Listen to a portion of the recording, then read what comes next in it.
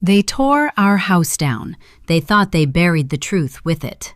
This is The House They Built, a gripping mystery thriller about a woman who returns to the place where her sister was murdered, a luxury home built over the ruins of her childhood, and the dangerous secrets that refuse to stay buried. The first thing I notice is the silence. The old house is gone. The peeling paint, the crooked front porch, the apple tree my sister used to climb, they've all disappeared. In their place stands a spectacular glass and stone holiday home overlooking the valley, its polished walls reflecting a life that never belonged here. Tourists call it beautiful. I call it a crime scene. My parents never came back after my sister died.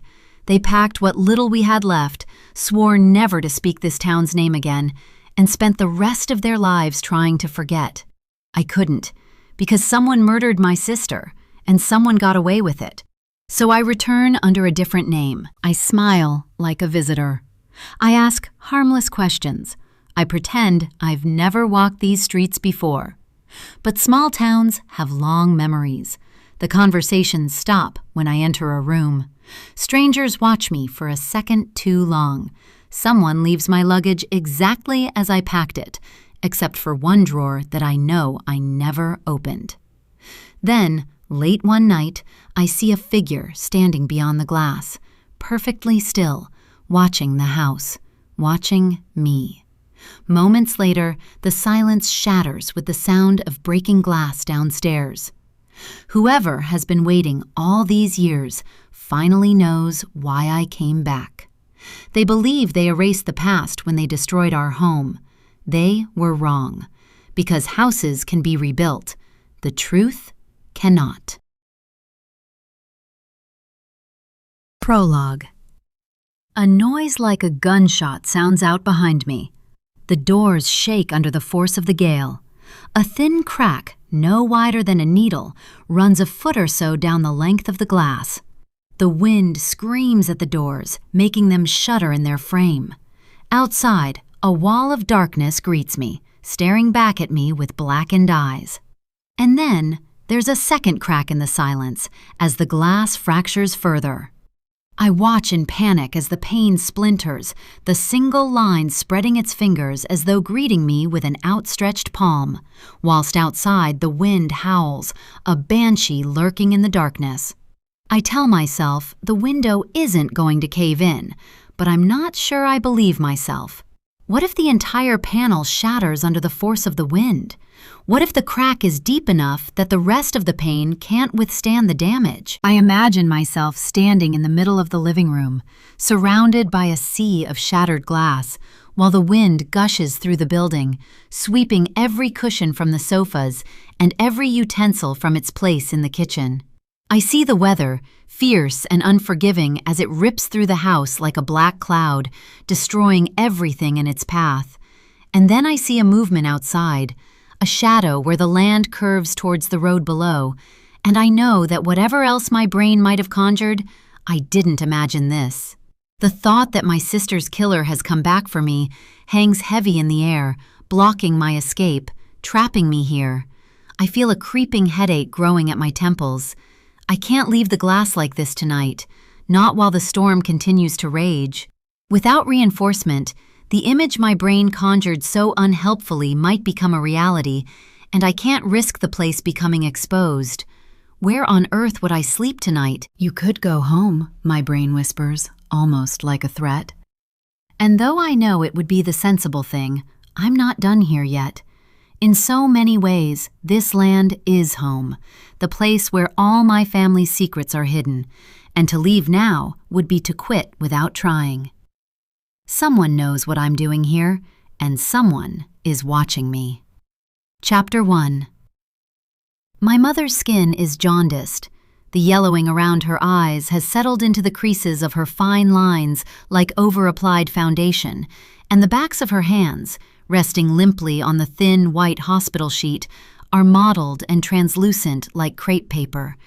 I suppose that, for many, this is the moment when they try to force themselves to remember a person as they were in some other life, before illness and disease had struck and taken hold.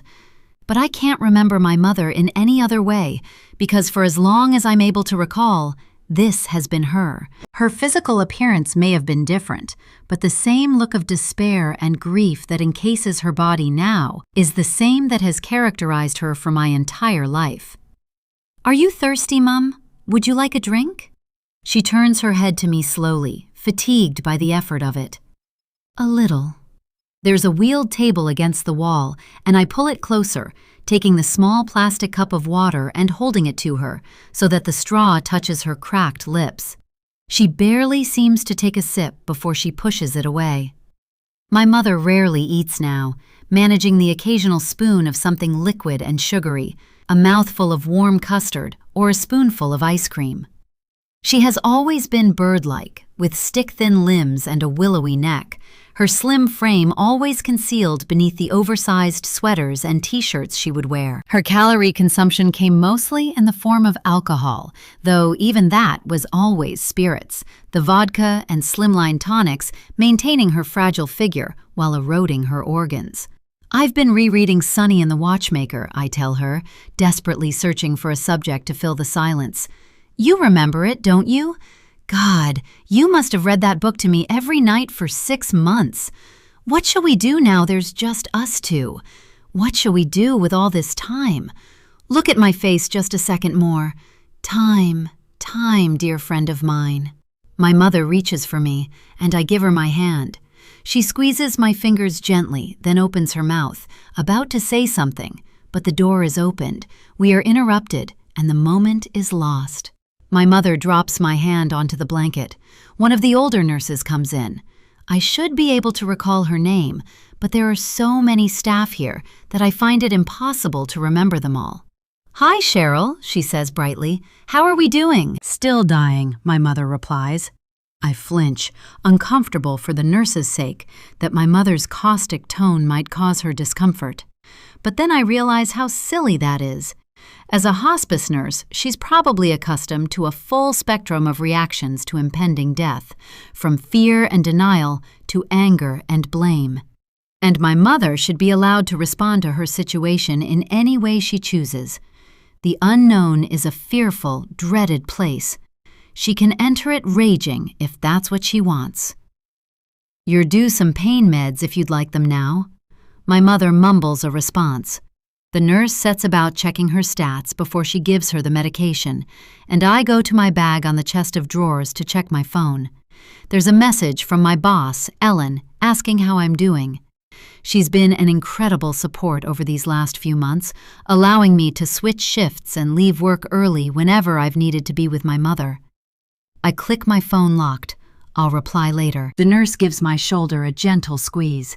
"If there's anything else either of you needs, just give me a shout, okay?" I follow her out into the corridor and pull the door shut behind me, closing my mother off from the conversation about to be had. "How much longer have we got?"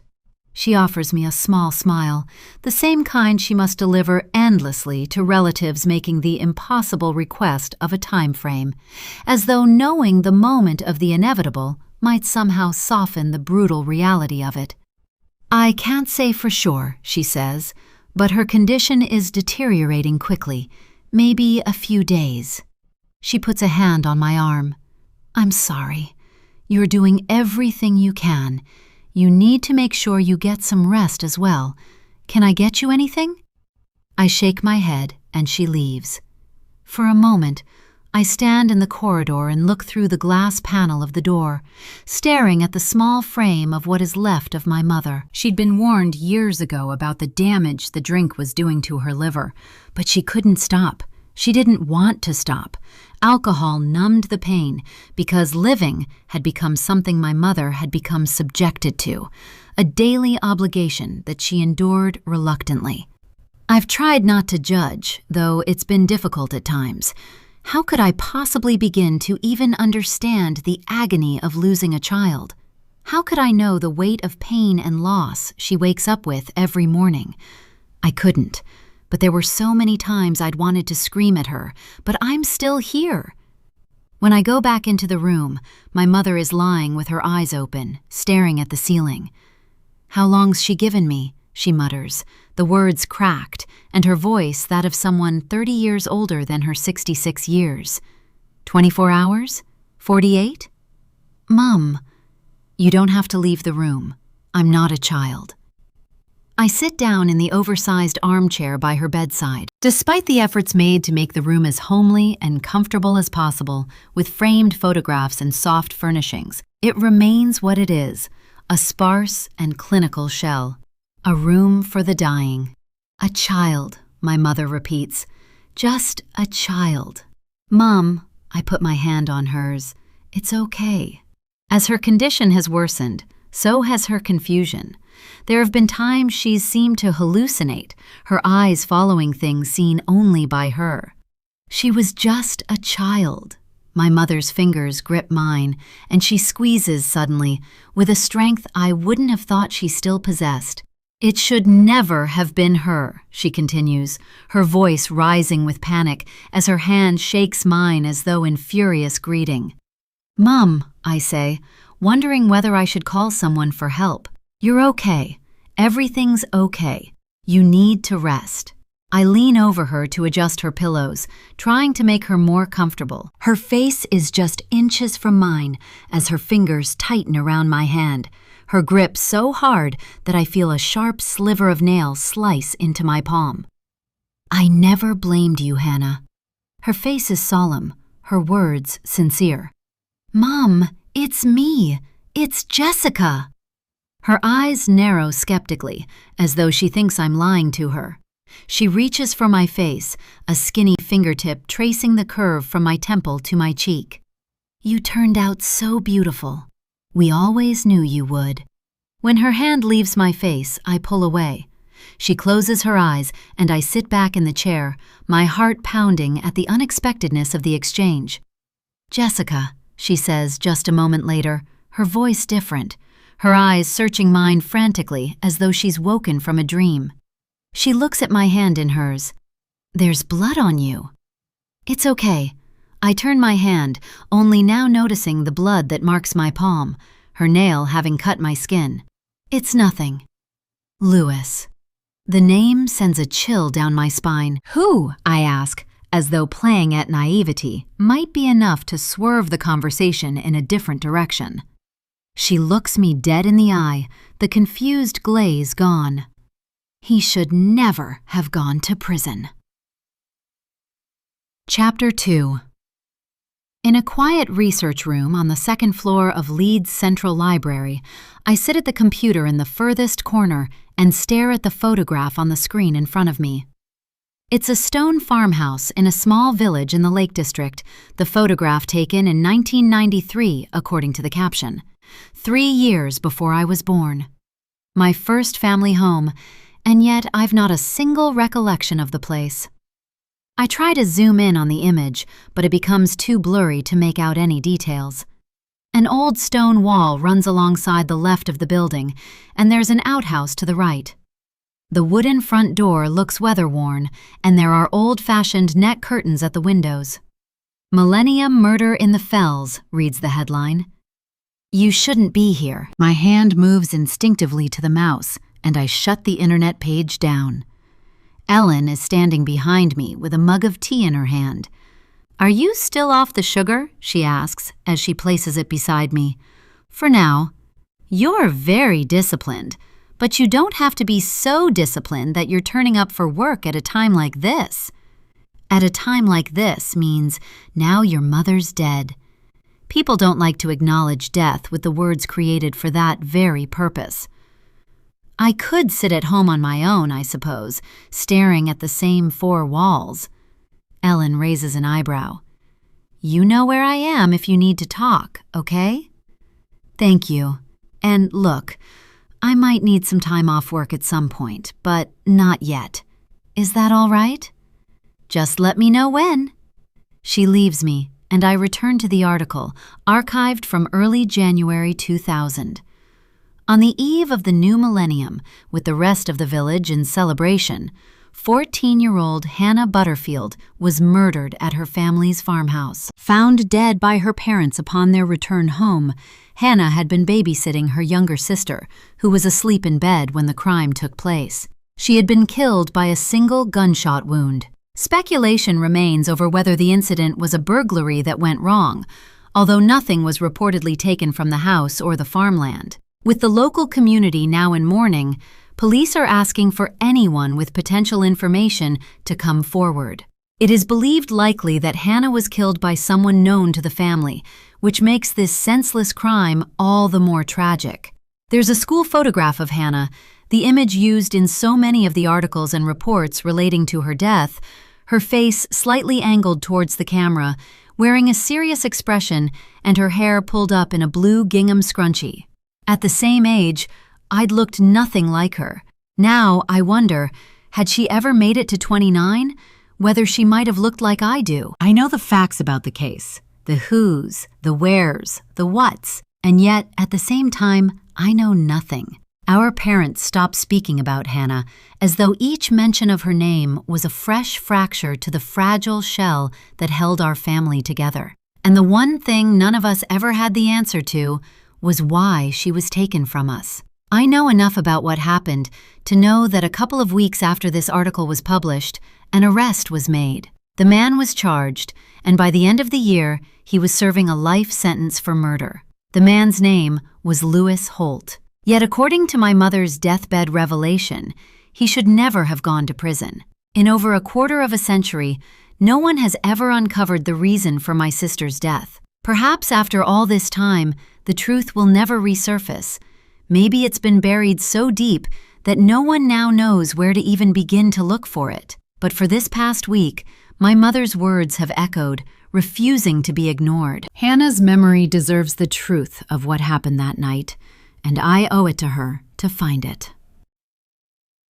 Chapter 3. A week after the funeral, Dad and I meet at Mum's flat. I get here first and use the spare key Mum had given me years ago to let myself in. The place smells like wet dog, despite the fact she's never had a pet. In the hallway, I met with the clothes horse I'd never got around to dealing with, hung with the clothing we'd known 6 months ago that Mum would never wear again. The skirts and the dresses and the cardigans with the fancy buttons. While she'd been in hospice care, I'd bought her a new nightdress every week, each one with a different design, and when I'd come back to the flat for something she'd needed, I'd managed to find whatever was wanted without touching anything else. Now, when I return, it's like the place has been frozen in time, left exactly as it had been the last time she had been here. In the living room, the full ashtray on the coffee table still sits beside dirty mugs, waiting to be cleared away. The sideboard is lined with spirit bottles, gin and rum and vodka. I hear the door to the flat, and a moment later, my father appears in the living room doorway. "You okay, love?" I nod. "Yeah." It's what you're supposed to say when someone asks the question, even when the real answer is that you feel as though your insides are being pulled out from the gut up. Dad has already been through so much. I don't want to give him more to worry about. "It looks worse than it is," he says, taking in the disorder of the place. "It won't take long once we make a start."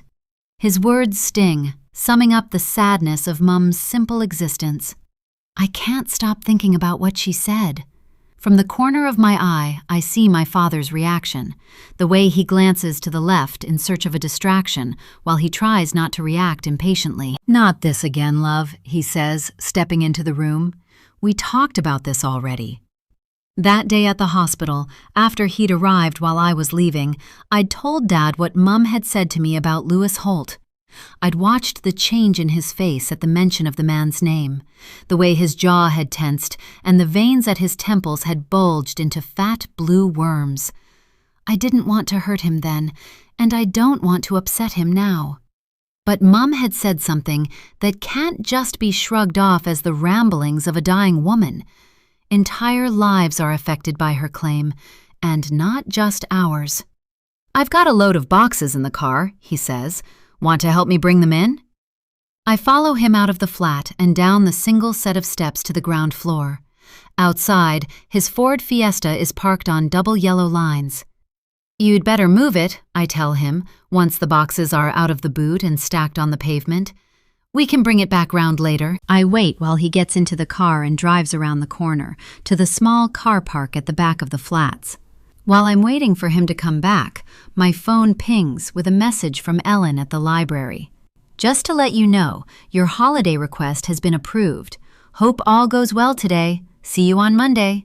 A surge of relief rushes through me. I was hopeful that I'd get the dates I'd requested, but a fortnight off work was a lot to ask for.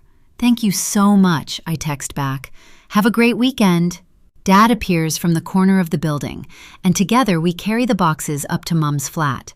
I make us both teas, having brought a pint of milk with me, and we sit on the living room carpet while we empty the sideboard, Dad tackling paperwork while I sort through stationery and old greetings cards and an assortment of batteries and charging leads. "We can't just ignore it," I tell him, as he returns his mug to the coffee table I'd cleared after making the tea. He doesn't look at me, continuing with his task as though he's temporarily fallen deaf. "Why do you think she said it?" "She was unwell," he says, looking at me. "Very unwell, to the point of delirium. I told you at the time what the nurses had said, that it was possible she was suffering from hallucinations. We've no idea the extent of what she was going through." "But why say that?" I ask, knowing that I'm pushing Dad somewhere he doesn't want to be forced. Of all the things to say, knowing that her time was short, why talk about that man? I can't say his name in front of my father. The effect its mere mention creates is visible, as though every time the name Lewis Holt is spoken, my father is being made to revisit the night his daughter died. "Jesse, please." He puts down what he's doing and turns to me properly, his eyes searching out mine. "I know you mean well. You always do. But you're fixating on this, and it isn't healthy. It won't do you any good. I just want—" "You need to stop." He puts a hand on the coffee table, almost knocking over his mug of tea as he uses the table to help push himself up from the floor. For the first time, I see how much older my father suddenly seems. Only 65, but aged by the worry of my mother, a woman he still cared for and looked after even when they'd separated. He's still working as a carpenter, still running a business that employs a handful of young laborers, and yet his face looks different, the weight of the years now visible in his features. He's been through so much during his lifetime. I can't put him through any further trauma. He leaves the living room, and I hear him in the kitchen as he riffles through the drawers. As I continue to work my way through the junk and clutter of my mother's sideboard, I resolve to not mention Lewis Holt or the past to him from now on. But not mentioning it to my father doesn't mean I plan to stop. It doesn't mean I won't be going home to discover the truth of why my sister was killed. Chapter 4, Day 1, Saturday. 6 months after my mother's death, I returned to the Lake District for the first time in over a quarter of a century. The dramatic change in landscape once I reach Cumbria is breathtaking. The A-roads slip into the mist behind me, and ahead I'm met with old stone houses tucked into the curves of hillsides, prettily lit chocolate box pubs, and dry stone walls that crisscross the green fells, rising and dipping like waves. My chest begins to tighten when the sat-nav tells me I'm just 4 miles from the village of Hawthorne Fell. I feel a weight of uncertainty pressing upon me, but I know I can't afford to let doubt creep in. And I know that however pretty this place might look, it hides secrets that might stain its beauty. Despite living within a 2-hour drive of the Lake District, it's a part of the country I've never had a reason to visit. And once I'd found out where my sister's murder had taken place, it was silently marked as out of bounds. Why would anyone wish to return to an area linked to such a tragic family history? My skin prickles as I approach the holiday rental, the sat-nav telling me it's just over half a mile away. The Glass House. It seems an unsuitably modern and cold name for somewhere in such a rural location. And there's evidence online that the locals in the village of Hawthorne Fell had objected to the development, on the grounds that it was completely out of keeping with the rest of the area. When it looms into sight, I see just how right they were. A curved driveway leads to an imposing building that stands at the top of a rolling hillside. I drive the car to the side of the building, where there's marked spaces for several cars. The house has 4 double bedrooms, 3 with en-suites, and can sleep up to 10 people. For the first time, without having yet set foot in the house, or even from the car, it dawns on me just how cut off from other people I'm going to be while I'm staying here. Being alone has never been an issue for me. I like my own company, and my job at the library often involves periods of solitude that I've always found comforting. Yet, I realize now that whenever I've been alone before, it's always been in familiar settings. Here, I'm alone in the unknown. Charcoal gray skies press overhead, and when I get out of the car, the isolation of the place weighs heavily upon me. After turning from the end of the driveway, the road that leads from here disappears beyond hedgerow before being swallowed by a thicket of trees, making it look as though there's no exit from the place. There's a sectioned-off area that acts as a garden, beyond which lies an expanse of field. The hazy, mist-filled air makes the woodland behind appear barely real, like some kind of spectral veil. Casting aside my doubts, I stand for a moment taking in the enormity of this imposing yet impressive piece of architecture. Living up to the building's name, the house seems to be made of 50% glass. It is a beautiful and yet hostile construction, with floor-to-ceiling bedroom windows facing west and bifolding doors the length of the building, giving a view of the entirety of the downstairs floor. I'm assuming, and hoping, there are blinds. Otherwise, at night, I'll be on show to anyone who might be passing. But in such a deserted place, who would be passing by at night? From the lane that must lead down to the village, the house is barely noticeable, nothing more than a flash of glass to anyone passing by. And no one would have any reason to be out here on foot after dark. After accessing the key with the lockbox code sent by the owners, I find myself in the wide expanse of the downstairs floor. The whole of the space is a huge open-plan living room and kitchen, other than for a utility room and bathroom, with the front door opening into a beautiful living area designed and decorated like an opulent hotel suite, the kind I've only ever seen in films. The luxury kitchen is equipped in the style of a TV cookery show, with Le Creuset pans, Miele appliances, and an extensive range of utensils hanging from a beam above the central island. The floor-to-ceiling windows offer a panoramic view across the sloping field that runs down to the river. There is nothing here of the family farm that's archived on the internet, nor of the crime scene in which our lives up until that moment had been ended. I've seen plenty of photographs of the farmhouse in which I was born. The images of the building remain forever online, like stills from a horror movie, captioned with grim phrases such as House of Tragedy and Murder Farm. The old stone building was moss-covered and looked as though it was probably thick with damp. The outhouses were equally run down and served no purpose other than housing the ancient equipment my father no longer had use for. As I stand in the open-plan space between the kitchen and living area, I wonder where in the farmhouse I would now be. From everything I've read and seen, I know the kitchen ran along the left-hand side of the building, leading into the living room where Hannah was found, on the carpet near the hallway door, with a single gunshot wound to the chest. It had pierced her heart, and she would have been dead within minutes. I was asleep in my bedroom upstairs, and there was no one else here that evening. No one that my parents had known about, at least. Somewhere in this room, despite the new foundations of this modern building and the expensive Carndian flooring that covers it, somewhere here is where my sister's body was found. I must be within meters of the place where she was killed. My body turns cold, a chill running from my neck to my feet, sweeping down my body like a block of ice dragged across my skin. I was 4 years old when I was last here, a young child in a 19th century farmhouse, passed down through generations on my father's side of the family.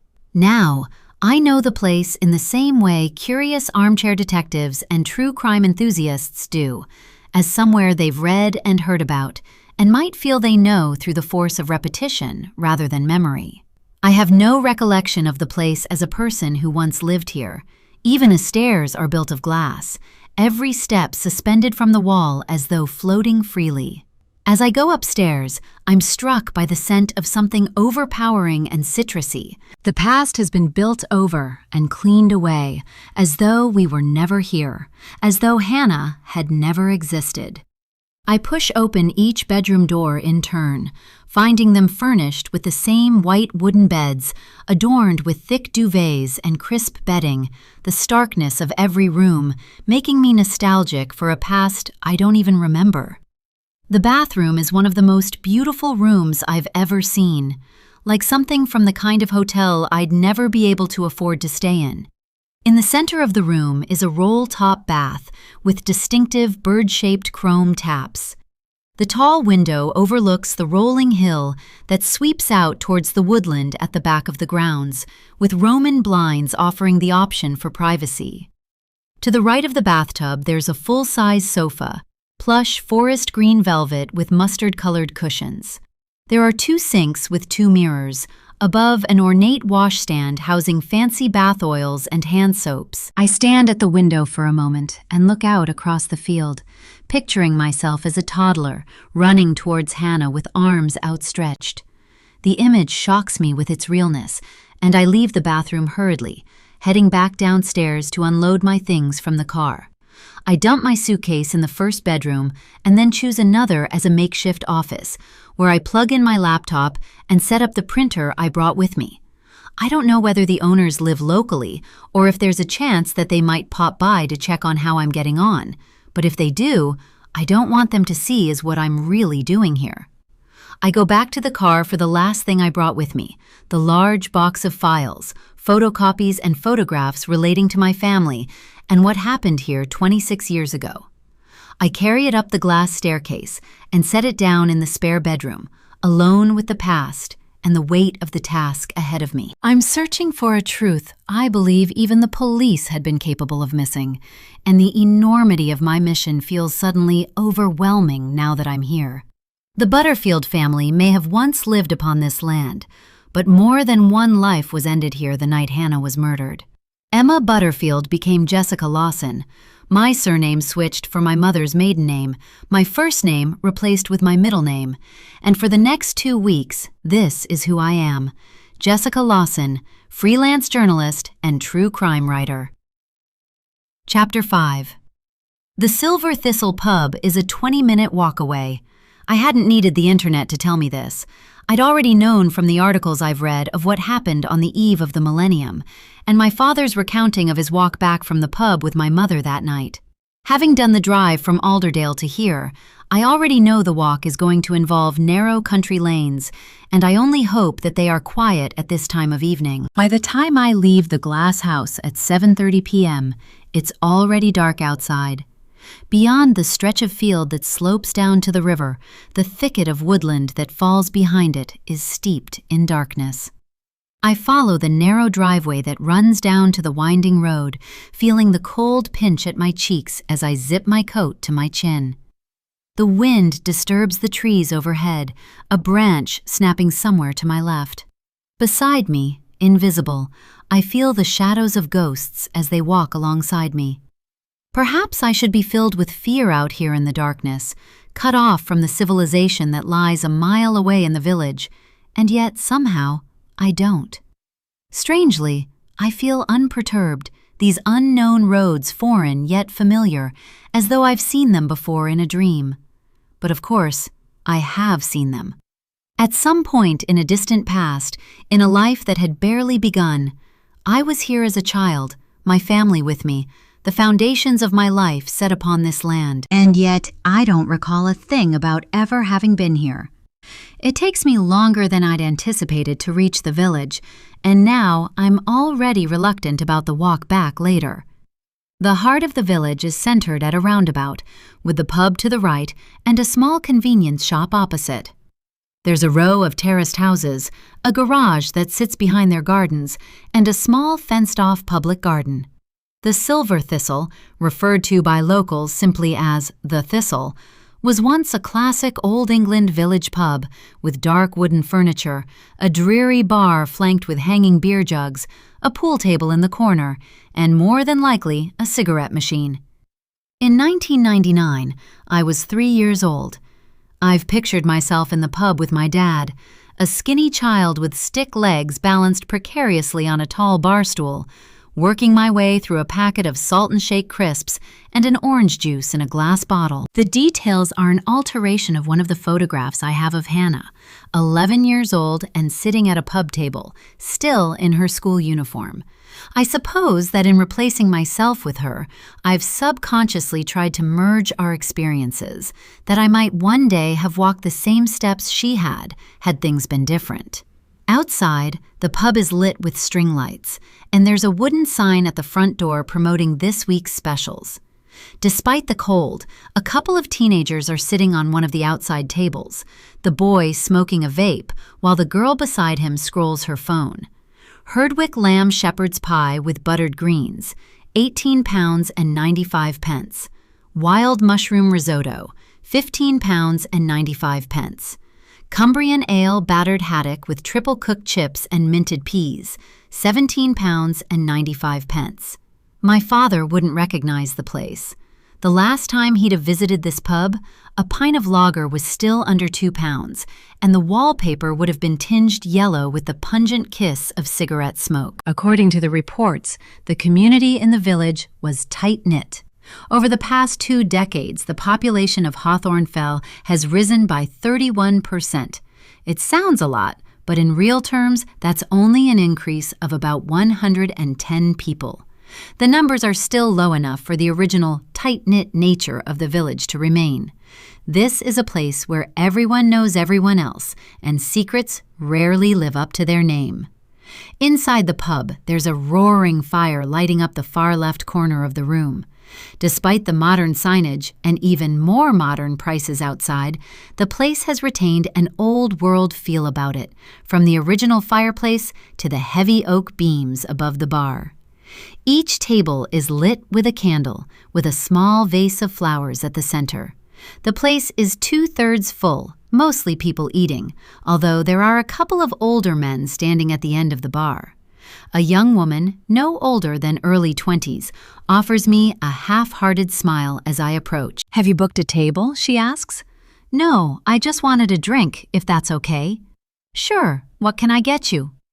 I order a white wine spritzer, not wanting too much alcohol, but not wanting to look out of place either. For some reason, an orange juice feels as though it will make me look more conspicuous, out of place among the Saturday evening diners and the drinkers at the bar. £7.75, please. The girl places a wine glass in front of me. "You can take any of the free tables," she says, having noticed me glancing around. "All our bookings are already in." "Thank you." I choose the nearest free table to the bar, and I take out my phone. It gives me something to distract myself with, and as the only person in here alone, I feel as though my solitary presence makes me look other among the groups and couples. "Amy, could you clear table 3, please?" A woman stands at the end of the bar with a tray of clean glasses that have just been pulled from a dishwasher, the steam still rising from the damp glass. The girl who served my drink passes my table, while the woman slides the tray of glasses onto the end of the bar. I continue to look at my phone, feigning interest in an earlier Google search of the neighboring town of Alderdale. But instead, my focus is on the conversation that plays out behind the bar. "You ready for another one in there, Jim?" "Oh, go on then. You've twisted my arm."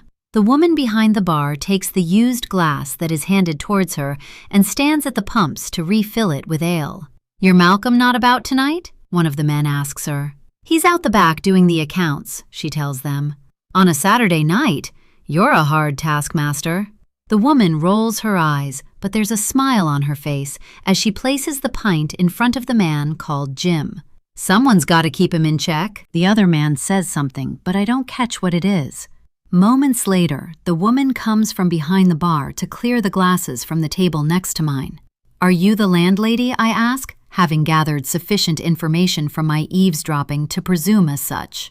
"For my sins," she says with a smile. "Do you want another in there?" She gestures to my half-finished drink. "Oh, not yet, thanks. I was just wondering, if you've got 5 minutes free at any time, I'd love a chat about this place." She eyes me with something between uncertainty and curiosity. "The pub? Sure. What's your interest?" I consider a build-up to the lie I've prepared. It would probably allow me a chance to ingratiate myself with this woman, as a precursor to the real reason I'm here for the next 2 weeks. But it'll also take longer, and time is a luxury I don't have.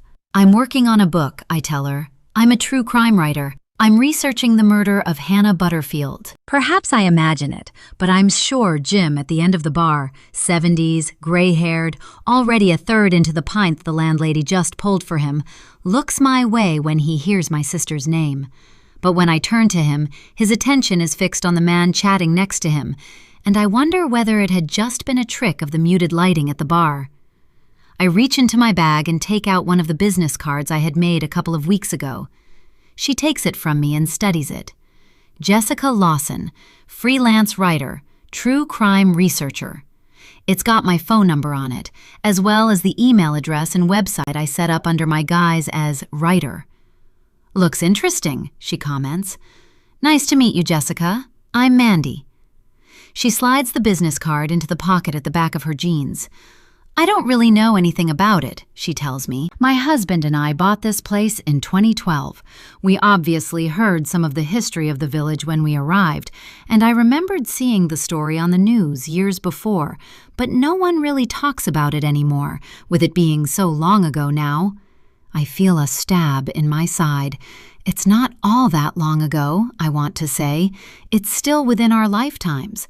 My lifetime. "What are you planning to do with it then?" she asks. "This story."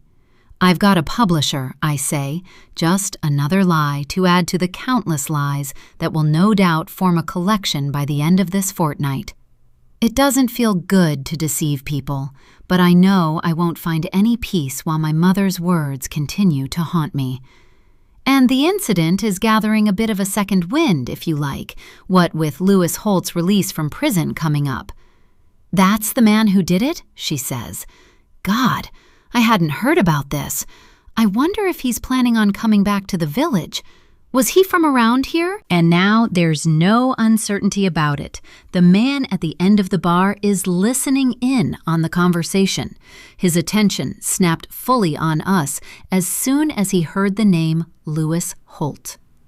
"Yes, but I don't know what his plans are after his release. You don't know much about that time, you say?" "Sorry, it all happened long before we arrived here. Having said that, though," she says, grabbing a cloth from the bar behind her and running it through a puddle of spilt wine, "I'm sure there are plenty of locals who'd be happy to have a chat with you." She nods in the direction of the men at the end of the bar. Quite a lot of the older residents were here long before my husband and I arrived, and there's still a few younger ones who grew up here and would have been kids at the time it happened. I feel myself grow suddenly hot beneath my sweater. The possibility that there may be younger people still living here had occurred to me. People close to my age, or a little older, or those around 40, the age that Hannah would have been now. But surely none of them would recognize me as Emma Butterfield, the girl who lay sleeping while her older sister was shot dead in the room below. "How long are you in the village for?" Mandy asks. "The next 2 weeks. I'm staying up at the glass house." At the far end of the bar, one of the two men, the one the manager had earlier called Jim, looks up from his pint, his eyes meeting mine. "The Butterfield place?" he mutters, half to himself. "You'd need a nerve of steel to stay up there." "But the building's new," I say, feeling my skin prickle. "The farmhouse was demolished." The man's lips rise at the corners. "It's not buildings that get haunted, though, is it? It's the land. And I reckon those fields never settled after what happened up there." His companion hushes him, shaking his head. But the man only shrugs and goes back to his drink, his nonchalant gesture suggesting that his opinion is one that is commonly shared. I drain the last of my wine, and Mandy shoots me a look as she takes my empty glass. "Take no notice," she says quietly. "They love a bit of speculation round here." She turns to the rack of dirty glasses at the end of the bar, whistling casually as she carries it through to the kitchen. I look up to see Jim staring at me, but when I meet his eye, he looks away.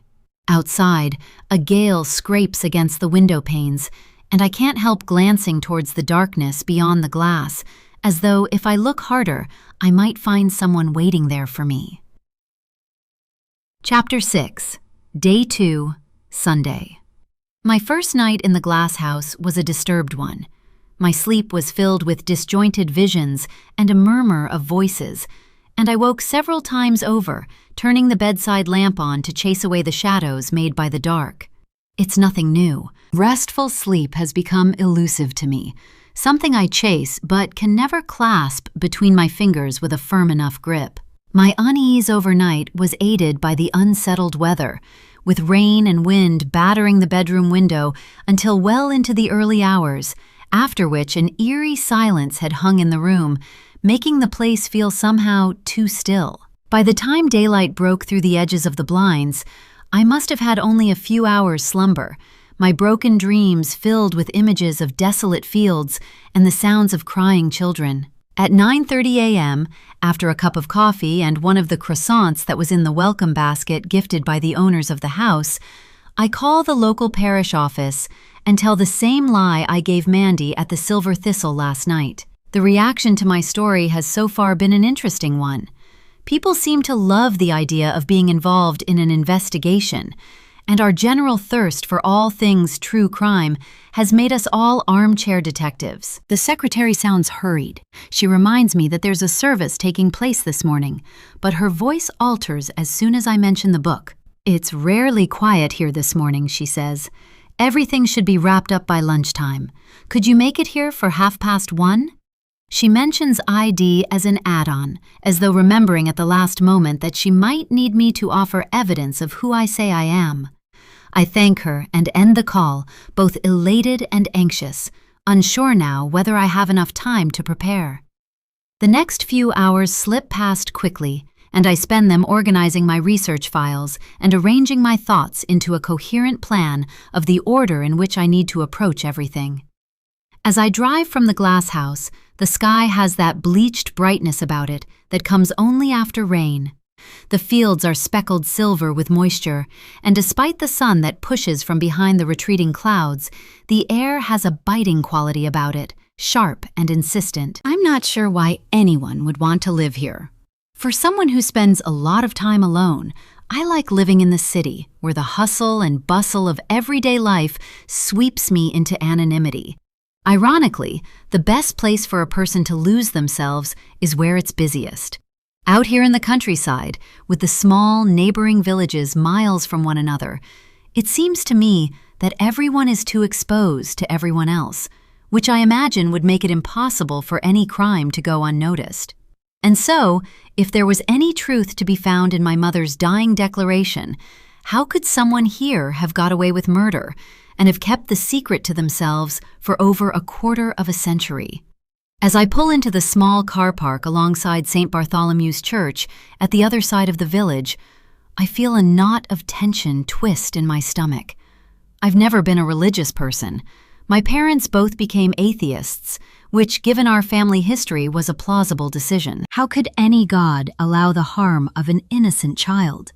And yet, as I get out from the car and step into the shadow of the small but striking stone building, I think I understand why people choose to believe. There must come some comfort from the belief that there is more to life than a start and an end. And at some point, in some former life, my parents must also have believed. My research has already found that they had several links to the church and that Hannah had once sung in the youth choir. Either they'd been religious or they'd attached themselves to this place for the sense of community it might have offered people. But it seems, for reasons known only to them, that their faith had been abandoned after Hannah's death. Any feeling of comfort I might have gained from the humble grandiosity of the building is crushed by the notion that my sister is buried somewhere in these grounds, in a plot I've never visited. In my last year of primary school, when I was 10, my parents had sat me down and told me that I'd had an older sister. They explained that she had died when I was 3 years old, and that I'd continued to talk about her for 6 months or so after her death, after which I had mentioned her less frequently and so had they, until she had become a character from a story I'd once heard, a memory that had become increasingly distant until it had been forgotten. Once upon a time, before I was able to remember, my name had been Emma, but my middle name was Jessica, and as they'd often referred to me as Emma Jessie, they'd had little trouble in persuading 3-year-old me that I would now be known as the latter. It hadn't made sense to me at the time why they had allowed me to forget Hannah, though later I could see that they had tried to protect me as best they were able, as well as protecting themselves from the onslaught of questions that my suddenly reversed not knowing would bring. Calling me by my middle name and changing my surname to what had been my mother's maiden name was an attempt to keep me safe from the associations that might have come from being the dead girl's sister. But when it had come to finally telling me the truth, it turned out they'd had little choice. The church is quiet. There's a welcome desk just inside the huge main doors, decorated with a collection of leaflets and laminated guides to local walks, and a collection tin that even in a rural location such as this has been attached to the leg of the desk with a cable tie. It's cold inside the building, colder than it was outside, and the air is faintly scented with beeswax and damp stone, the kind of smell that seems to characterize every old church of its kind. Light slants through the narrow stained glass windows, pooling in soft colors across the flagstone floor. "You must be Jessica." I almost drop my bag as the man's voice cuts through the silence. The vicar emerges from behind a pillar like the ghost of Christmas past had it worn chinos and knitwear. If it wasn't for the slightest flash of white behind his collar, I might have mistaken him as a member of the public rather than the vicar. He's a lot younger than I was expecting, too, maybe early 40s, and for some reason, that throws me off balance, as though I'd subconsciously been expecting an octogenarian with a long white beard and thin-rimmed glasses, more wizard than clergyman.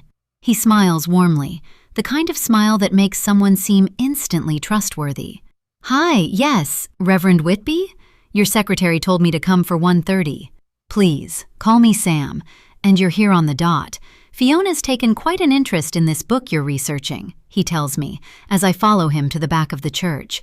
"Our secretary," he adds, realizing I have no idea who Fiona is. "I hope you won't mind, but she asked if she could join us, and I thought perhaps you wouldn't have any objection.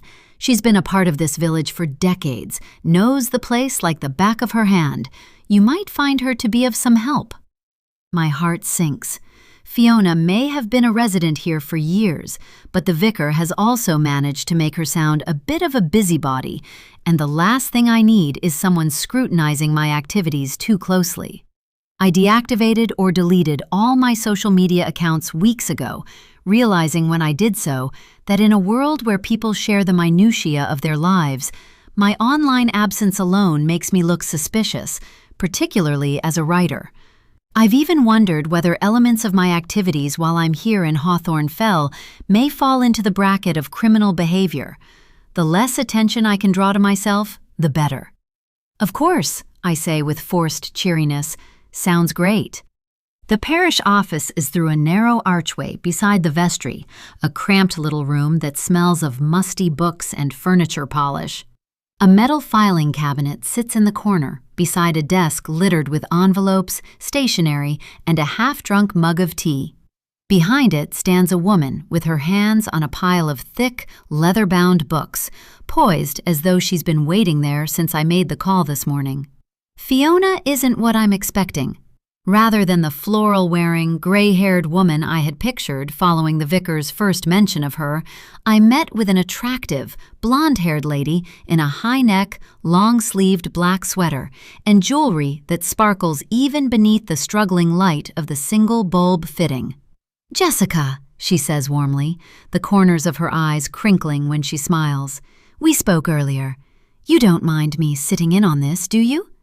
"Of course not," I say again, wondering now what "this" is going to entail exactly. I'd assumed they'd leave me in a room somewhere with a pile of old records and perhaps a cup of tea, but that hope is quickly diminishing by the second.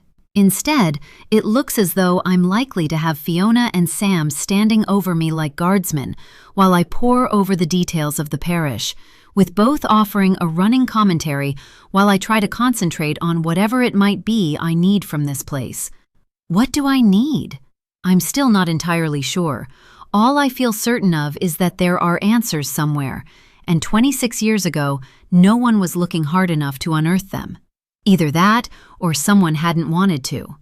"I've just been looking you up," she says, and I feel my heart sink as she gestures to the laptop that I hadn't noticed on the desk, shadowed beside the pile of books.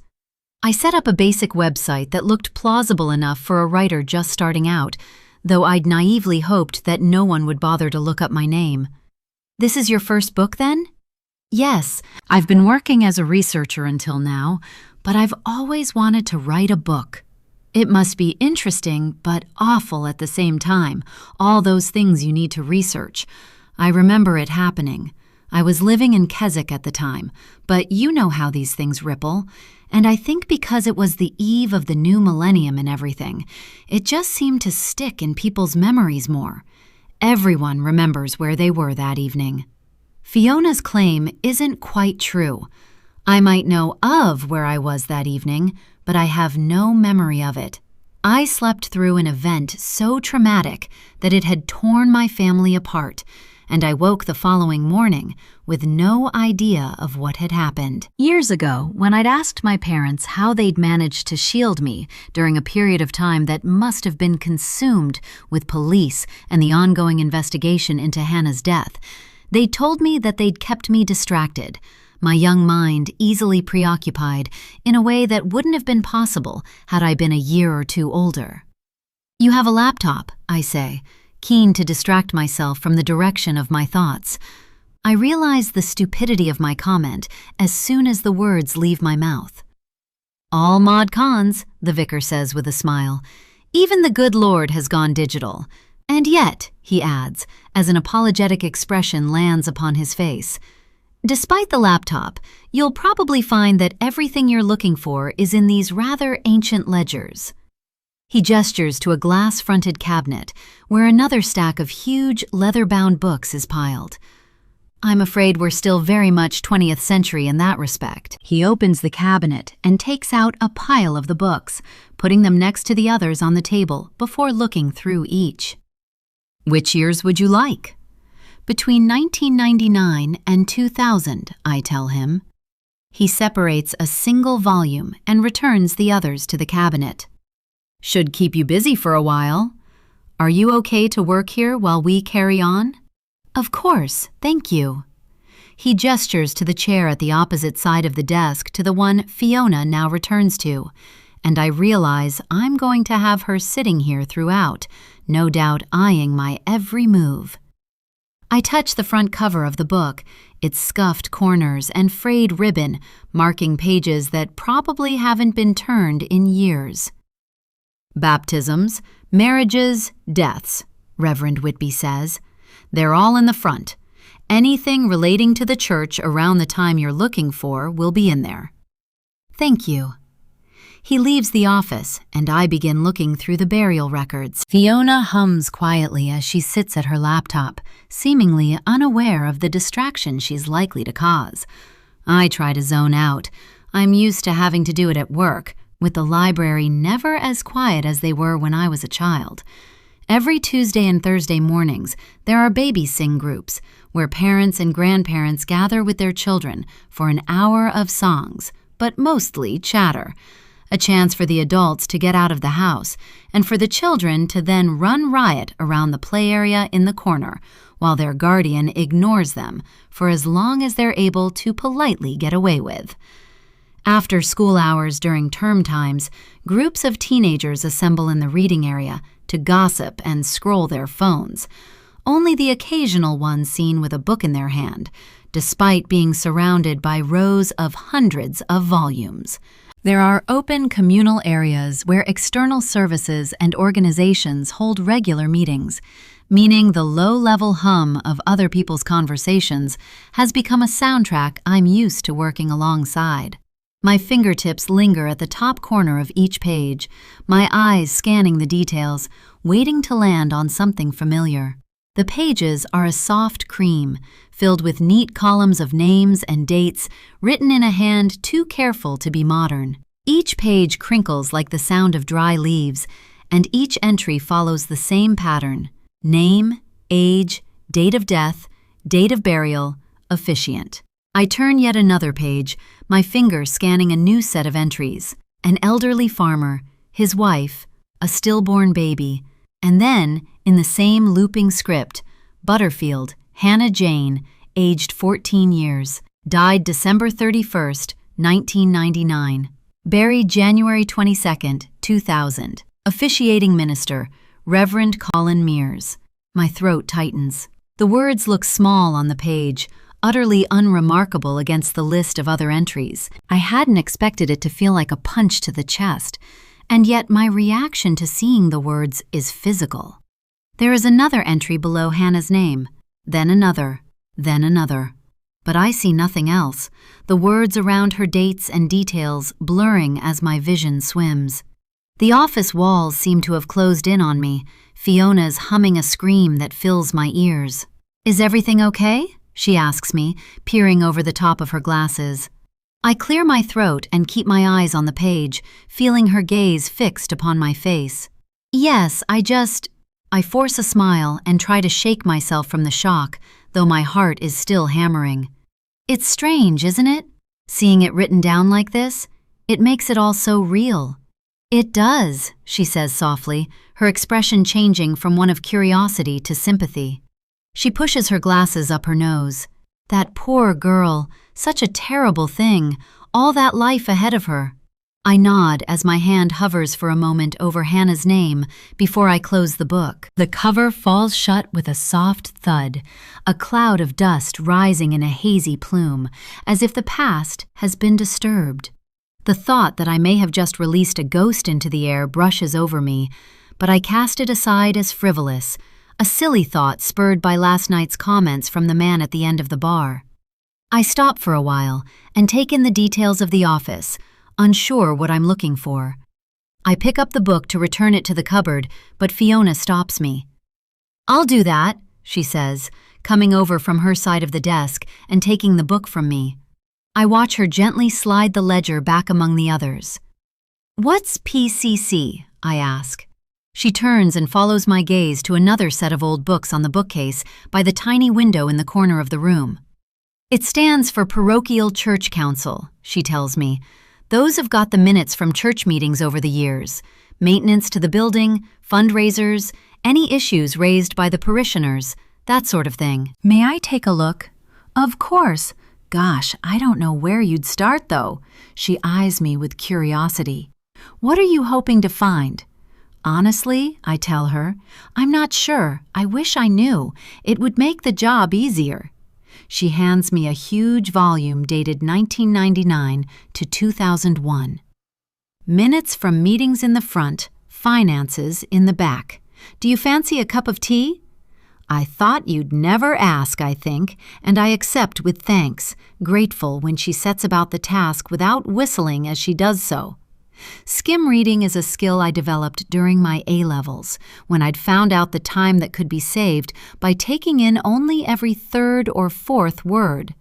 My eyes scan the meeting minutes, quickly absorbing the details of local issues and suggestions made to engage interest in the church and its activities.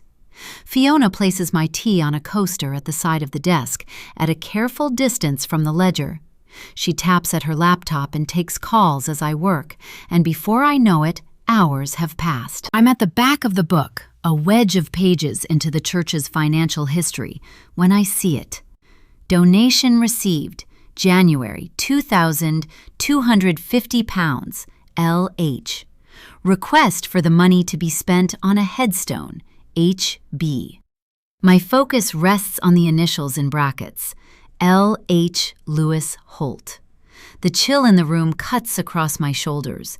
It feels a massive assumption to make, but I can't find any other explanation for the letters. What else could L.H. stand for?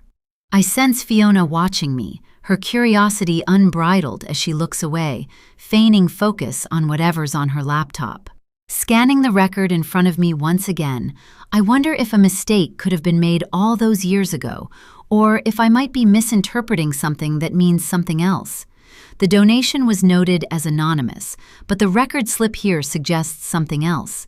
If HB is Hannah Butterfield, then LH must also refer to a person, Lewis Holt, the man who had killed her. I check the date of the donation, January 20th, 2000, 3 weeks after Hannah had died, 2 days before she'd been buried. Blood money, I think, something to assuage the guilt at what he'd done. But now my mother's words come back to me, louder and stronger than ever. He should never have gone to prison. She implied that he was innocent, that the wrong man had been found guilty.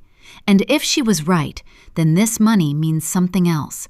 A terrible miscarriage of justice that has seen a man lose more than 2.5 decades of his life. A killer who walked away from a senseless, heinous crime. I look up to find Fiona staring at me from over her glasses, her eyes fixed on my face as though she's able to read my thoughts. My chair scrapes loudly across the stone floor as I push it back from the table, and I rush for the door, desperate to be out in the fresh air of the graveyard.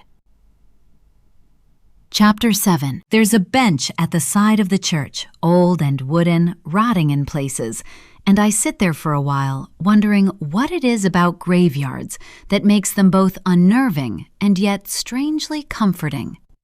The air feels heavy this afternoon, misted and dank, and I feel that if I sit here for long enough, I'll go back to the glass house with the kind of chill that might set me off task for the next few days. Is everything okay? I'm startled by Reverend Whitby, who I hadn't heard approaching. I suppose it's just this place, I say. The graveyard. I've always found them quite peaceful. My father always used to tell me I should fear the living far more than the dead. His words send a chill down my spine. I stand and ask him to show me where Hannah Butterfield is buried, desperate for a distraction from the discomfort his statement has inexplicably delivered.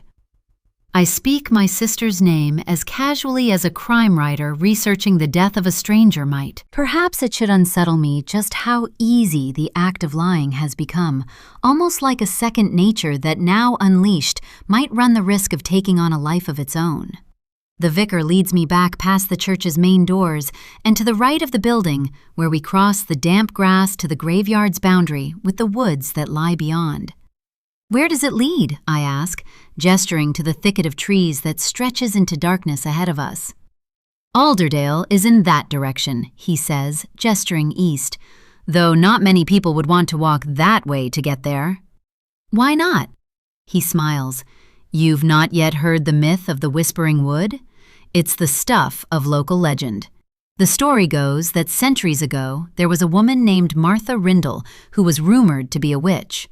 After being blamed for the death of livestock on several nearby farms, she fled from the mob that came for her and vanished into the woods, never to be seen again. After that night, it was said that anyone who kept secrets or lied to the people they loved would hear whispering in the trees whenever they passed through Rindle Wood. The whispers were said to be Martha's voice, reminding them that the woods knew what they'd done. Generations of farmers told their children not to go near the place after dark because the woods hid too many secrets.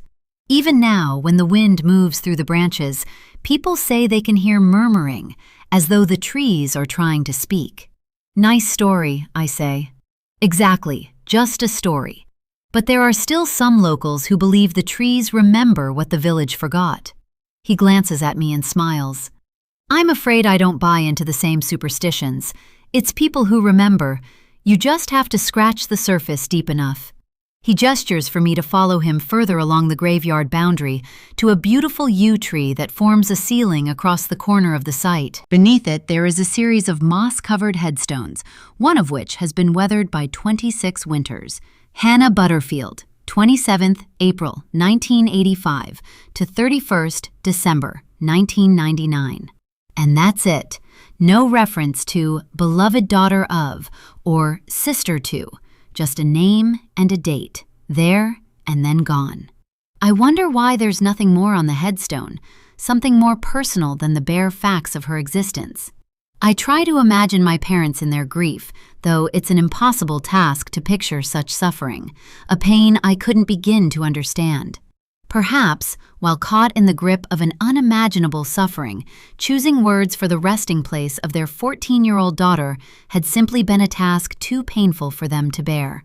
Maybe seeing the words engraved in stone would have cemented her passing as real, and they weren't yet ready to face the brutal truth of the fact. The reality of her remains being in the ground just below us makes me suddenly heavy with the thought of her decayed skeleton, cold and damp within the earth. My breath catches in my throat, and the vicar notices it.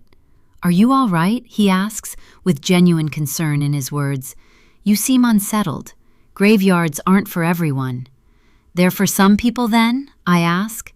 "Oh, you'd be surprised. Some people have quite an obsession with the dead." There's an awkward moment of silence between us. "It's just seeing the dates like this," I tell him, forcing my sadness back down my throat. "It reinforces just how young she was when she died." "God only takes the good at so young an age," he says. His words are punctuated by my phone, which starts ringing in my handbag. "I'm so sorry," I say, embarrassed as I hurriedly grope about for the phone. I pull it from the bag, desperate to silence the stupid thing, but in my fumbling haste, I instead manage to drop it. The phone hits the end of Hannah's grave and bounces before landing near her headstone, its screen lit up with the word, "Dad." God! It leaves my mouth before I realize what I've said, which manages to heighten my embarrassment. I skirt the edge of Hannah's grave, while the vicar casts his glance to the floor, awkwardly looking away from my clumsiness. I swipe my mobile from the ground and click my father into silence. "I'm so sorry," I say, barely audibly. "The inconveniences of modern life," the vicar says lightly. "You can take the call, you know." I'll call him back in the car. On the off chance that he might stop by the flat, I told my father that I was on an intensive cataloging and metadata training course that hopefully sounded technical enough that he wouldn't bother to ask any follow-up questions. I double-check that my phone's now switched to silent before shoving it back in my bag. Goodness knows what the vicar must think of me. As I follow him around the rear of the church, along a row of graves that have been beautifully decorated with tulips, I'm hardly able to make eye contact with him. "How long have you been in Hawthorne Fell?" I ask, keen for a change of subject. 15 years. I came here from Sheffield. I needed something quieter." "How do you find the village?" He casts me a side glance and smiles knowingly. "Do you mean the village or the people?" "The people. It's a bit like stepping back in time here," he says, and I mean that in the best of ways. There's still a sense of community, and in Sheffield, that was fading fast. Everyone is so busy all the time, so focused on their careers and chasing material things. A lot of us have forgotten the value of family. The people here, they look out for one another. They're tight-knit. But? What makes you think there's a but? There was quite a lengthy pause there. Wherever there's a lengthy pause, there's usually a but. "I thought you were a true crime writer," he says. "Are you sure you're not a detective?" He puts a finger to his cheek and looks up at the sky. It's about to rain. "You'd best tell me this, but then, before we both get soaked." The Reverend smiles. "Wherever you find closeness, you'll always find a degree of claustrophobia. People sometimes want to know too much, and that doesn't always lead to healthy relationships, as most of us find out at some point. You can be too close." I feel 2 raindrops in quick succession, the first on my forehead, the second on my nose. "Let's get out of this before the heavens open," he says. "Is there anything else we can help you with today?" "No," I tell him, "but you've been an incredible help. Thank you." "I know nothing of the time you're investigating," he tells me when we reach the church doors, "but I know where I'd head if I was in your shoes." "Where's that?" "The oldest trees with the biggest roots," he says with a smile. They remember everything. Chapter 8. For a while, I stay in the church car park, unable to drive away. I'm not sure why I feel a compulsion to stay here, but for some reason, I can't bring myself to leave. Not yet. Today is the closest I've physically been to an elusive character from my past, a name that has been little more than a face in a handful of photographs. Now, I sit just 50 meters from her resting place, and the thought of her bones buried beneath the ground brings a sadness so strong I hadn't anticipated the force of it. I've never mourned my sister. I'm not sure whether it's possible to mourn a person you don't remember ever having met, and yet somewhere, in the recesses of my subconscious, she must exist as a memory rather than a story. I had thought that maybe seeing Hawthorne Fell, or the ground upon which my first home had stood, might help resurrect a reel of memories that my brain has managed to keep repressed, but so far, there has been nothing. I am a stranger to this place, and it is alien to me. And yet a wave of sorrow hits me like a punch to the gut. I start the engine, suddenly desperate to get away from here. As I move through the lanes that head back to the center of the village, the charcoal sky begins to pour its weight upon the land. Within less than a minute, fat drops are hammering down, blurring the lane ahead, the car's wipers on double speed as they try to clear the windscreen. The storm that was predicted hangs heavy over the village, pressing upon it with an imminent threat. I'm just over 1.5 miles away from the glass house when the car starts to make a clunking noise. The steering wheel starts pulling to the left, suddenly heavy beneath my grip, yanking me to the side like a Ouija board over which I've lost control. The thought chills me. It was just the graveyard, I tell myself. Just being in that place has filled my head with ridiculous thoughts of the supernatural. And yet I find myself lingering on the thought of the local myth that the vicar had told me about, and what the man at the bar last night had said. That it's never a building that is haunted, but the ground upon which it's built. What if the same is true of the glass house? I'm ripped from my silly mental ramblings by the dull scrape of metal across tarmac. Shit! I pull the car over as far to the left as is possible, which isn't much, considering the lane is barely wide enough for 2 cars to pass one another.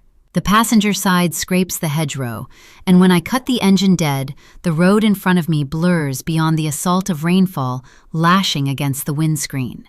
I get out of the car, my body hunched against the rain, and go to the back left tire, which, as I'd guessed, is flat. Shit! My voice is barely audible against the weather. There's no spare tire in the boot. Who has one of those anymore? I wonder why spare tires in the boots of cars have become a thing of the past. Not that I'd have the tools or the skills to change the thing, even if I had one. But still, at least the thing would exist with the possibility of a rescue. As I hurry back to the car, my clothes already drenched, I check my phone, but there's no signal. I must be less than 1/2 mile from the house, but with the rain pelting the road, the walk will likely take me 4 times longer than it might have if this had happened just an hour earlier. I get back in the car and wait for the rain to ease up, but it doesn't. Fat drops hammer at the windscreen, the noise so loud that it seems to cocoon me. I grab my coat from the back seat, grateful for its warmth as the temperature drops. But I start to wonder just how long I'm able to sit here waiting. The forecast said it would rain heavily for the rest of the day and into tomorrow, and I can't sit here for hours on end. A car passes, driving far too quickly for the conditions. He slows to pass me, but by the time I get from the car to flag him down for help, he's already driving away, and I'm likely nothing more than a blurred smudge in the rearview mirror. Though barely out of the car for 30 seconds, when I get back in, I'm soaked to the skin. I'm beginning to lose hope that the rain will ever ease up, or that I'll be able to make it back to the glass house this side of Monday, when a van turns the corner ahead. I get out from the car, quicker than last time, and wave my arms frantically, aware that I must look like a lunatic, but not caring. The van passes and my heart sinks. But just past me, the driver pulls over at the side of the lane. A man gets out. He's wearing a dark blue t-shirt with the name J. Elwood printed in white lettering on the chest, but no jacket or anything else over it, despite the downpour. I wonder how he's not freezing. Perhaps he doesn't feel the cold, though with the word builder on the side of the van, I assume he's used to being outdoors in all conditions. Everything okay? He asks. He has to raise his voice to make the question heard over the noise of the rain. Flat tire, I tell him, feeling a shiver pass through my limbs. I can't call the RAC. No signal. He smiles, but the expression is unreadable. Yeah, he says. Signal's bad around here. Do you have signal? I ask. I mean, if I could just borrow your phone to... He doesn't wait for me to finish my sentence before turning back for the van and disappearing for a moment as he scrabbles about somewhere for his phone. 1 bar, he says when he returns. He smiles wryly, and I feel as though I'm being mocked. But look, the RAC isn't a common sight around here. You could be waiting until tomorrow for someone to show up. Now the smile makes sense. Naive city girl, that's what he must be thinking. Although how he'd know, I'm not sure. Not recognizing me from around here doesn't signal me as being from a city, but perhaps my seeming inability to function effectively while out in the sticks is a sufficient indicator. Either way, I feel as though he was mocking me. So what do? I ask him. He pauses a moment, remaining casual while we continue getting soaked beneath the downpour. Local garage is probably your best bet, but it's Sunday, so they won't be open until tomorrow. He glances at my sodden coat. You're drenched. You'd better get in. What? You'd better get in, he repeats, gesturing at the van. I weigh up my options. Getting into a van with a stranger on an isolated country lane would be inadvisable in any other situation, but the man is probably local, and as he's driving around in a van that has his name printed on the side, it seems unlikely he's a kidnapper or a serial killer. I can't imagine either would be good for business. I get in on the passenger side, with my car keys stuck out from between my fingers, brandished in position, just in case. I've got Tony's number, he tells me, as though I'm supposed to know who Tony is. He pulls the driver's door closed, shutting out the rain. I can give him a call for you if you like. Tony? Runs the garage in the village. He'll come and pick it up for you in the morning. Okay, thank you. It's the last thing I could do with, but I suppose I should count my blessings that this has happened on a Sunday, on the day I'm least likely to need to get anywhere. My findings from the church have given me enough to work on for the rest of today. You're not from around here, are you? He says, more of a statement than a question. Where are you staying? The Glass House. Do you know it? It's not that far. I can walk it from here. You probably shouldn't. I stare ahead at the onslaught of rain that's battering the windscreen. You're not wearing the best shoes for it, really, are you? He says, as though reading my thoughts. He looks down at my feet, at the black velvet boots I chose for visiting the church, because according to my overthinking brain at 5:30 this morning, smart-heeled footwear is what God would have wanted. Probably not, I agree. I'll drop you up there. My signal always tends to come back not far from there. I'll give Tony a ring when it picks up. The Glass House, you said? Yeah, you know it? Everyone knows it. He glances at me. Are you staying there on your own?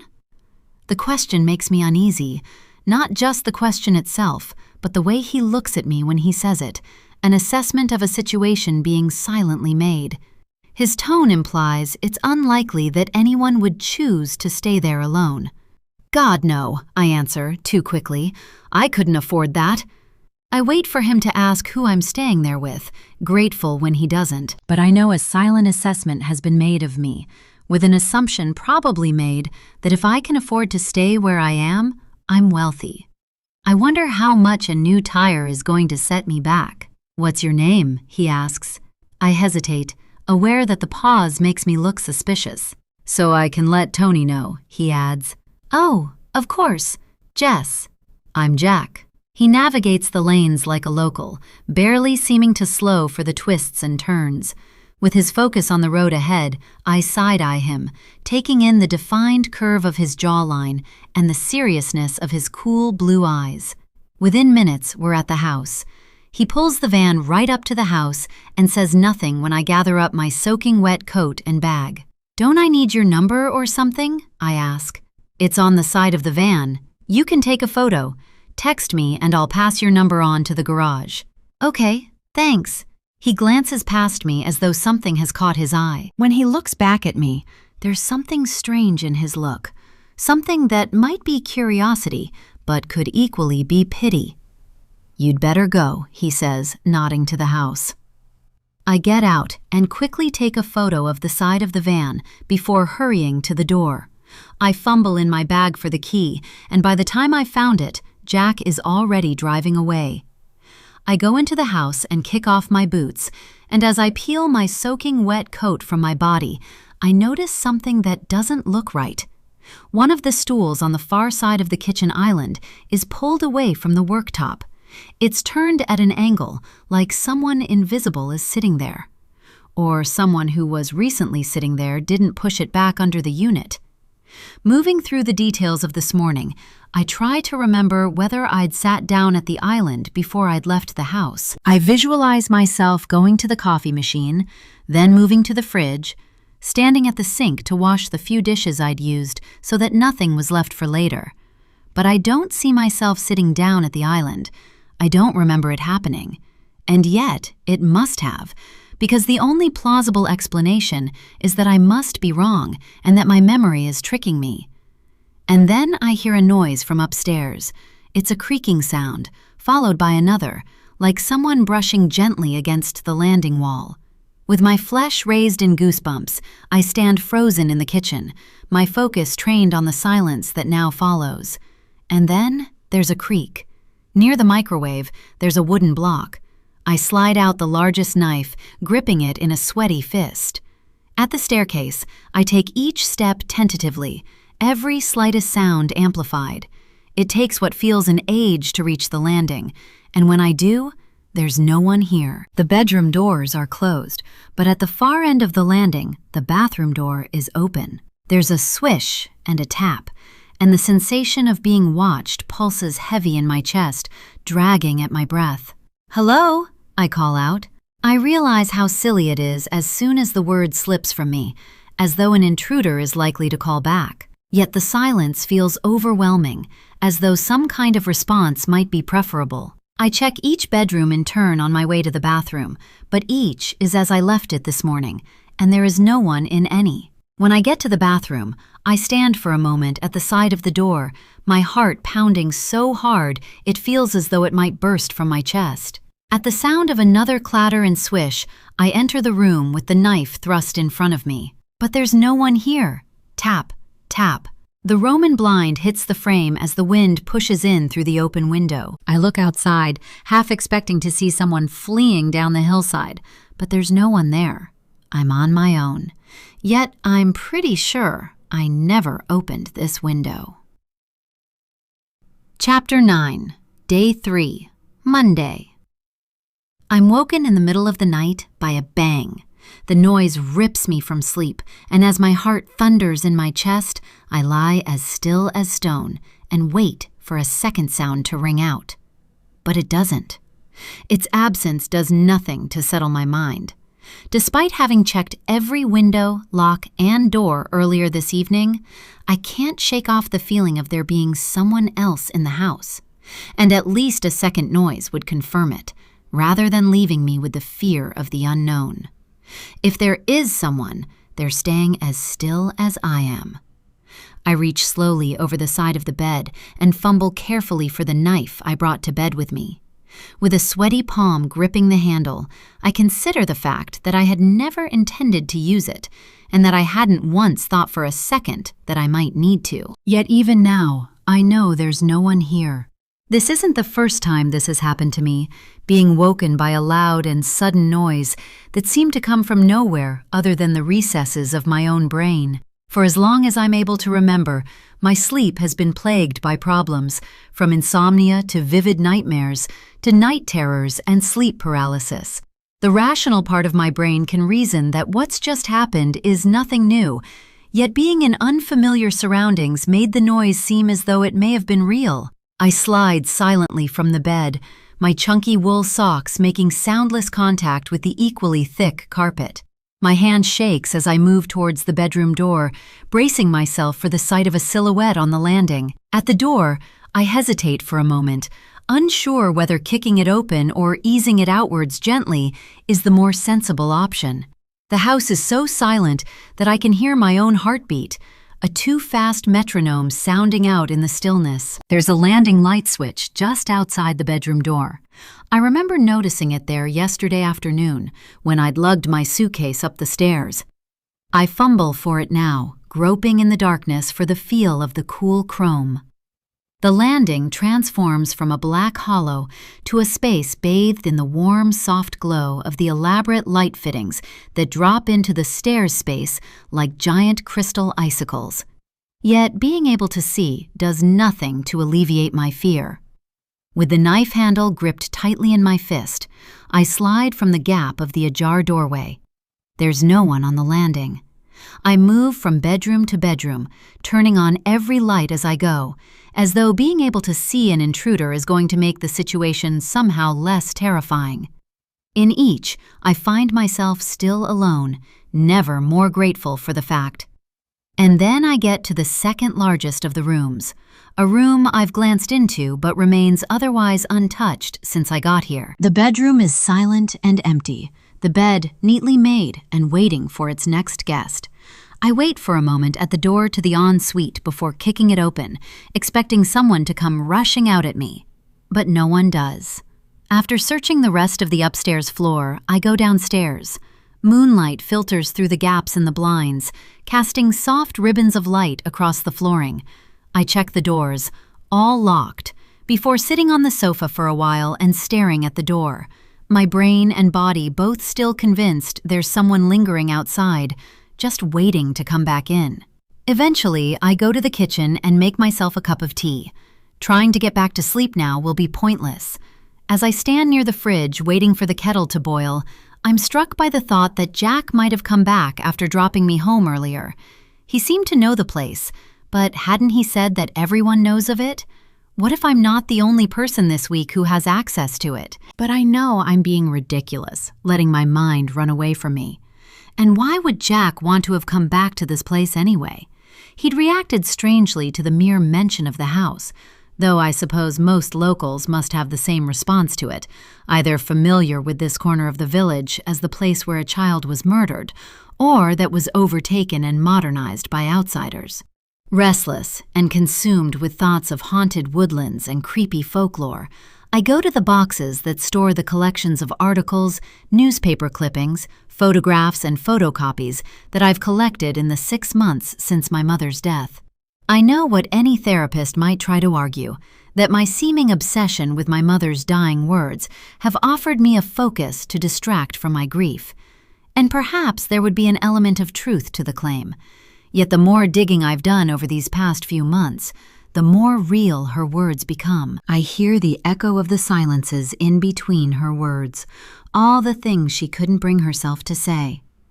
But if Lewis Holt didn't kill my sister, then someone else must have. I set my tea on the bedside table and study the space around me. Against the wall that divides this space from the bedroom in which I'm staying, there's a chest of drawers. I push it across the carpet to the front of the wardrobe, leaving me with a blank canvas of perfect plastering and crisp white paintwork. In one of the boxes, there's a roll of sellotape and a packet of blue tack. I'd had the idea before arriving here that at some point I would set up some kind of evidence board, like the ones you see on crime shows, where a team of detectives stand around drinking tea and discussing theories.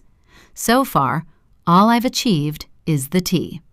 I stand and look at the perfect plastering, contemplating the damage to the paintwork. At worst, I might get charged for some minor repair work. And it's only white paint, I reassure myself. Perhaps I'll be able to touch up this single wall without the owner ever realizing any difference. On the carpet, I pull out file after file, each neatly labeled with a point of reference: family, locals, school, police. Everything I've gathered over the past 6 months is stored here, all backed up on my laptop. The task of collecting facts became an obsession, but I was careful to keep it to myself, working only after hours so my colleagues never asked what I was doing, and never mentioning anything to friends. And I certainly never wanted my father to find out what I was doing. Despite everything being stored on my laptop, I prefer to be able to see documents in their physical form where possible, to be able to annotate and draw links between key points. I've always been methodical in my analysis of everything, and I'm sure it was one of the things that helped secure my job at the library. I start close to home, with my own family. There is a photograph of the 4 of us when I was 2 years old. My parents, Cheryl and Graham, standing at a stone wall somewhere on the farm grounds, the field behind us dipping with the curve of the valley that runs down towards the river. I'm sitting on the wall between them, my mother's arm around me to stop me falling. She's wearing an oversized brown knitted sweater, jeans, and a pair of wellies, managing to look beautiful even when wearing what appear to be her husband's clothes. At the other side of me, my father looks like a typical farmer, his dark green coat making him look like he's posing for the cover of an agricultural magazine. I'm clutching a battered-looking teddy bear and peeping from my wonky fringe, and my eyes are squinted in the sunlight. My grin reveals a row of tiny milk teeth. To the right of our father stands Hannah, a stony-faced 13-year-old with all the angst of adolescence. Like our mother, she's in jeans and wellies, though on her top half she wears a cropped t-shirt that reveals a strip of skinny waistline, her belly button glistening with the flash of a piercing. I was in the last year of primary school when I found out that I had once had a sister. It was the 3rd school I'd been to after we'd moved house for a 2nd time. There was a girl in my class called Millie Fincham. She was never particularly nice to anyone, but she seemed to have taken a special disliking to me, which meant every break and lunchtime she would hunt me down in the yard or the canteen to hurl vacuous insults at me about my hair or the Harry Potter glasses I needed to wear for anything that involved looking at the board or a screen. On that day, we'd been outside. She would never approach me in the classroom or anywhere there was a teacher within listening distance. She was far too clever for that. Instead, she would find me sitting under a tree or tucked beneath the corner of the climbing frame in the junior playground, and she would corner me in such a way that I would have no physical escape. Even when I tried to keep myself in open spaces, the girl would always manage to find me when I was in a position to be isolated, and that day had been by the bike sheds. "Hi, Emma," she'd said, with a sneering smile that had revealed a set of crooked, too yellow teeth. I could smell school cottage pie on her breath, and I can still remember the feeling of wanting to smash my own forehead into hers. I'd ignored her and carried on reading the book I'd been engrossed in before she'd hunted me out like a bored cat who was looking for something to carry home between her teeth. I said, and here she'd taken the book from my hands, bending it in a way that had upset me more than her breath. "Hi, Emma." "You know that's not my name," I'd said, trying to take the book back from her. She whipped it beneath her school shirt, a place I wasn't prepared to go, not even for a copy of the latest Jacqueline Wilson. "That's not what my mum said. She said they changed it to Jessica so people wouldn't know you were the dead girl's sister." My initial reaction was to try to ignore her. They were just words. I'd always known that. Sticks and stones, after all. But there was something about the way she was looking at me, some smug satisfaction that went beyond the parameters of her usual inane slurs and bullying style. I went home that afternoon, and I told my father what had been said. I'd watched his features drop at the mention of the name Emma, and when my mother had got back a couple of hours later, supposedly from her job at the co-op, but smelling suspiciously like what I'd already known at the age of 10 to be vodka, I heard the strangled noise that escaped her when he told her what had happened. Their hand had been forced. Either they told me or someone else would. And so, that evening, they told me everything. In the spare bedroom of the glass house, I soften a ball of blue tack between my fingertip and thumb, press it to the back of the photograph, and stick my family to the wall, the starting point from where I intend to work out.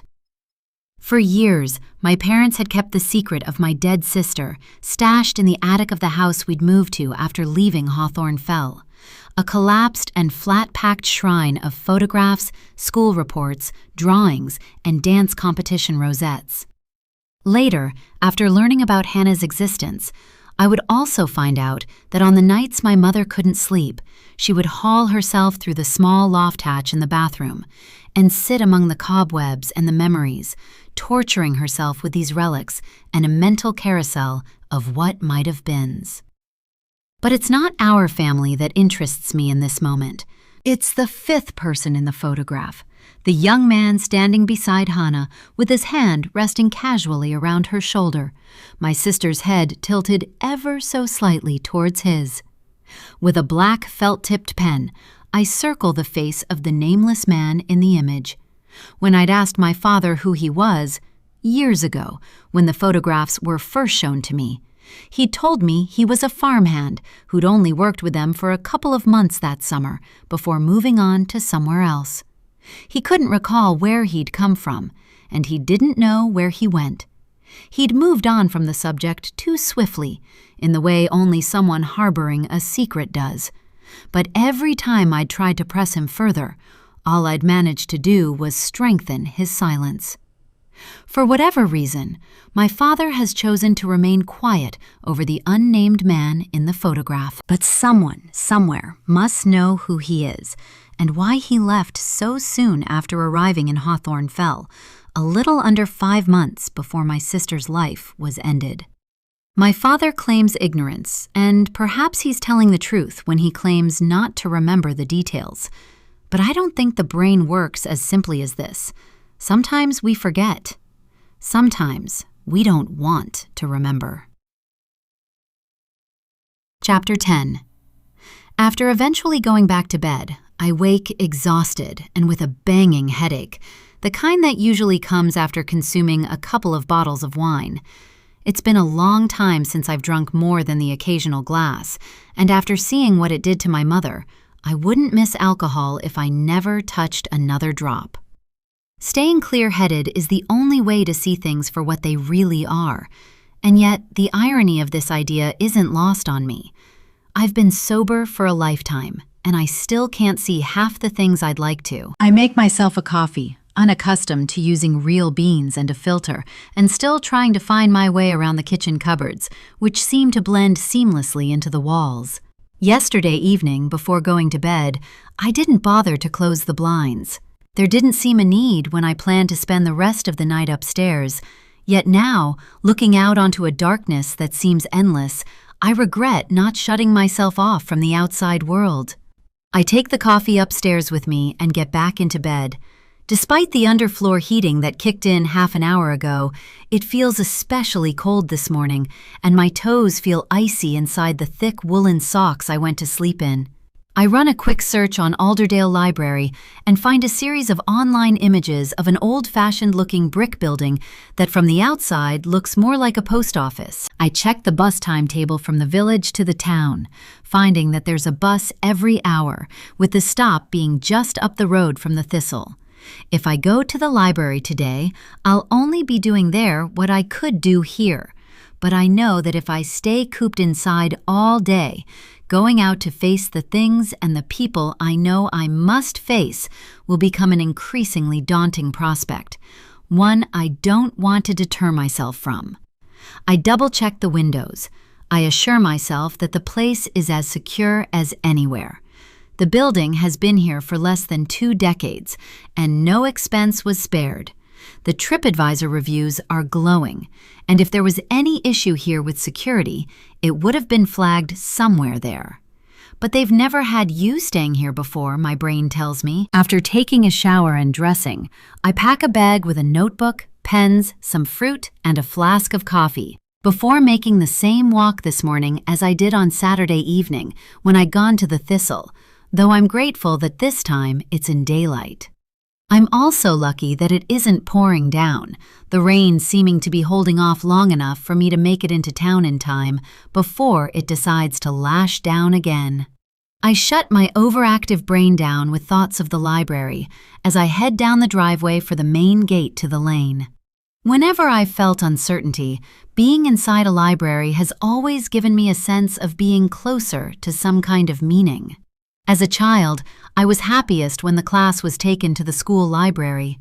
It was quiet, and I could lose myself in someone else's story for a blissful period of time that would be ended with the same sense of disappointment that comes from waking from a nice dream without knowing how it ends. Before heading to Alderdale, I need to check that the car has been taken to the garage.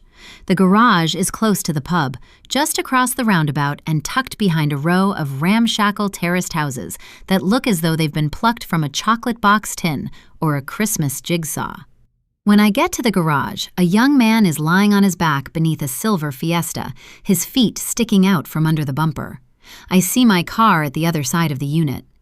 "You come for the Yaris?" An older man comes out from an office in the back corner of the garage.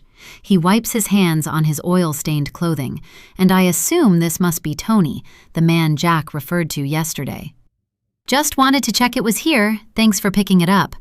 "No problem. Not had a chance to take a look at it yet, though. Can you come back later this afternoon, after 4? I tell him I will do, and I head back across the roundabout, walking the road that leads past the convenience shop to get to the bus stop.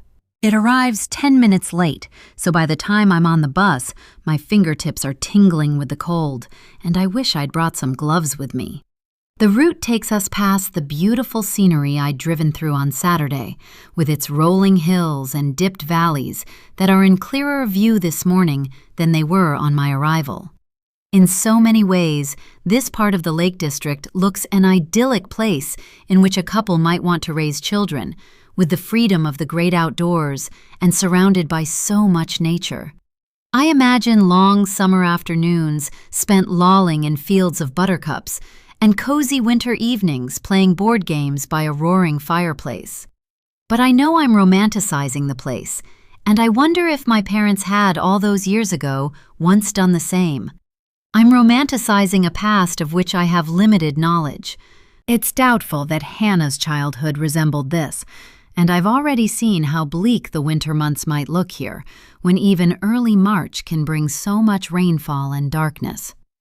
By the time the bus reaches Alderdale, 20 minutes after leaving Hawthorne Fell, I've imagined an entire childhood for Hannah, right up to the point where her life was ended.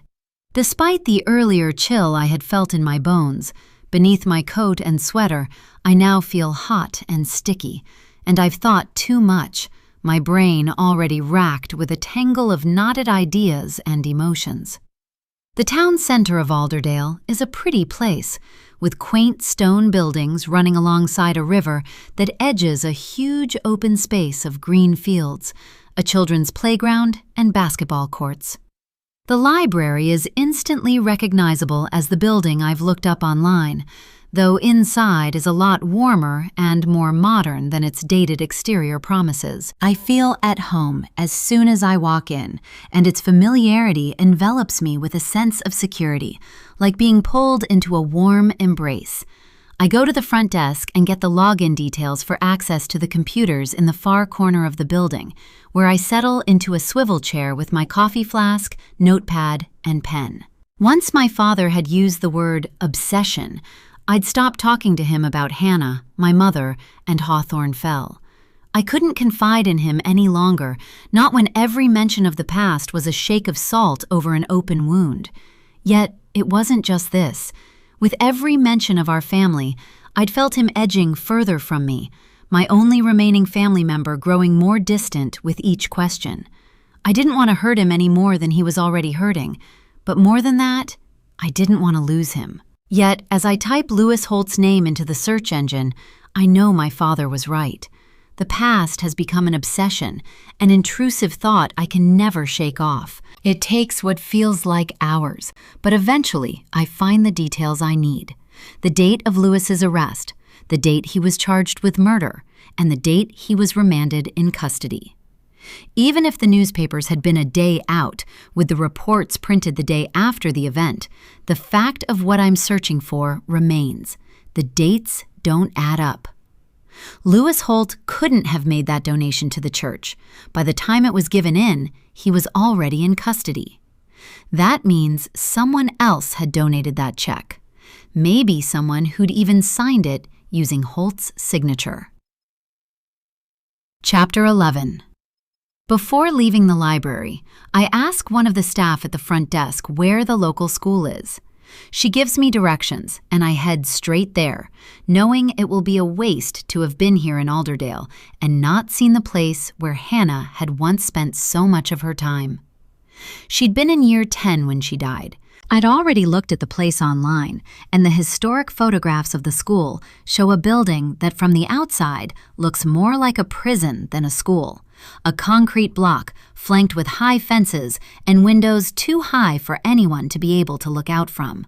I head towards the bridge over the river, wondering how I might be received at the school under my ongoing guise as Jessica Lawson, crime writer. In so many ways, I'd felt when I arrived in the Lake District on Saturday afternoon that I was as prepared as I could be. I'd spent the past 6 months researching and planning, considering every possible outcome of my being here, along with all the questions I would ask of the people I might meet. Now, being here, I stop outside an old stone building on the main road with a sign above the door that reads 6th Form Block. Behind it, there's a car park that stretches in front of a far more modern building, the replacement for the concrete block I'd seen online. My research found that the new building was erected in 2005, with the majority of the original school demolished. My chest tightens at the thought that once upon a time, Hannah was here. She would have been dropped off by the school bus, which in those days had traveled around the nearby villages. Yet she'd never had a chance to make the 6th form. College, boyfriends, a career, children. All these possibilities had been killed with a single moment of violence. I cross the car park and head straight to the main entrance, where I press an intercom at the door and wait for someone to buzz me through. I imagine the place as it might have been 25 years ago, the ghosts of youths that would now be in their middle age clustered in groups around me in the car park, jostling and gossiping, swapping exaggerated anecdotes and badly kept secrets. I see Hannah among them, with her hard-to-read nonchalance and her copper-flecked hair, here for a moment, then gone. A secretary stands from her desk and comes to the window. "Hello," she greets me. "Hi." My tongue seems to have swollen in my mouth, and my lips are so dry that the skin is cracking. "My name's Jessica Lawson," I tell her, as I rummage about in my handbag for a business card. "I'm researching a crime that happened nearby 26 years ago." "Okay," she says slowly, as she takes the card from the gap beneath the window and briefly studies it. "Have you made an appointment with anyone?" "No." "Was there anyone in particular you were hoping to speak with?" From what I could find online, there are only 2 members of staff still working here who would have been here in 1999. Mr. Grant in the science department and an art teacher called Mrs. Smith. "Mr. Grant, perhaps," I say. "He's currently on secondment," the receptionist explains. "Mrs. Smith? Which one?" From behind her, the second receptionist speaks up. "We've had a number of teachers named Smith here over the years," she says, coming to the window. She's older than her colleague, possibly early to mid-50s. But I doubt either of these women have been working at the school for the past 26 years. "What did you say your name was?" "Jessica Lawson," I repeat, feeling color rise in my cheeks. I don't want anyone here to make the connection to the Butterfield family, though how anyone would, I'm not sure. For anyone to be familiar with my mother's maiden name of Lawson, they would have had to have been close to my family. Very close, in fact. My mother was originally from Newcastle and had moved to Cumbria after meeting my father while on holiday with her family, an annual summer trip to the same caravan park in which they'd spent the first week of August for 5 consecutive summers. She and my father met during the second of those holidays, but I'd only learned all of this in the years that had followed finding out about Hannah and my first forgotten home. "And you're researching which crime?" I show her the business card I'd presented to her colleague. The Murder of Hannah Butterfield. I'm writing a book. She knows the name. I see it in her reaction. A quarter of a century may have passed, but in a place as rural as this, the legacy of violence sticks to a history with permanence.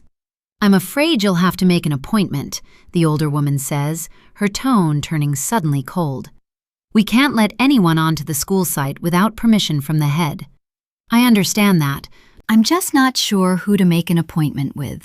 I'm looking for any staff members that would have been here at the end of 1999 up to, say, 2002. There's no one, she says. I'm sorry you've had a wasted trip. The younger woman smiles awkwardly at me, embarrassed by her colleague's abruptness. I thank them both for their time before leaving, wondering why the mention of my sister's name seemed to cause such a change in the woman's attitude towards me.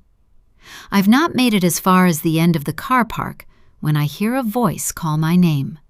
I turn to find the older of the two secretaries hurrying towards me, beckoning for me to stop and wait. Look, she says out of breath, there was someone who used to work here at the time you're looking at, one of the teachers. She passed away a few years ago, not long after she retired. I wait, wondering how this woman who's no longer here could now be of any use to me. Marilyn Davies, she continues. She worked in the geography department. I'm sorry, I say, apologizing for the death of a woman whose name I've only this moment heard for the first time. I feel a prickle up the back of my neck, something that feels a little like trepidation, edged with disappointment. I try to keep my expression neutral. Davies wasn't her married name, though. She used it because she didn't want to get any nicknames from the students. Crawley, that was her name. You can imagine what the kids would have come up with. The prickle across my skin turns to a shiver as I make the connection with the man in so many of the photos back at the house.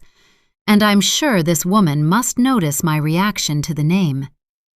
Was she related to Detective Inspector Eric Crawley? There surely can't have been many people in the village with the surname.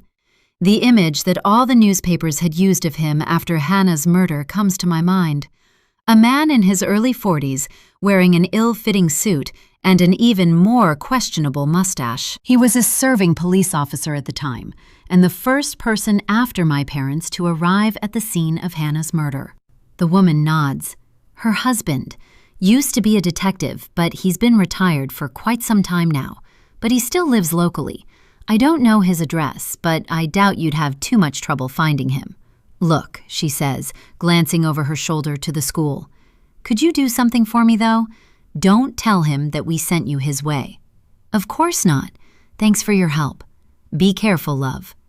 I watch her head towards the school's main doors before I walk back towards town, with the woman's words ringing between my ears.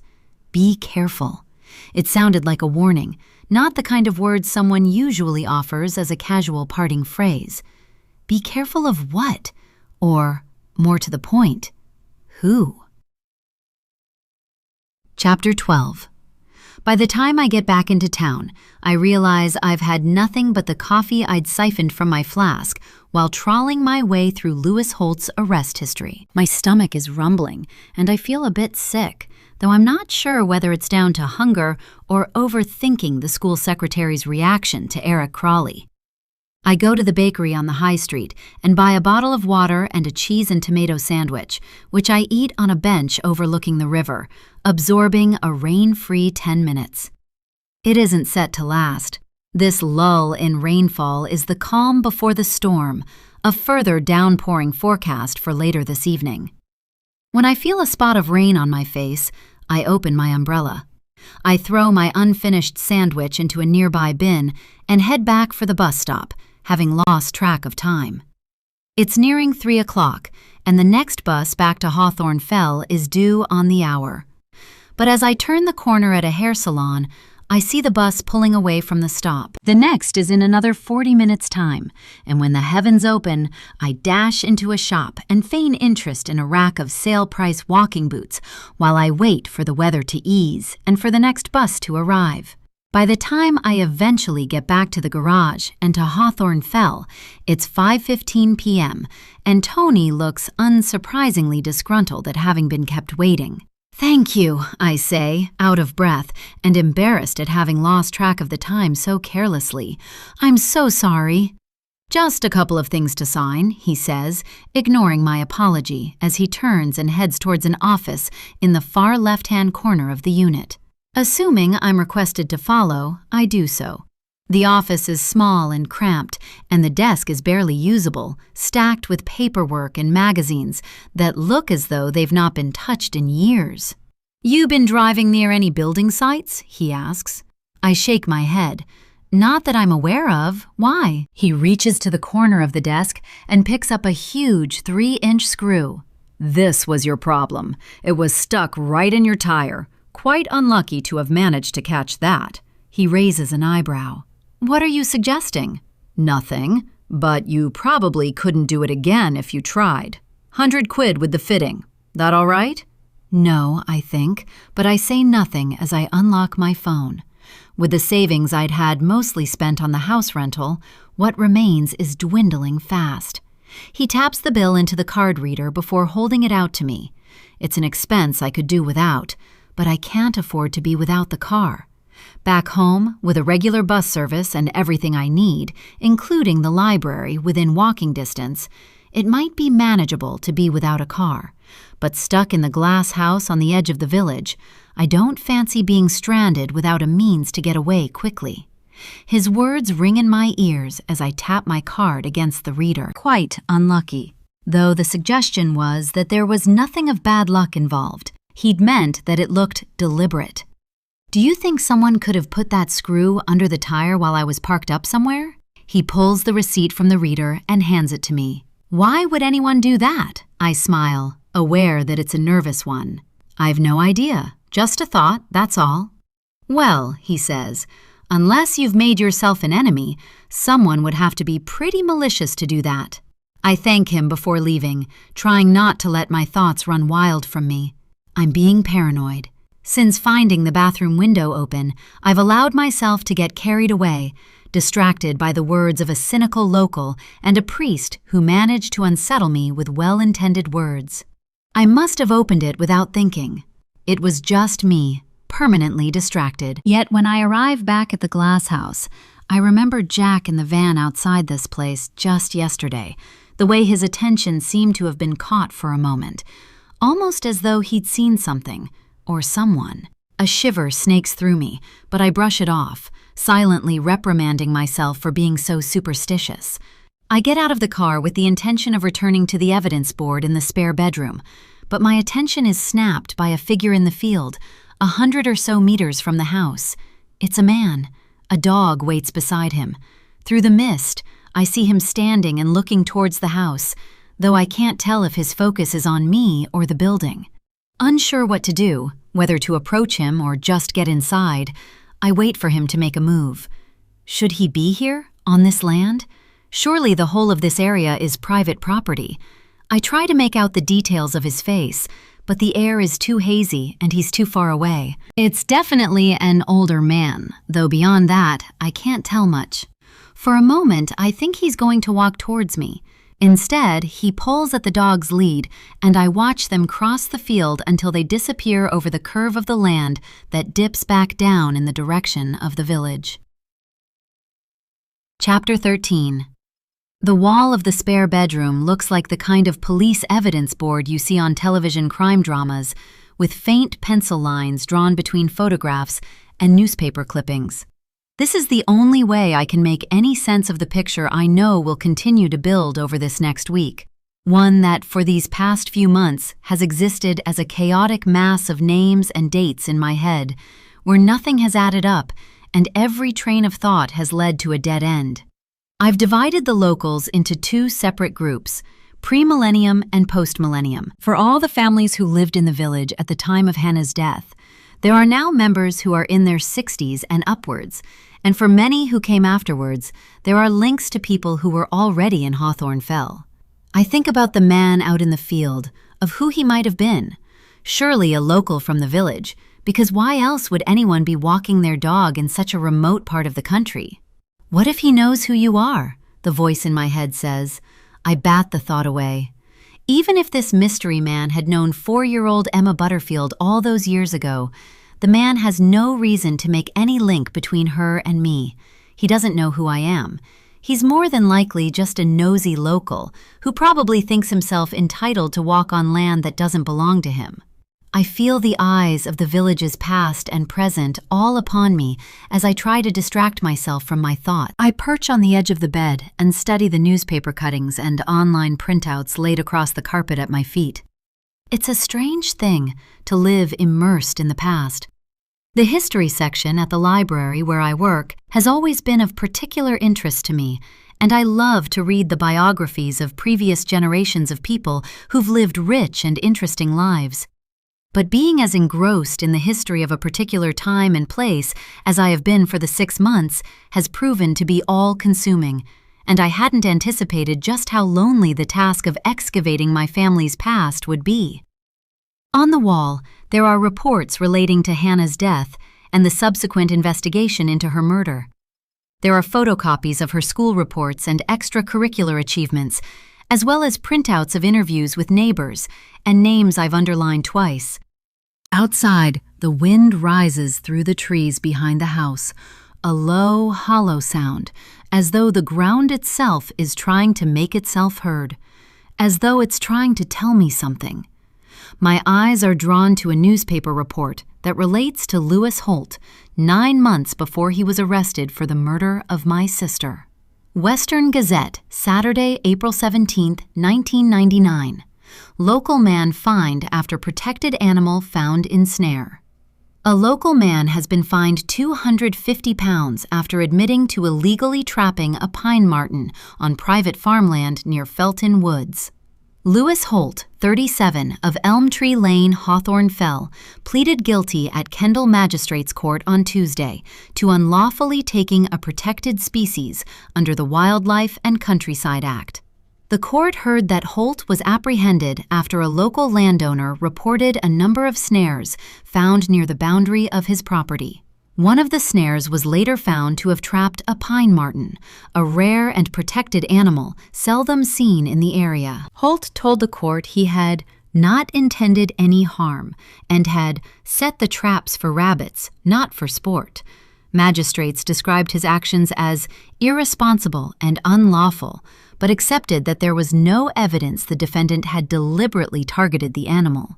The court also heard that Holt had previously been warned about trespassing on the same stretch of land earlier in the year, following a dispute over access rights.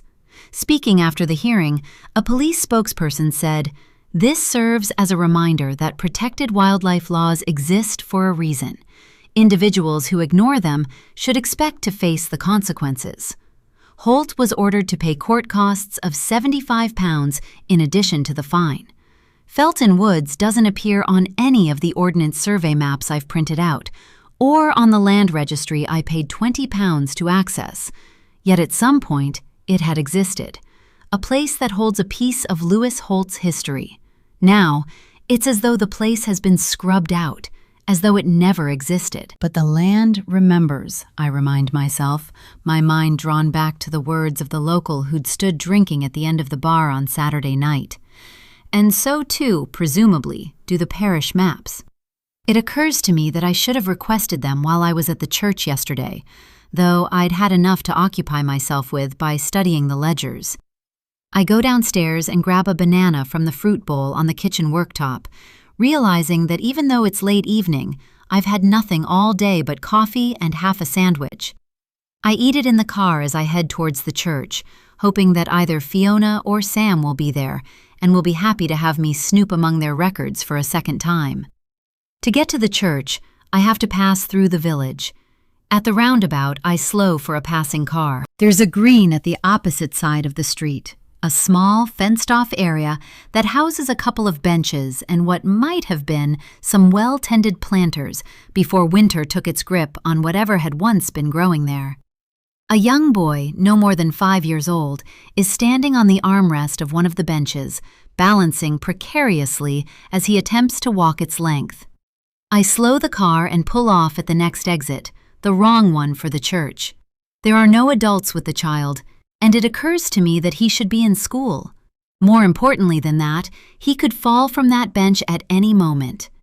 I stop at the curbside and watch from the window, wondering where his parents are and why no one's watching him. I'm about to get out of the car and ask him if he's okay when I hear someone call to him. Jack Elwood appears at the back door of the pub, the entrance presumably used for staff and deliveries. He runs to the green, shouting something to the child, who's now trying to turn on the narrow beam of wood, a tiny gymnast, too unskilled for the challenge he's set himself. Jack doesn't make it to him in time before the boy falls from the bench, his small body disappearing behind the fence as he hits the ground. A moment later, Jack has scooped him up. Though the child is small, his lungs are big, and his pitiful cries fill the center of the village like a klaxon. I watch as Jack picks him up and carries him through the gate towards the pub. He says something to the boy, making him laugh amid his ongoing tears. There's something tender and compassionate in the exchange, quite unlike the cold and aloof man I'd met yesterday. I feel as though I've intruded on a moment of intimacy, and the notion leaves my skin prickly. I came here to learn about the village and its people. I came here in search of the truth. Now I'm feeling like some kind of voyeur, violating the privacy of those I'm lying to. I wait until I see Jack and the child go back into the pub before I pull the car from the curbside and do a 3-point turn to get back to the roundabout. The boy must be his son, I presume. He was careless to leave him out of his sight when anything might have happened, but if his reaction to the situation was anything to go by, he already knows that. He was lucky the child hadn't decided to play out on the roundabout, where he might have been hit by a car. When I get to the church, I park where I had yesterday, and I hurry inside, not wanting to be distracted by the graveyard and all its buried secrets. I don't expect anyone to be here so late, but I find Fiona in the office at the back of the building. I forgot something, I tell her blithely. Are there any parish maps kept here? While she searches through the cabinets in the corner of the office, I offer to make a donation to the church in return for some photocopies. The mere mention of the word donation reminds me of what I'd found here yesterday, the money given towards Hannah's headstone by an L.H. that must surely be Lewis Holt, because anything else seems too coincidental. I push the thought aside for the moment, not wanting to be distracted from the job in hand. Here we go, Fiona says, pulling a large box file from beneath a pile of other files and ledgers stashed at the back of the cabinet. Do you want to take a look through? Show me which ones you'd like copied? I thank her and sit in the chair where I'd sat yesterday, feeling her eyes once again upon me.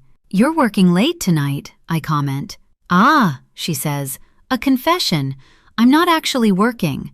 I like to use the office to get my planning done for the book club I run. It's a lot quieter than trying to get it done at home. A book club, I think. That explains her interest in what I'm doing here. Sounds fun, I say. Is that an online thing? No, thankfully.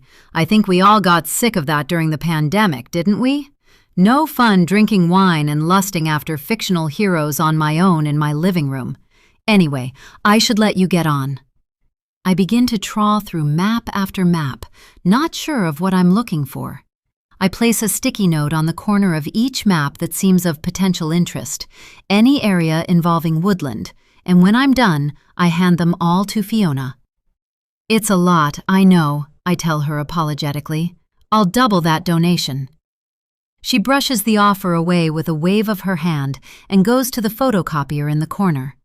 The machine whirs and clicks as I wait, hopeful that coming back here hasn't been a waste of time. Yet I can't shake the feeling that there's something off about Felton Wood, a disappearing piece of land that doesn't seem to be documented anywhere other than the news report about Lewis Holt's court appearance. It feels relevant in some way. I just don't yet know why.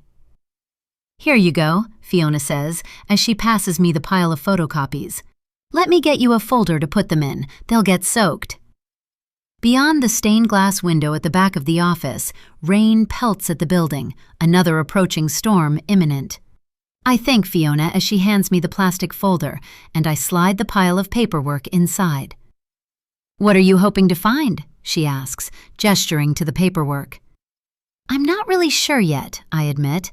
"It's all very interesting. I'm a bit of a true crime fanatic, to be honest. I wouldn't tell Sam that, mind. I'm not sure he'd approve. I'd love to write a book one day. I had this idea, actually." For the next 5 minutes, I stand clutching my folder of photocopies as Fiona imparts an idea for a story that I only half hear, the greater part of my brain focused on what I want to do when I get back to the glass house. I still haven't found out who the man in the photograph standing next to Hannah is, or why this unnamed face hasn't been mentioned in any of the documentation I've so far uncovered. "What do you think?" she says. "Would a publisher go for it?" "I don't see why not," I say, keen to appease her should I need any further access to the church records. "You'd have to write it first, though." "Ha! Of course. Oh well, I suppose I'll have to dream another dream. I mean, between this place and the book club, I've barely got the time to keep my house clean, let alone write a bestseller. The group meets every other Saturday evening in the Thistle," she tells me. "We'll be there this weekend if you fancy joining us. You might have read the book, All My Lies?" I love all her books. Can't remember her name now, though. "Anyway, you're welcome to join us for a chat and a glass of wine, if you're still here then." "Thanks," I say, although the book's title has managed to make me feel uncomfortable, punching a little too closely to home. "What time do you meet?" 7:30, but I always get there earlier to bag the tables by the fire. By the time I leave the church, having made a promise to Fiona that I'll attend book club on Saturday evening, I feel exhausted. The perpetually gray skies and the sense of a fruitless search are proving a catalyst for fatigue, but I know I can't afford to let my focus slip. I have less than 2 weeks here, less than 2 weeks to reshape a quarter-of-a-century-old police investigation. Back at the house, I make myself a flask of coffee and take it upstairs with me, where I begin to look through the photocopied maps, laying each out on the carpet until I'm surrounded by a tapestry of paperwork. The Land Registry website allows anyone, for a small fee, to download a title register that shows who owns any given plot of land. But without a postcode or grid reference, I'm hunting a branch in a woodland. I get out my laptop and begin searching for alternative ways that I might find out where Felton Wood once existed. After over an hour and 2/3 of a flask of coffee, I discover that I'm able to use an historic OS map overlay website to match tree lines and footpaths in the hope of making a match. The process is lengthy and tiresome, but when I finally find an area that roughly corresponds, I enter the coordinates and I get a result. Title number, CU254891. Registered proprietor, Mr. Eric Crawley, Langstone Grange, Hawthorne Fell. Title first registered 1994. The name stops me in my tracks, my fingers hovering over the keyboard as though I'm able to delete a mistake. But there is no mistake. For whatever reason, the name of the woodland area had changed. But back when Lewis Holt had been arrested for poaching there, D.I. Eric Crawley had owned the land. The men had history between them, which means D.I. Crawley may have had a reason to want to see Holt sent away. Chapter 14, Day 4, Tuesday. After another disturbed night, I wake with a terrible headache and the now familiar feeling that someone else is in the house. I know I'm being paranoid. The events of Sunday night have left me uneasy, despite knowing that my own brain was the cause of the noise and my subsequent anxiety. Regardless, I double-checked every door and window before I went to bed last night, and there was no possible way that any intruder might have been able to gain access. Yet, I slide out from under the duvet as silently as possible, my socked feet making no sound as they touch the floor. I take the knife I went to bed with and move stealthily to the door, my ears attuned for the sound of any movement beyond the room. I check each room in turn, already knowing that I'm alone. It occurs to me that perhaps I shouldn't have stayed in this place. There are other properties available to rent, and there are a few B&Bs in Alderdale. I could have done my research from any of these places, and yet when I'd booked this place, Coming here had felt necessary, as though being on this piece of land would somehow bring me closer to Hannah and to the secrets that she had taken with her on the night she died. But perhaps all it's doing is heightening my superstitions and making me cautious of things I know don't exist. Knowing that I'm alone, and having checked every window and door yet again, I make myself a coffee and take it up to the bedroom, where I pull my laptop from its bag and take it with me to the bed. I get back beneath the duvet and turn the laptop on, whilst making a mental plan of the things I need to get done today. After a while, I feel the weight of isolation tug at me, as though invisible hands are keeping me pinned to the bed, shutting me away from the rest of the world. The answers I'm looking for are not inside this house, and I need to get outside. The first job for today: find out where Eric Crawley lives. I run a search on Langstone Grange, Hawthorne Fell. I'm met with a series of images of an imposing detached stone-built house with a large sheltered porchway. A quick scan of the search results tells me that the property is situated between Hawthorne Fell and the nearest neighboring village of Elterwater and is set on grounds of around 2.42 acres. Its current value is £1,400,000. If Eric Crawley still lives there, it's a safe bet that the man isn't short of money. I drink my coffee while browsing anything I can find in relation to the property. It was last sold in 1982, so it seems a fair assumption that the former D.I. Crawley must still be the owner. The elusive piece of land upon which Lewis Holt had been found guilty of poaching must have formed a chunk of the Langstone Grange estate, but at some point between 1999 and now, it had either changed hands or its name was changed. I take my laptop into the second bedroom, where Eric Crawley greets me from the catalog of faces stuck to the wall. The photograph was taken in 1997, when he was a 45-year-old detective inspector working for the Cumbria Constabulary. He wears an ill-sitting gray suit and has a thick, gingery mustache the color of pecan nuts. He proudly holds a commendation medal after receiving it from the Chief Constable for outstanding service to the force. When I think back on every conversation I ever had with my mother and father about what happened that night all those years ago, D.I. Crawley's name has only ever come up as being the first person to reach the farmhouse after Hannah was found by my parents. I never gave him much consideration beyond his role as first attending officer and then, later, as Holt's arresting officer. But now, knowing what I do and having seen what I have of Hawthorne Fell, it seems impossible that my parents wouldn't have known Eric Crawley beyond his status as detective inspector. Had their paths crossed elsewhere in the village? Had my mother and father known Crawley's wife? There are too many unanswered questions, and every time I hit a new one, I feel as though I'm taking a step back from ever finding the truth. By the time I'm showered and dressed, I realize the morning has nearly passed me by. I make myself a sandwich and eat it on the enormous sofa that offers a view through the floor-to-ceiling glass doors. The weather was bad again overnight, and the grass is still heavy with rain, everything sparkling and shimmery in that way only achieved by the sunrise aftermath of a nighttime downfall. As I eat, I look through the glass and study the landscape that dips and curves towards the lane that lies below, trying to imagine what Butterfield Farm might once have looked like. But I find it impossible to visualize. My only views of it come from the few photographs I found archived online, and the image of my family from the wall somewhere outside the old farmhouse, a limited snatch of field glimpsed in the background. I take my phone from the table, my thoughts interrupted by Jack. When I search his name, I find a profile with his photo, a long shot taken against a backdrop of an expanse of water, presumably one of the neighboring lakes. It's not the clearest of portraits, but it's unmistakably him, just a few years younger.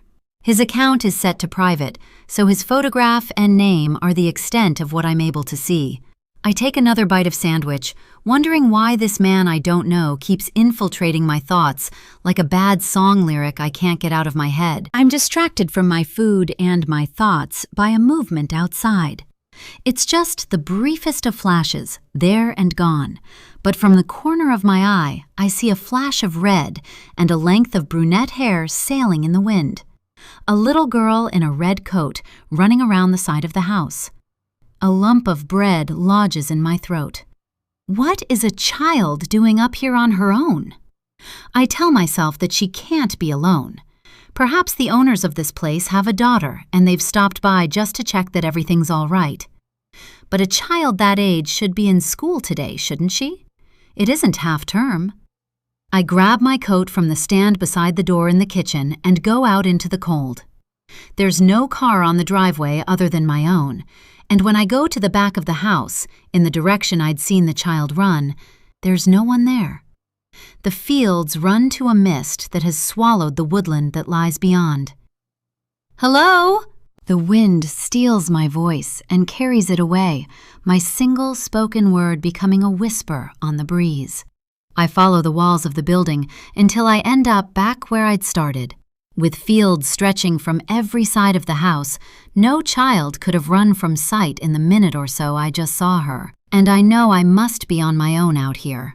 God only takes the good at so young an age.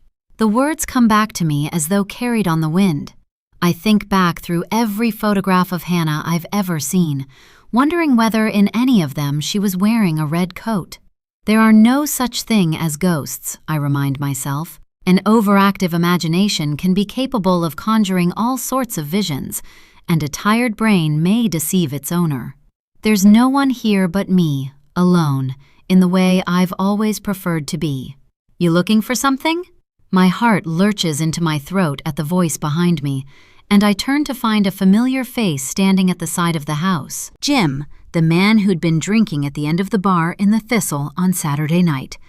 How the hell did he get here when just now there was nobody but me? What are you doing here?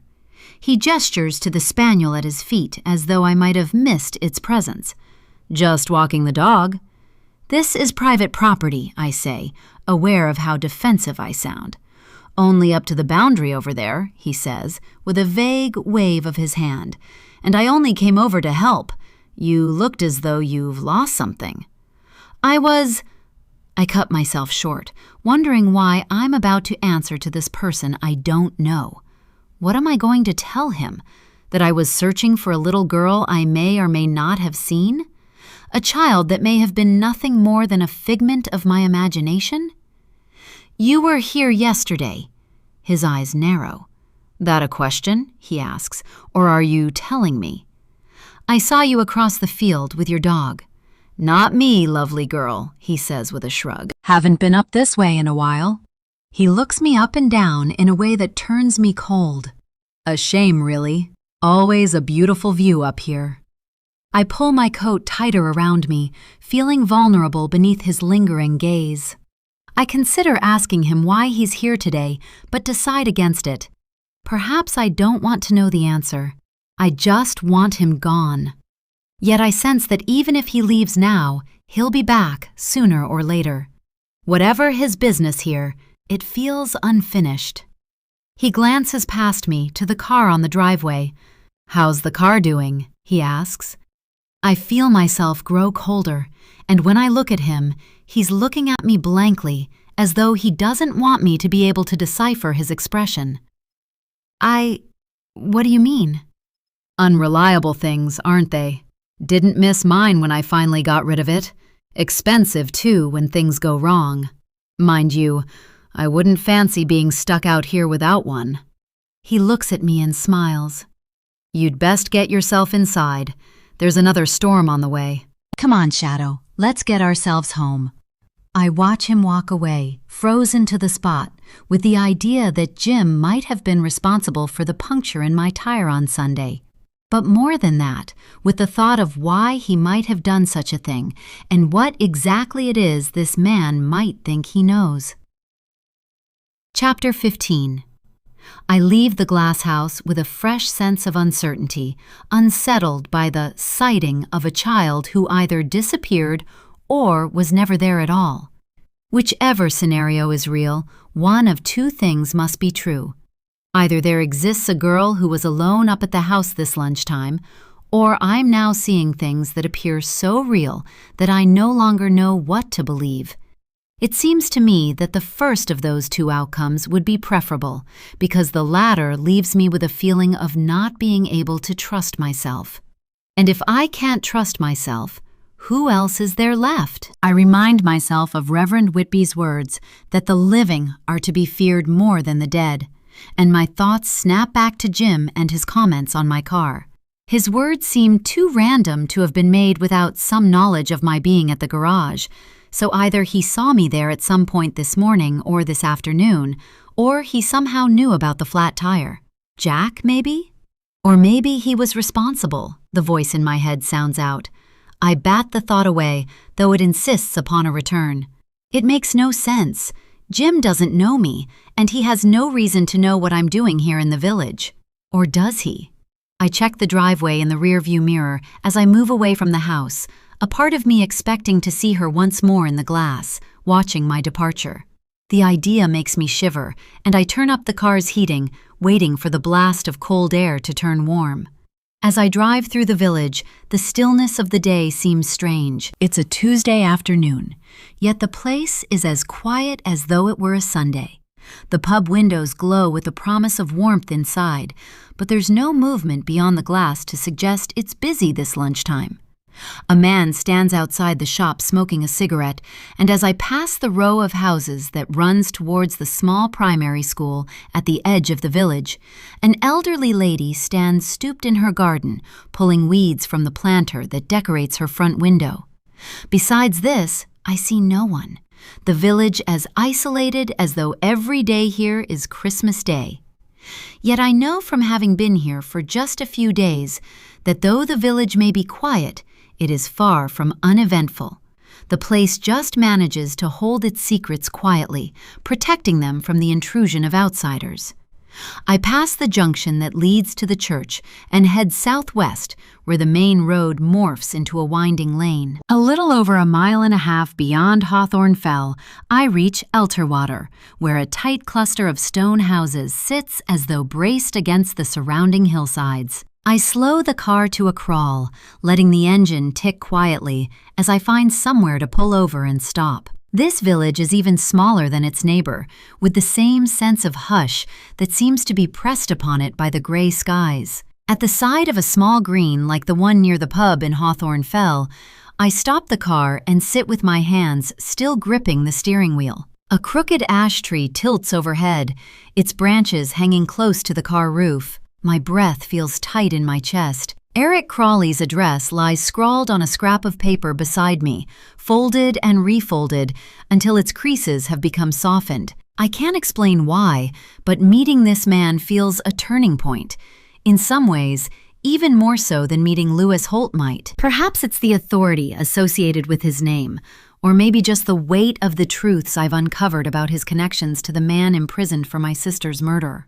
Either way, I realize I'm trying to delay our meeting for as long as possible, unnerved by a man I've only until now seen online and in newspaper archives. When I get from the car and close the door, I'm conscious of how the sound carries across the still air, as though I might inadvertently disturb the peace of the place. Across the road, a couple of walkers and their dog trek muddy boots and paw prints into the pub, which boasts a similar menu to the Thistle and is similarly decorated, in competition with its nearest rival, despite the miles between them. I cross the green where the river runs shallow, its water slipping silver across a pathway of stones. Elterwater glints between the trees, pale and cold, forbidding yet eerily inviting. The air smells of wood smoke and damp earth, and its scent triggers a feeling of nostalgia for something I'm unable to remember. I cut through the trees to reach the water's edge. Elterwater itself is small compared to many of the area's expansive lakes, yet it has a brooding stillness that makes it feel larger than it is. The air is calm and yet filled with noise, the reeds that fringe the shoreline whispering in the breeze, birds cawing as they circle overhead. The lake laps at the land, a soft shush that seems to urge the rest of the place to be silent. The jagged silhouettes of the Langdale pikes rise sharply behind the water. With the gray mist of the afternoon draped like a curtain in front of them, they look almost unreal, as though they've been painted on to the backdrop of the landscape. I stand at the very edge of the water and look down into its glassy surface, my reflection staring back at me. It moves in soft focus, swaying from side to side with the movement of the lake's surface. My hair looks damp against my face, and the crescent-shaped scar at the right of my forehead glints silver. It's a part of me in the same way as my shadow, ever present.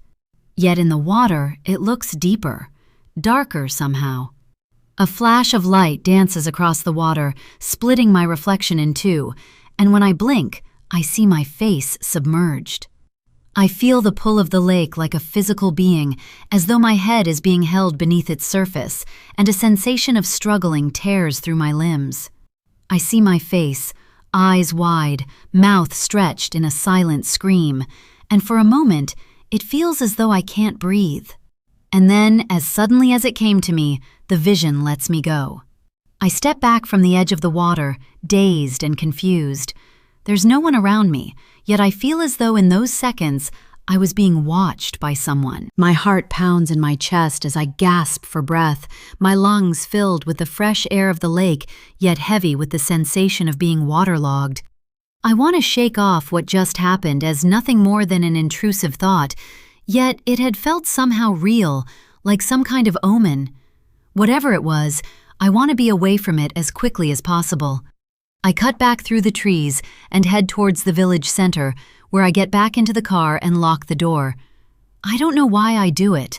The girl I saw outside the glass house earlier, the drowning vision that had just enveloped me like a memory. I know I'm more at risk from my own mind than I am from anything else. Perhaps this is the most unsettling thing for me, that being here in the Lake District, in the secret home of my early years, might unlock more than just the truth of who was responsible for Hannah's death. As I get back into the car, I remind myself that I'm under a significant amount of pressure, time pressure for one. How did I think I could unravel such a long and complex tangle of histories in 2 weeks? Throw a lack of sleep into the mix, and it becomes no surprise that I'm starting to see things that aren't truly as they seem. I think of my mother in her hospice bed, terrified of the hallucinations that were plaguing her waking hours. A shudder ripples through me at the thought that maybe our destinies are much the same. Chapter 16. Less than 2 miles further through a knot of winding country lanes and sloping green-gray pastures, I arrive at Langstone Grange. The house is set a couple of 100 meters off the main road and is adjacent to another huge property, both surrounded by fields that run out towards the surrounding wooded areas. As I pull onto the long driveway that leads between the two houses, a dog shoots out in front of the car. Despite slamming on the brakes, I miss the animal by mere inches. It stops by the fence that runs alongside the second of the two houses, barking a loud, sharply pitched metronome at me as my heart rate tries to settle itself. My knowledge of dog breeds is limited, but I think it's a German Shepherd. It watches me accusingly as I stare back, both waiting for the other to look away first. I push the car into first gear and move closer to the building, parking beside a 4x4 that stands alongside an outbuilding. The dog follows me. When I look out of the window, I find it waiting outside the driver's door, its incessant barking directed at the glass. It bares its teeth, its long incisors dripping drool, as I contemplate how I'm now supposed to get out of the car. Otto! Distracted by the dog outside my door, I hadn't noticed the appearance of the man who now stands just meters from the front of my car. Whatever I might have been expecting of Eric Crawley, it wasn't this. Dressed in a mud-flecked jacket and with legs as thin as pipe cleaners, the former detective inspector looks a million miles from the proud, suit-clad man whose image is stuck to the wall of the spare bedroom back in the glass house. The strawberry blonde hair has faded to gray, thinning on top, and his already narrow face has hollowed out at the cheeks, his sallow skin following the curves of his skull. "Come here, you stupid dog." He grapples with the animal for a moment before managing to clip a lead to its collar. I open the car door tentatively, half expecting Otto to make a lunge for me. There's also a part of me that half expects Eric Crawley to allow it. "What can I do for you?" "My name's Jessica Lawson," I say, handing him a business card he doesn't bother to look at before pushing into his jacket pocket. "I'm a writer. I'm researching a book about the murder of Hannah Butterfield in 1999. He says nothing. The dog has sunk to the ground at its owner's feet, suddenly subdued. "I was wondering," I continue, realizing the man seems unlikely to say anything, "whether you'd be available for an interview?" "What for?" "I understand you were the first officer at the scene of the crime. I'm assuming you're already sure of the fact. Your research isn't up to much if you need to ask." I try to brush the man's hostility aside, for the time being at least. This man knew my family. He knew Lewis Holt. Rude as he may be, there's also the chance he knows more than he's ever told anyone. "Would you be willing to give an interview?" The man stares at me for a moment, his expression blank while he considers my offer. Then he turns away. The dog is almost dragged by its neck as it hurries to keep up with him, and as he goes to turn the corner at the side of the house, Eric looks back and grunts, "Are you coming then, or not?" I follow him to the huge porchway I've seen on the online photographs of this man's home, before stopping short of the door. I've never met this man before today, yet there's a gut sense in the pit of my stomach that tells me something's not right. He's a former detective inspector, a person who should feel no threat to my safety. Yet I can't escape the niggling doubt that warns me this man may not be the hero the internet would have the world believe. "I don't have long," he says. "I've got an appointment in town at 3 o'clock. I pull my phone out from my pocket to check the time. 14:15. I have half an hour at most. Inside, the house is nothing like I'd expected. Eric must surely have money, and if he doesn't, why would he stay living in a 5-bedroom detached house worth nearly £1.5 million? And yet, despite his wealth, the inside of his home resembles a second-hand junk shop. There are trinkets and ornaments lined on every surface, on the windowsills, the bookcases, and the sideboard. The table that sits between the two sofas is stacked with old paperback books, alongside dirty cups and plates. The carpet looks as though it hasn't had a date with a vacuum cleaner since 2009, and where a struggling ray of sunlight pushes between a gap in the curtains, the fetid air is filled with a cloud of dust particles that linger like breath on a cold day. This might have been a beautiful home once upon a time. Now it bears all the same markings of a life that has been given up on, the nicotine yellow wallpaper the same stain of shade as Eric's complexion. Grief, perhaps. Maybe when Marilyn Crawley was alive, the house had been a home. Now it would appear to any outsider that her widower is simply moving through the motions of existing. "So what do you want to know?" he asks. He doesn't offer me a seat, and I'm not sure whether I'd accept it. "I need the thoughts and opinions of someone involved in the case," I tell him. "Not the facts? Wouldn't they be of more use to you?" "What are the facts?" I ask. "As you saw them?" He eyes me with cynicism before sinking onto one of the sofas. When he gestures to the other, I follow his instruction without objection, obedient in the way of a subdued child who's been sent to see the head teacher. "A fact is a fact, regardless of who saw it," Eric says. "And would you mind sharing with me what you saw?" "At which point?" I shrug, treating him with a dose of his own nonchalance. "The beginning is usually a good place to start. How well did you know the Butterfield family?"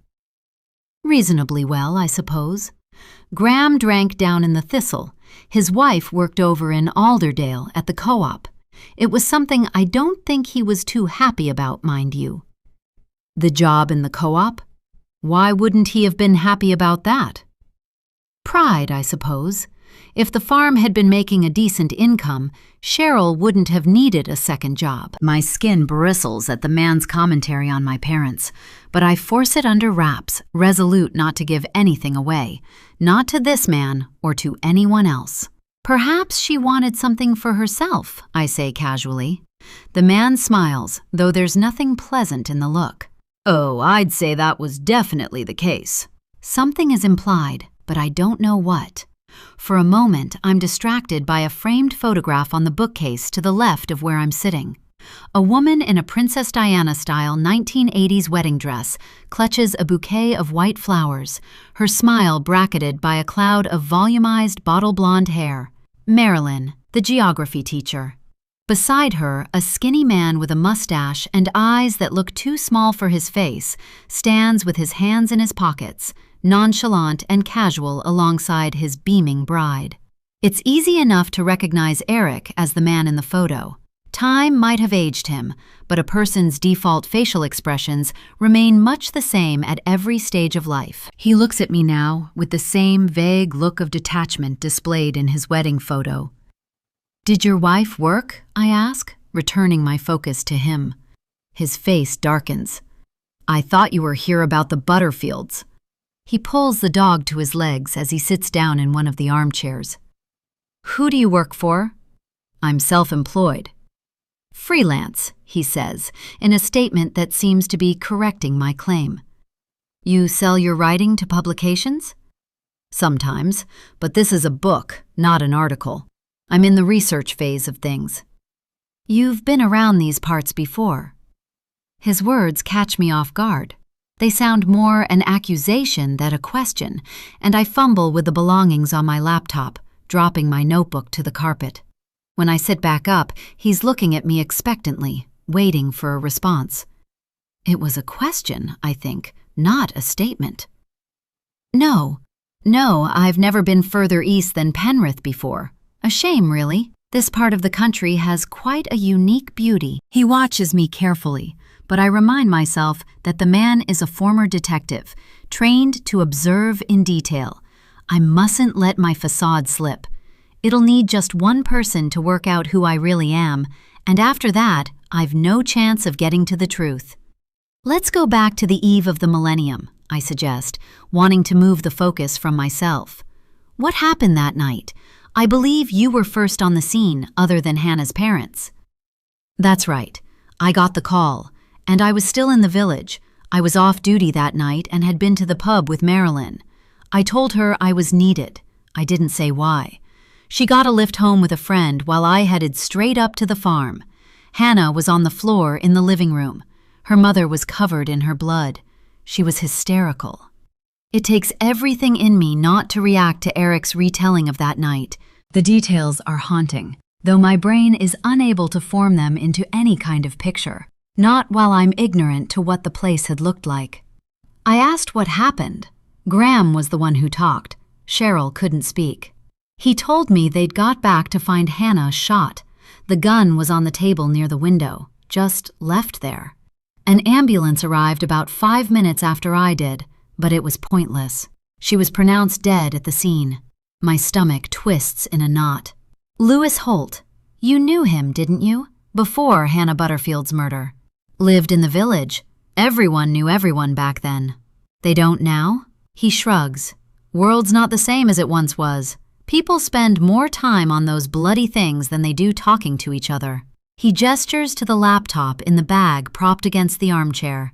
"How well did you know him?" He shrugs. "I arrested him. Twice." "Twice?" I say, feigning innocence. "Poaching. He was always looking to take things that weren't his." The comment feels loaded, though with what, I'm unsure. "You worked the case," I say. "Can you tell me the evidence against him?" Gunshot residue was found on his jacket. It matched the gun that had been used. Graham's gun. There was a period of time that evening that couldn't be accounted for. Lewis had left the pub while his wife was still there, but he had no alibi, and he couldn't prove where he'd been. He was the only person other than the Butterfields to know the combination to the gun safe that Graham kept in one of the outhouses. He was the only other person who had access to that gun. "What do you believe happened?" I ask him. Not as a police officer, as a bystander. Eric eyes me with caution. "Everyone knows what happened. It went to trial. He was found guilty." "Cut and dried?" I say. He sits forward. Exactly. Was there anything else? I reach for my laptop bag. No, it's been helpful. Thank you. He follows me out of the living room, his presence too close, overshadowing me. The past is a foreign country, he muses. They do things differently there. His eyes fix on mine as I reach the front door. And when you visit a foreign country, you're walking in someone else's territory. You should respect the laws of their land. You should obey their rules. I glance at the door, hot and claustrophobic. Are you threatening me? I challenge quietly. His face changes, a smile breaking across his crooked front teeth. Threatening you? With what? He waits for an answer, but I have none. No good ever came of digging up old bones, he continues. Leave the past buried, where it can't hurt anyone. I leave the house without saying anything more, grateful for the blast of cold air that greets me. Eric Crawley might once have been a detective inspector. He may have been involved in Hannah's case. But I'm left with the niggling doubt that there's something about this man that doesn't sit right. Being former police doesn't mean I should trust him. As I drive back towards the lane that leads away from this place, I glance in my rearview mirror. Eric Crawley stands watching me, Otto loose from his lead and chasing the car as I put my foot down. Chapter 17. By the time I leave Eric's house, the storm that was threatened on this morning's weather forecast is already visible. Dark gray skies rolling in from the north. I check the car door is locked, second nature now to secure my safety everywhere I go, even though I'm not sure who I'm protecting myself against. There is a tightness at my temples, with Eric's threat hanging over me like a broken umbrella, more likely to cause harm than be anything of use. You should obey their rules. I tell myself that it was talk, just the bravado of a man who might once have yielded some authority in the village, but his days of influence are now behind him. Perhaps that's why he seems so bitter. He might have once been a well-respected pillar of the community, but from what I've seen of him today, Crawley now leads a simple and solitary life, and any power he might have once had has been stolen from him by the years. Though appearances can be deceptive, I remind myself that he's wealthy, and money brings with it power. In the wrong hands, it can be used to manipulate and exploit. And Eric Crawley seems the kind of man capable of misusing both his position and his money. It's already getting dark by the time I drive back through the heart of the village at Hawthorne Fell.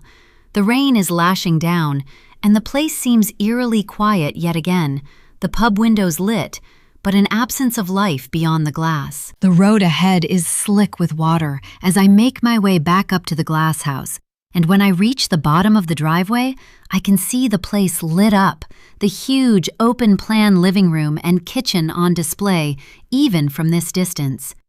I stop the car, the engine still running. I hadn't left any lights on when I'd left the place at lunchtime, but I must have. Earlier, in daylight, I suppose I wouldn't have noticed if there had been lights left on. It would have been easy enough to leave without realizing. It looks starker now, with them on against the backdrop of a pitch-black night, that's all.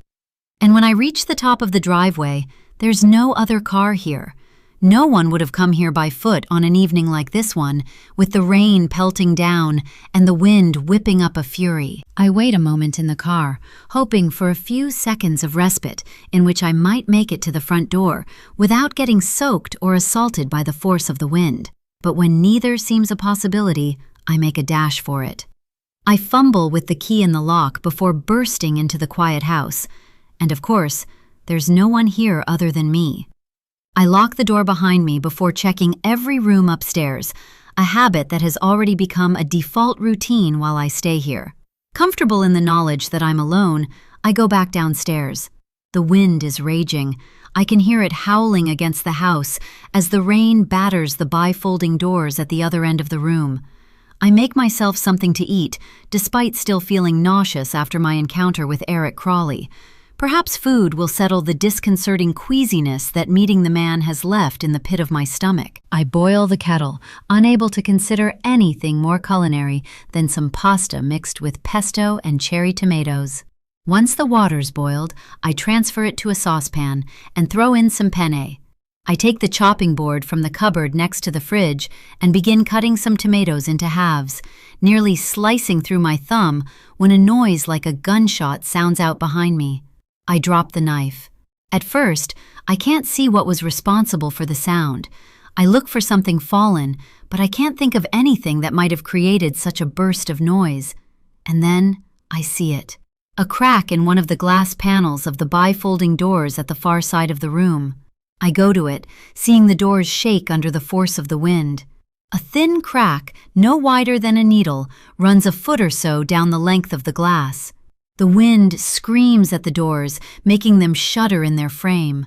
Outside, a wall of darkness greets me, staring back at me with blackened eyes. I rush to find my phone, and when I get it from my coat pocket, I go to my emails and retrieve the phone number of the glass house owner, a woman called Amanda.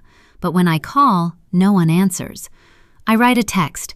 One of the bifolds has cracked in the storm. Is there any chance of someone coming to look at it? But when I check, it doesn't look as though it's been sent. And then there's a second crack in the silence as the glass fractures further. I watch in panic as the glass splinters, the single line spreading its fingers as though greeting me with an outstretched palm. And outside the wind screams, a banshee lurking in the darkness. I tell myself the window isn't going to cave into the room, but I'm not sure I believe myself. What if the entire window shatters under the force of the wind? What if the crack is deep enough that the rest of the pane can't withstand the damage? I imagine myself standing in the middle of the living room, surrounded by a sea of shattered glass, while the wind gushes through the building, sweeping every cushion from the sofas and every utensil from its place in the kitchen. I see the weather, fierce and unforgiving as it rips through the house like a black cloud, destroying everything in its path. Not knowing what else to do, I search for Jack's number. I feel a creeping headache growing at my temples. I can't leave the glass panel like this tonight, not while the storm continues to rage. Without reinforcement, the image my brain conjured so unhelpfully might become a reality, and I can't risk the place becoming exposed. Where on earth would I sleep tonight? You could go home, my brain whispers, almost like a threat. And though I know it would be the sensible thing, I'm not done here yet.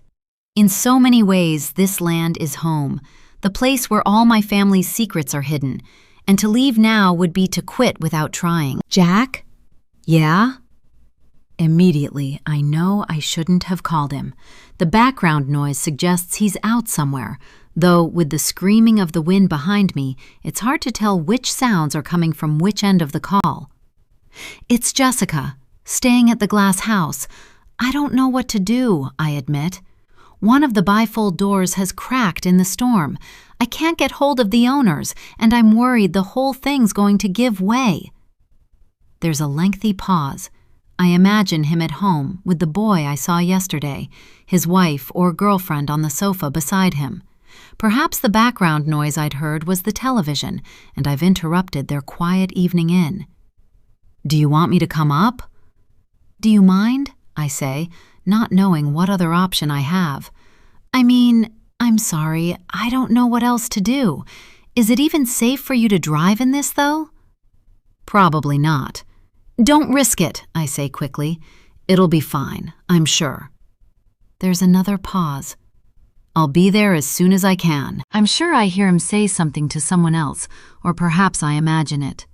He hangs up without saying goodbye, and as soon as I'm away from the distraction of the call, I realize just how much the glass is flexing with the weight of each new gust of wind.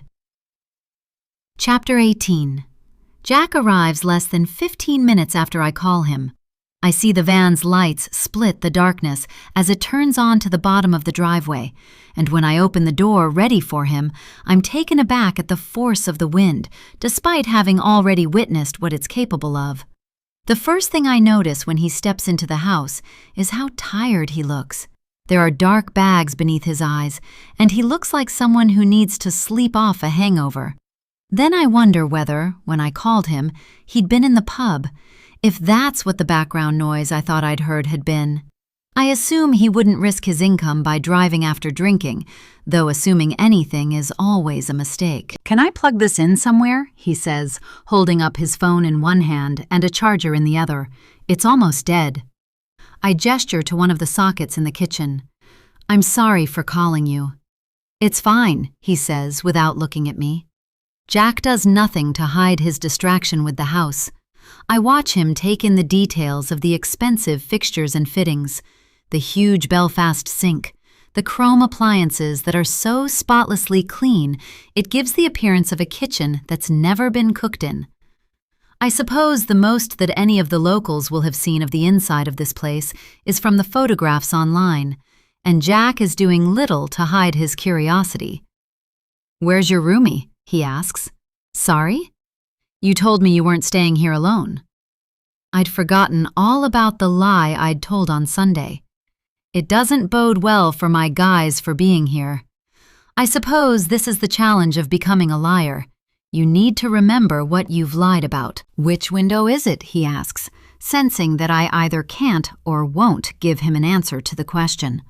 "The door," I tell him, pointing to the bifold at the other side of the room. Jack leaves a trail of mud and wet leaves across the floor as he goes to assess the damage. I watch him silently check the length and direction of the glass, with no idea what he's looking for. "Wait there," he says, before heading back to the door and leaving the house. He's gone for what seems too long, but then I see him, ghost-like, standing at the other side of the glass, the outline of his frame blurred by the wind and rain. He has a roll of duct tape in his hand. I watch as he runs his fingertips carefully across the crack, stopping at the point at which it widens. His face changes, but then he catches my eye through the glass and returns to the task in hand. Against the force of the growing storm, he tapes over the crack, a temporary measure to stabilize it before it gets any worse. By the time he comes back inside, he looks soaked through. "Wind's set to get worse overnight," he says, more to himself than to me. "I could use MDF to secure it if it was a window, but this is too big. It needs replacing." He studies the glass a moment longer before saying, "Give me your hand." "What?" "Your hand," he repeats. I place my palm out tentatively, wondering what he's doing, and he takes my hand in his fingers still cold and wet from the rain. He turns my hand, and I'm struck for a moment by the gentleness of it, like a dance teacher carefully moving me into position. Neither of us says anything as he moves my hand to the glass, or when he splays my fingers with his before pressing my palm to the pane. I've no idea what he's doing at first, but then I see it. The handprint into which he places my own hand, a mirror image. Its edges are faint enough for me to have missed it until now. My own hand fits within it, a hand inside a glove. I step back, startled, and when I turn, Jack's face is so close to mine that I can feel the coldness of his breath. He lets go of me. "That's not your print," I say, my fingers still tingling from the touch of his. "It's outside. It was already there." I meet his eye. "So what are you suggesting?" There's a pause. "Nothing," he says. "It's just, the other day." He stops and looks across the room. "Is something burning?" It's only now I remember the pasta I'd put on to boil before the glass had cracked. Shit! I rush to the kitchen, where the water has boiled dry and the bottom of the saucepan is scorched with browned penne. At the other end of the room, Jack has retrieved the roll of duct tape he left on the arm of the sofa and has set to work taping the inside of the glass. I scrape a spoon across the bottom of the pan, but it looks beyond saving. Jack's phone pings with a message, and I control the urge to sneak a peek at the screen. "Oops," he says, gesturing to the pan as he comes to remove his phone from the charger. He moves away from me as he reads the message. "Do you want a cup of tea?" I ask. His back is turned to me as he returns to work on the door. I see him stop and study the glass, considering whether someone might have tampered with it before the storm hit. Because I know that's what he was suggesting. That handprint he found is on the other side of the glass. Someone was here. And bifold doors don't just crack like that, no matter how strong a storm might be. I think of Jim and his dog appearing outside the house as though from nowhere, his words about the car.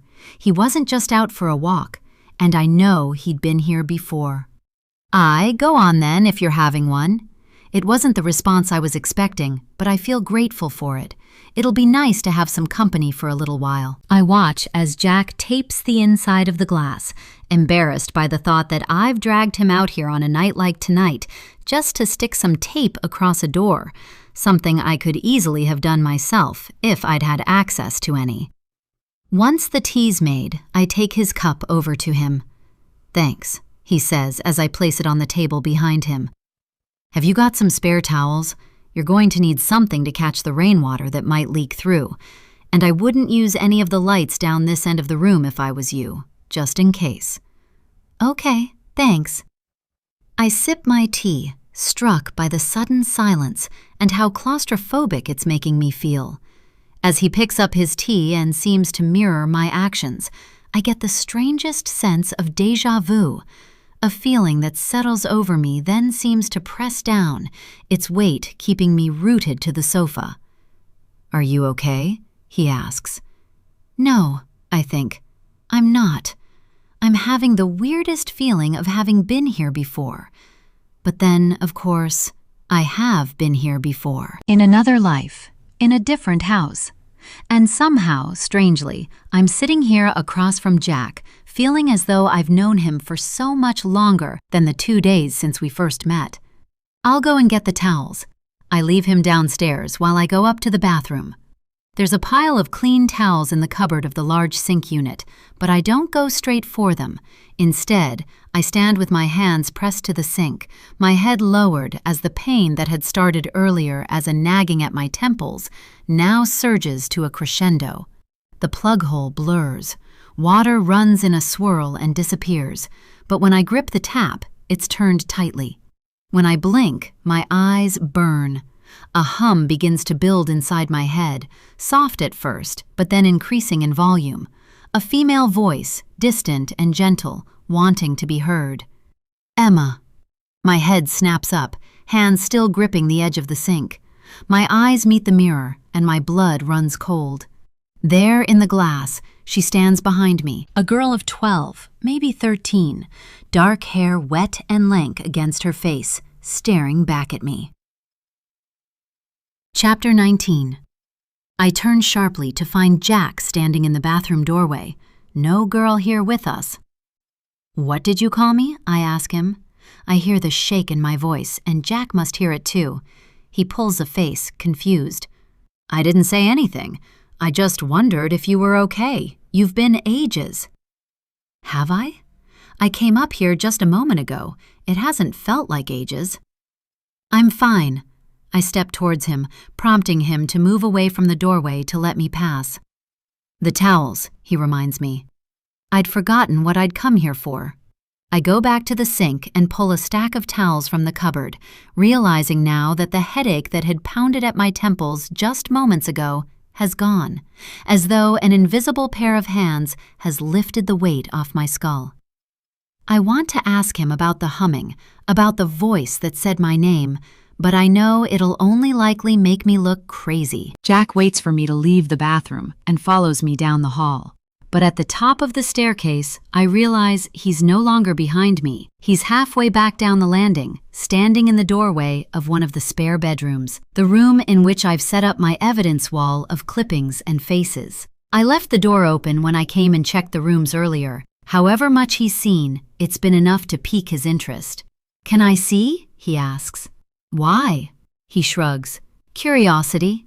I say nothing, and he takes it as permission to enter the room. To him, it must look like the workings of a mind gone into overdrive, the results of an obsession rather than a job. It's as though the contents of my brain have been tipped out and taped one by one to the wall, forming a gallery of people and ideas that make sense to no one, not even to me. I go back along the hallway and join him in the spare bedroom, where he stands and silently studies the wall. "This all relates to the Hannah Butterfield case? You know about it?" "Everyone who lives in Hawthorne Fell knows about it." I watch as his eyes moves from one face to the next, scanning each print as he moves through my evidence. "This case must mean a lot to you." "I wouldn't have come here otherwise," I say. "How long have you been collecting all this?" 6 months. I didn't want to come here before I felt I had something concrete to work from." "And now you do?" He turns to me. "I hope so." His focus feels unnerving. "There must be faces here you recognize," I say. "Only a couple. I was only a kid when it happened. I don't remember anything about it." That's a shame, I think. If Jack had been older, able to remember the aftermath of Hannah's murder and the effect it had had on the village, perhaps he might have been able to help me. "What do you think you know? It must be something the police didn't at the time." "If I told you that, I'd risk damaging months of work." "You don't trust me?" "I don't know you." There's an awkward pause, and I'm grateful when he turns his attention back to the wall. "I'd better go," he says suddenly. "Just lay the towels at the bottom of the door." I follow him back onto the landing and downstairs. "Thanks for the tea," he says, and I notice with disappointment that he's already finished. Perhaps his claim that I'd been gone for ages was more accurate than I realized. And anyway, what was I hoping for? That he'd stop and sit and chat, and that for 10 minutes or so I might feel a bit less lonely up here? I think of the background noise I'd heard when I called him, whoever it was he had spoken to, and the little boy I'd seen him with in the village, presumably tucked up in bed by now. Guilt cuts through me. What am I doing trying to prolong this man's time here with me when he's got a family to get home to? That's not who I am. "If it gets worse, call me, but you need to try to get hold of the owners as soon as possible." "Yeah," I say. "I'll keep trying them." Chapter 20. After Jack is gone, I know I'm not going to get much sleep tonight. I try to distract myself from thoughts of that handprint on the glass by immersing my focus in the past. The row of faces on the spare bedroom wall stare back at me, and around me lies a sea of files and photocopies. One pair of eyes is trained upon me more intently than any other, the face of the nameless farmhand seeming to carry a silent message, one I'm not yet able to decipher. I was 11 years old when the photographs were brought down from the attic, the secret of Hannah's existence, something my parents were now finally able to discuss in front of me. It was too much for my child's brain to process or comprehend, but I'd nagged them both for so long by that time that either one or both had relented to my insatiable curiosity. I'd sat at my parents' kitchen table and pored through the photographs one by one, observing like an outsider a past that I was unable to remember. A portion of my life that had been separated from myself and hidden away in the roof with the Christmas decorations. With each image that had been uncovered, I'd searched the recesses of my brain for something that might be triggered, the recognition of a fireplace or the memory of a long-forgotten piece of furniture. None of it made sense, that the life I'd known for those past 6 years had been a second, different life to the first I had lived, and the lack of any kind of memory of it made me mistrust the reliability of my own brain. The photographs were relocated from the attic to the sideboard in the living room, but were rarely looked at least not when my parents were around. As I got older and my parents trusted me to be home alone while they were at work or out shopping, I would visit them alone, bound by an invisible thread that held me tethered to the mystery of my former life.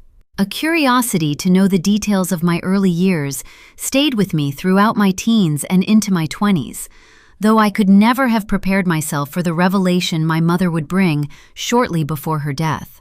Who is this man? It was a few weeks after my mother's death.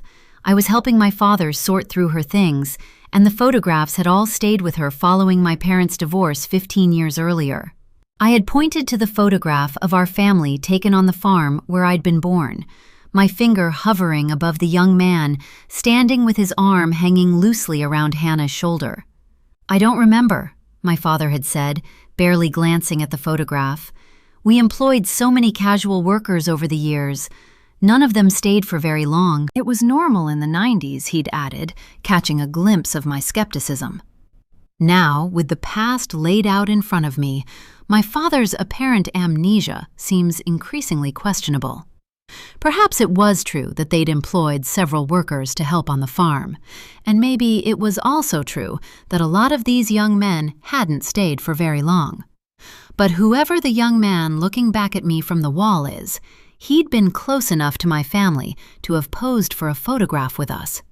He'd been familiar enough with us to have his arm around Hannah, and for neither of my parents to have had any problem with it. Something bangs against the window, tearing me from my focus. Outside, the storm is raging, and I imagine it must have been a twig or a branch come loose from a tree. I don't want to think too long on the chances of the doors downstairs withstanding the storm until it either passes or burns itself out, though I reassure myself with the thought that whatever else tonight may bring, no intruder is likely to venture up here in these conditions. I return my focus to the unnamed man in the photograph. Though I don't want to consider the reasons for it, the more I think about it, the more my father's claim to not remember the young man's name feels like a lie. There's no mention of any farm worker in any of the newspaper articles relating to Hannah, or in any of the archives I've researched. He remains a mystery, and yet it seems no longer easy for anyone to stay off radar, with no fossil of a digital imprint to prove that they existed. I realize the headache that had started to niggle at my temples earlier is now raging, and I go downstairs for a glass of water and some paracetamol that I find in the bottom of my handbag. Outside, the rain continues to fall relentlessly, battering against the glass with a drill that sounds like 1,000 nails. A sense of loneliness sweeps over me, sudden and unexpected. I'm not unused to isolation. I live on my own, and my job as a librarian often involves solitary tasks, even when surrounded by the surprising bustle of a library. Being on my own, alone with my thoughts, is something I was accustomed to from a young age, and it never really bothered me, even as a child. Now, I feel a longing to be in the presence of company, to just have another person nearby. I carry a drink upstairs with me and return to the spare bedroom, where I take my laptop to bed.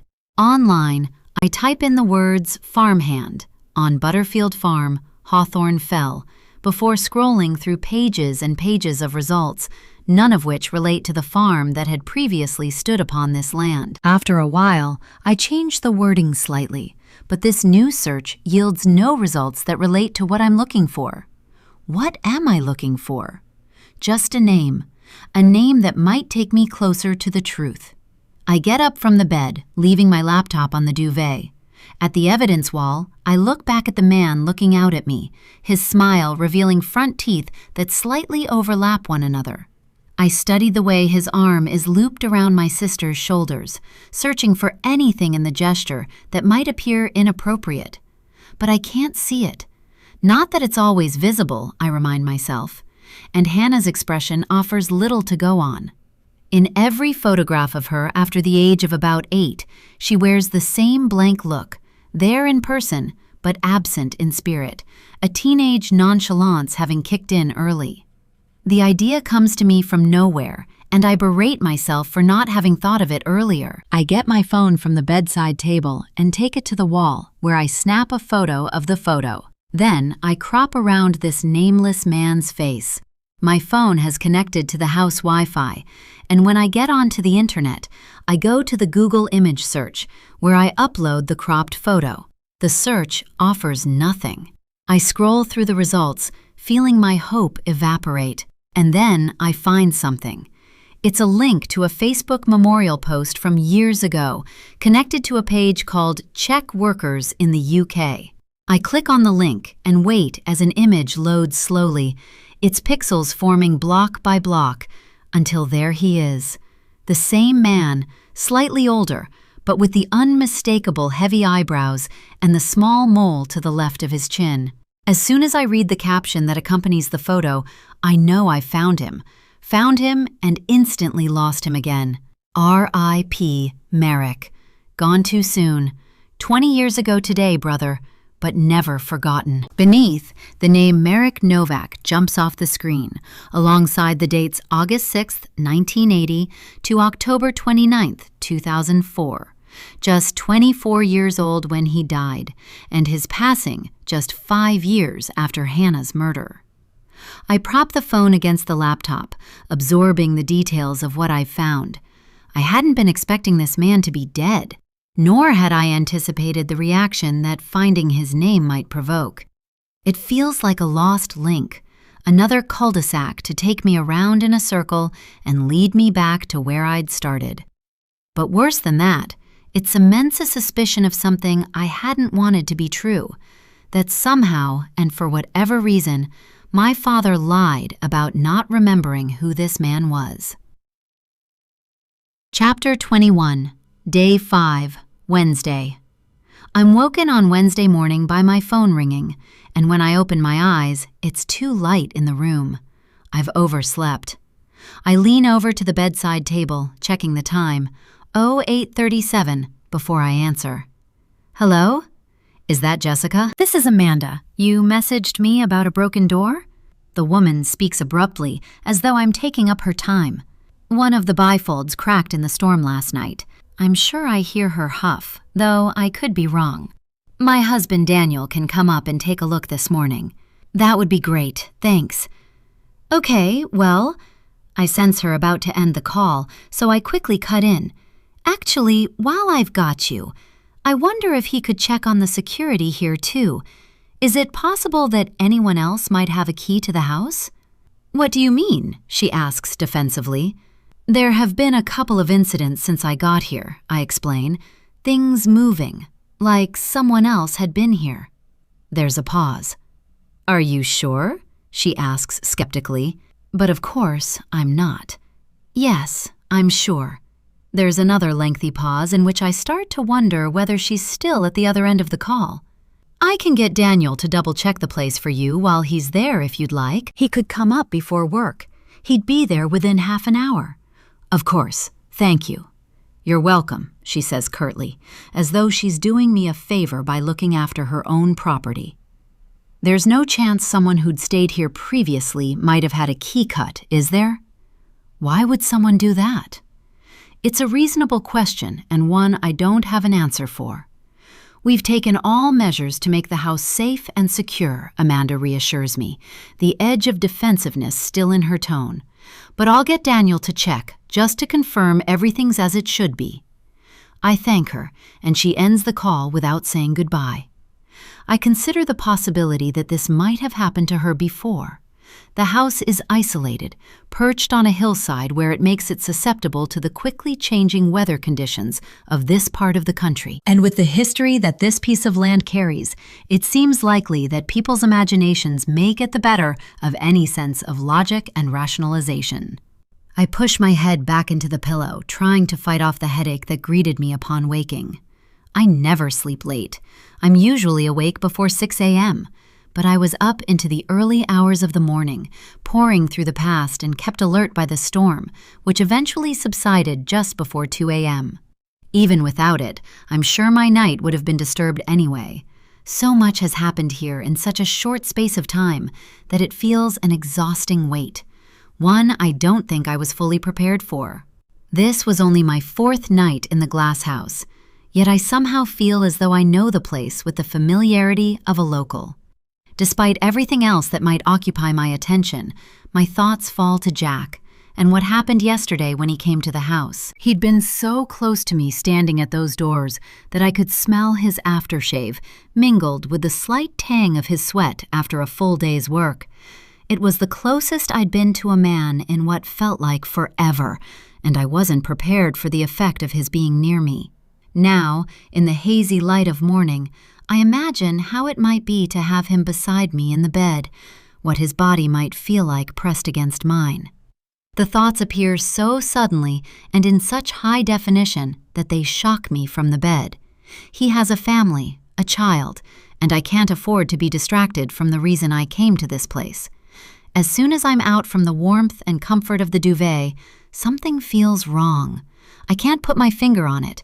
this sense just beneath my skin that all isn't as it had been when I'd gone to bed last night. I remind myself that I've had this feeling every morning I've woken up inside this house, and that just being on the same patch of land where the farm of my early childhood years had stood has been enough to send my imagination to places that I haven't wanted it to veer. And Jim from the Thistle hasn't helped. Ever since he mentioned the car, I've wondered what he might know about me and how far he may be prepared to go to get rid of me. Someone is trying to scare me away from here, presumably because they don't want to find out the secrets that have been buried in this village. Maybe that handprint that Jack found on the glass door belonged to Jim, too. Has he been up here, snooping on me? I change quickly into a pair of leggings and a sweater, not wanting to still be in my pajamas when Amanda's husband gets here. The shadow of the girl I saw outside the house is still with me, as though upon seeing her I'd absorbed her presence, that I now carry with me. It was the same girl I thought I saw in the bathroom mirror when Jack had been standing behind me. I thought at first it might have been Hannah, my mind playing a cruel trick, turning faded memories into a brilliant light so bright she had appeared real. Now, I don't think it was her. I think I was seeing myself. As I head downstairs, it seems unusually cold, and my first thought is that I'm going to find the entire glass panel of the bifolding door missing, though I would surely have been woken by the shatter of glass had the storm destroyed it. The winds had finally died down in the early hours of morning, their high-pitched, keening screams replaced by an eerie silence that had made the house feel even bigger. I get downstairs to find the glass still in its panel, the damage no greater than it had been when I'd gone to bed. I go over to it and see the mystery handprint still there, clearer than it had been last night against a backdrop of darkness. My fingertips trace the lines of duct tape that Jack used to cover the cracks, wondering what might have been done to the glass to make it vulnerable to the storm. A storm everyone had known was coming, I remind myself. There's a noise behind me, and it startles me from my thoughts. Sorry, the door was open. Jack stands in the doorway, his van keys in his hand. I did knock. I didn't hear a knock, but I say nothing. How could the door have been unlocked? I locked it last night after he'd left. I'm sure I did. I left my charger here, he explains, gesturing to the kitchen unit where his phone charger is still plugged in at the wall. He gives me a glance up and down, and I realize I've got my sweater on inside out. Are you feeling okay? He asks. I was worried that last night might have… the crack in the glass, I mean. He goes to the wall to unplug his charger, an obvious distraction from his awkwardness. Yet, if anyone should be feeling uncomfortable, it's me. He saw my reaction to apparently nothing in the bathroom, and then he saw the spare bedroom wall, covered in evidence about Hannah's murder. I had a bad night. He glances at the cracked panel before looking back at me, and then, avoiding mention of what we both suspect might have happened to the glass, he says, "Up late writing?" Something like that. I can't stop thinking about the unlocked front door.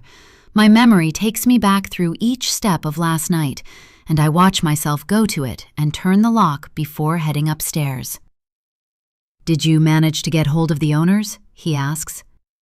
"Daniel's on his way now, apparently." Jack pulls a face, but I can't work out what it means. It's enough to tell me he knows the man, or knows of him at least, and the implication is that he doesn't think much of him. "Don't let him fob you off. That needs replacing today. You can't stay here while it's like that. Are you going to mention the handprint?" Why would I? Last night, Jack had tried to brush off mention of the handprint as nothing more than a poor cleaning job. But I know there was more to it, and the unspoken implication was that someone had tampered with the glass. How else would it have cracked like that? Last night won't have been the first time a storm has hit the area, and I doubt the doors have buckled under the pressure like that before. I don't know, I just thought maybe… But he's cut short when we hear a car pulling up outside. I see the change in Jack's body language, the visible tautening of his shoulders. A moment later, a middle-aged man with unnaturally dark hair appears at the still open door. "Jessica," he says without making eye contact with me, "I've come about the door." He gestures to the bifolds at the other end of the room before stepping into the house to get out of the rain, and now for the first time sees Jack here with me. The look between the two men is enough to confirm that they know one another. "Apologies," Daniel said, though it sounds nothing like one. "I didn't know you had a guest." There's an edge to the way the words are spoken, and I sense Jack's reaction to the comment. At his sides, his hands twitch into fists. "Jack came last night when I couldn't get hold of Amanda," I say. "He left his charger here." My over-explanation makes me look guilty of something, and I can see Daniel doesn't believe a word of it. How is this man managing to make me feel under scrutiny when I've done nothing wrong? He walks across the room to the doors. "Did something hit the glass?" he asks. "Not that I'm aware of. I didn't hear anything. Not until the glass cracked." Daniel studies the damage, though he doesn't appear to know what he's looking for. "Something must have happened," he says, looking directly at me for the first time. "We have bifolds at home. Ours were fine this morning." "Good logic," Jack says flatly. I feel as though I'm being accused of something. "I was just making dinner," I say, aware the explanation isn't necessary. "There was a loud noise, and when I turned around, I saw the crack. I called Amanda straight away." Daniel sighs exaggeratedly. "I've already called someone. I'll come back later when he's on his way." "I won't be here this afternoon," I tell him. "That's no problem." It might be for me, I think, but there's not much I can say. I can't object to the man entering his own property, particularly when it's to fix something I don't want to have to spend another night with. "Amanda mentioned you've had some security concerns," Daniel says, managing to continue to ignore Jack while he speaks to me. "What's happened?" I tell him about the open door, but as I speak, I see the doubt creep on his face. "I get it," he says, after checking all the downstairs windows. Jack is still at the kitchen island where he's been while I've been following Daniel around the ground floor, standing inert with a face like an angry Sunday afternoon. "This place, it does funny things to people. It's part of the appeal in a strange kind of way. But I can assure you that all the locks are in perfect working order, and that, most importantly, you're safe. Is there anything else I can help you with now I'm here?" "No, I don't think so." "I'll be in touch later. Good luck with your book." He steps out of the front door and I follow him outside, despite the continuing downpour. "How do you know that?" I ask as he opens the car door. "Know what?" he says, bracing himself against the rain. "That I'm researching a book?" "Oh, Amanda told me." He gets into the car, starts the engine, and reverses alongside the front of the house before pulling away. I watch him leave, paying no attention to the rain that pelts against me as I stand watching the car leave the driveway and pull out onto the lane that leads back towards the village. It's only after he's gone and I'm able to think straight that I realize his words couldn't possibly have been true. I never told Daniel's wife that I was a crime writer or that I was researching a book. So either she's heard that from someone else or Daniel just lied to me. My phone pings on the kitchen counter as I re-enter the house. When I glance at it, I see Diane Holt's name flash up. I'd written to her before coming to the village, having told her the dates I'd be visiting Hawthorne Fell. "I'm free this afternoon if you'd like to meet." I lock the phone and put it back down, planning to reply once Jack has left. But just as I've done so, something catches my eye. A red flash near the door of the utility room, there and then gone. I wait for a second flash, but there isn't one. "Are you okay?" Jack asks, following my gaze to the doorframe. "You look as though you've seen a ghost." "I'm fine, I pick up the charger that he unplugged from the wall earlier and hand it to him. "Don't go forgetting that again." Chapter 22. As I make the drive to Diane Holt's house, I try to distract myself from thoughts of the red flash I thought I saw earlier in the kitchen. After Jack had left, I checked all around the doorframe and inside the utility room, running my hands across every ledge and surface in search of something that might have created the light. But I found nothing, and I didn't see the light again. I slow the car as I hit areas affected by flooding after last night's storm. It occurs to me how different this place must seem during different seasons, idyllic in summer and bleak in winter. And I wonder whether the moods of the locals alter accordingly. I can't imagine being able to stay positive in a landscape that must be shaped by grayness and rain for so much of the year. And yet, there's a reason why so many of the locals have been here all their lives, some kind of pull that keeps them here, whether through choice or entrapment. Since finding out the dates of Lewis Holt's arrest, trial, and sentence hearing, my mind has been consumed by thoughts of the donation that was made towards Hannah's headstone. The more I think about it, the more obvious it seems that whoever had written and signed that check must have been well familiar with Lewis's signature and had later forged it to submit the donation. Could it have been done by his wife, Diane? Over the past quarter of a century, Diane has proven herself to be a loyal and devoted wife, committing countless days and weeks to the appeal attempts for her husband's release. Her dogged fight for justice has been well documented. I perhaps know her better than any other stranger involved in the case of my sister's murder. Such is the online documentation of her decades-long project. Finding out Diane Holt's address had been relatively easy. After her husband's sentencing, she'd stayed in the same house where she and Lewis had lived together for the 10 years prior. I find it on the outskirts of the village, in a cul-de-sac of semi-detached homes where each looks the same as the next. When I knock the door, she opens almost immediately, as though she's been sitting in the hallway waiting for me to arrive. I've seen photographs of her online, though she was a lot younger in most of them. She has short, dark hair tucked behind her ears and a slim face with small features. The kind of woman who, at first glance, may seem the type who chooses to disappear within crowds. But I know enough about this woman to know though she may be small in stature, she is unafraid to make herself heard. "Thanks for meeting with me," I say. I scan the living room as I follow her into the house. Time seems to have stopped here, the room a living capsule of the era into which I was born.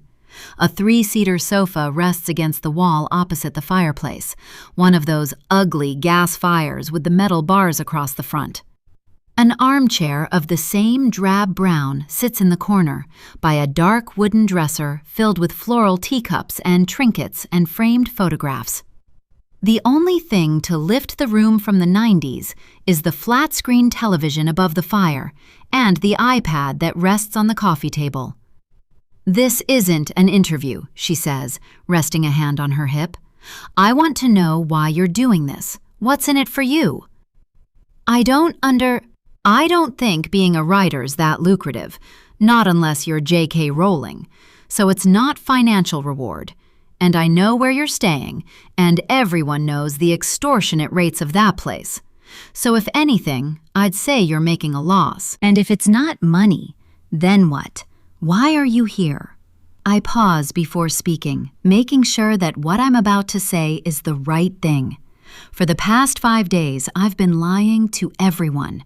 Now, I'm about to speak what might be the only truth of which I'm still sure.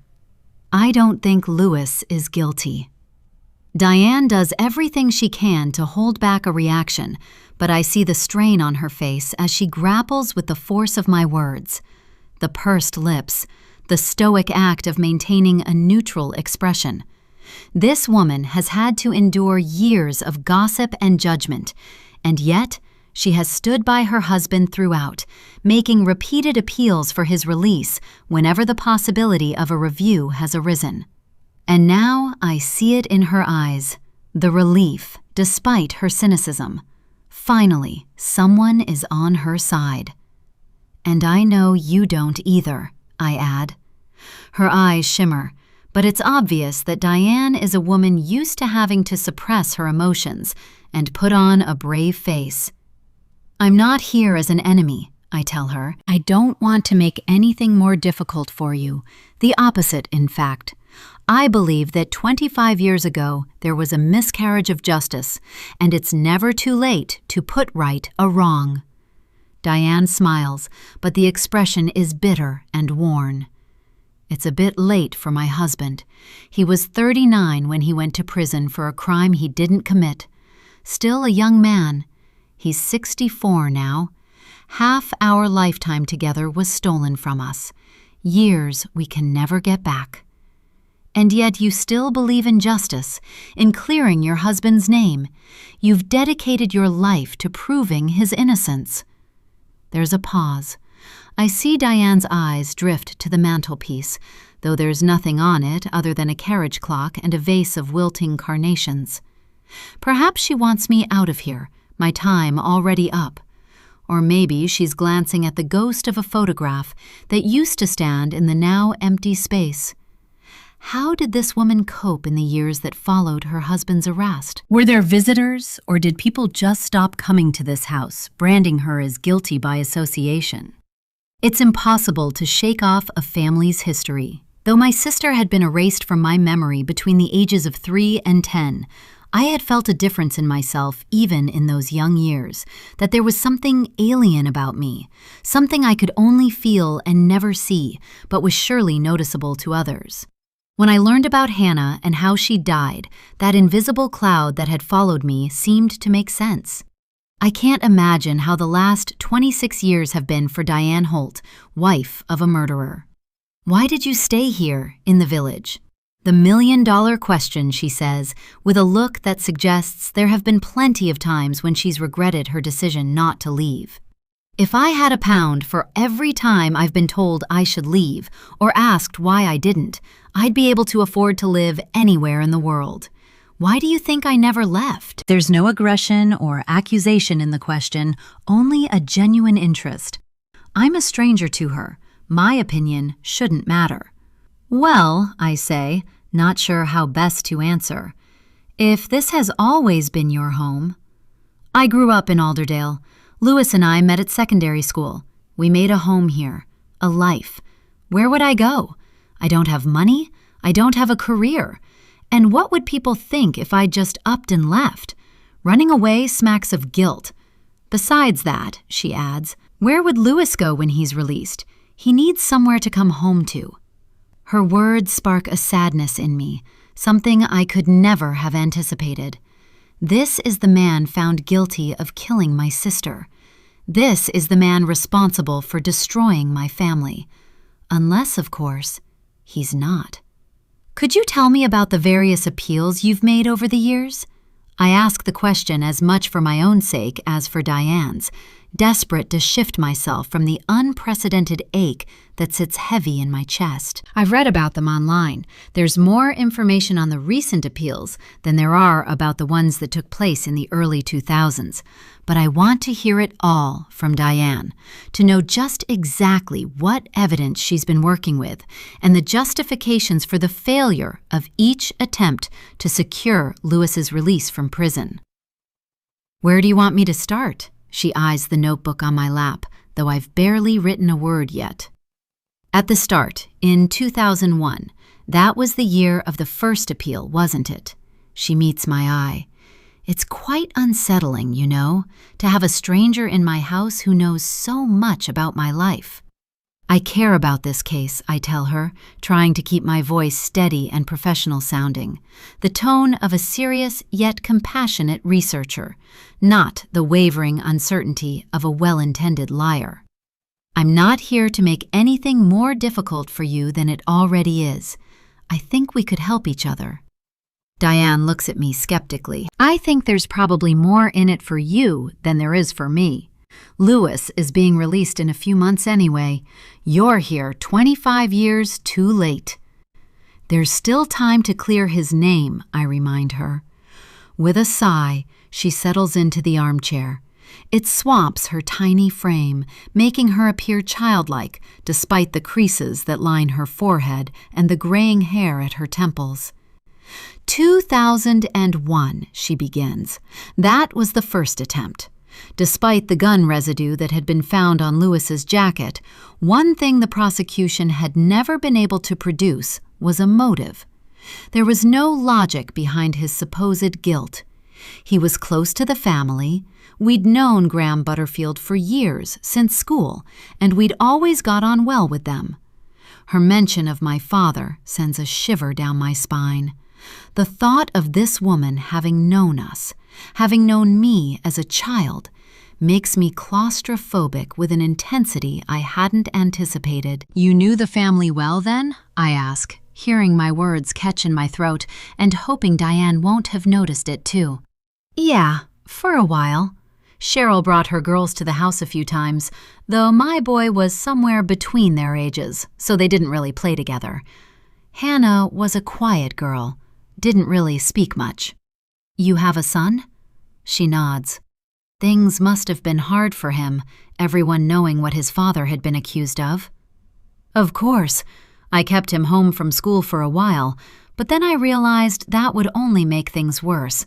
There was bullying, gossip, terrible things said about us. But news fades eventually, doesn't it? Something else happens to steer attention in a different direction." Diane's tone is so vague that I'm unsure whether she regards this as a good or bad thing. Perhaps there's an element of both. While people moving on meant her son's school life might have grown quieter, it would also have meant those same people forgetting her husband's predicament. "Your first appeal was rejected," I confirm. Diane nods. "The next one was a few years later, in 2004, I think. I came back fighting on that one. I'd been following the developments. There'd been considerable progress in testing gunshot residue. There was a re-examination of the original evidence, which showed the residue wasn't clearly consistent with someone having fired the weapon." "What does that mean exactly?" "It means the residue might have been transferred to Lewis's jacket." There's silence between us while I let that rest for a moment. "Transferred by who?" Diane raises an eyebrow. "If I knew that, we wouldn't be sitting here having this conversation. All this still didn't hold up in the Court of Appeal?" Diane sits forward, fired up by the memory of what to her must now read like a catalog of injustices. "We had an expert witness statement from a forensic scientist who explained all the flaws in gunshot residue testing that existed in the early 2000s. He tore apart the original analysis. He brought into question everything from the police handling of evidence to the poor recording of the crime scene. But what do you know? The evidence was deemed insufficient. Apparently, we needed to show how likely contamination was, not just the fact that it might have occurred. A counter-expert was brought in to contest everything our scientist had proved, and that was that. The original jury verdict stood." She stops talking and inhales deeply, the regurgitation of so much history leaving her short of breath. "Do you want me to go on?" she asks, with an urgency that implies she wouldn't be able to stop now, even if she wanted to.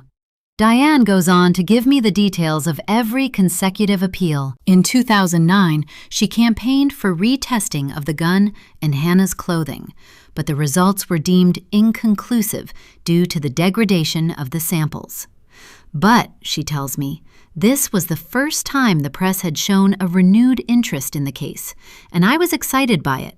It offered us some fresh hope that getting Lewis's name back in the public eye might start to make people question what had gone on a decade earlier. I was naive. He was vilified all over again, and I was called every name under the sun: ignorant, obsessive, complicit. That must have been painful for you. She scoffs and waves a hand. We were nearly 10 years in by this point. I'd heard and seen it all. I didn't care anymore what anyone thought of me. Though I wonder if this is really true.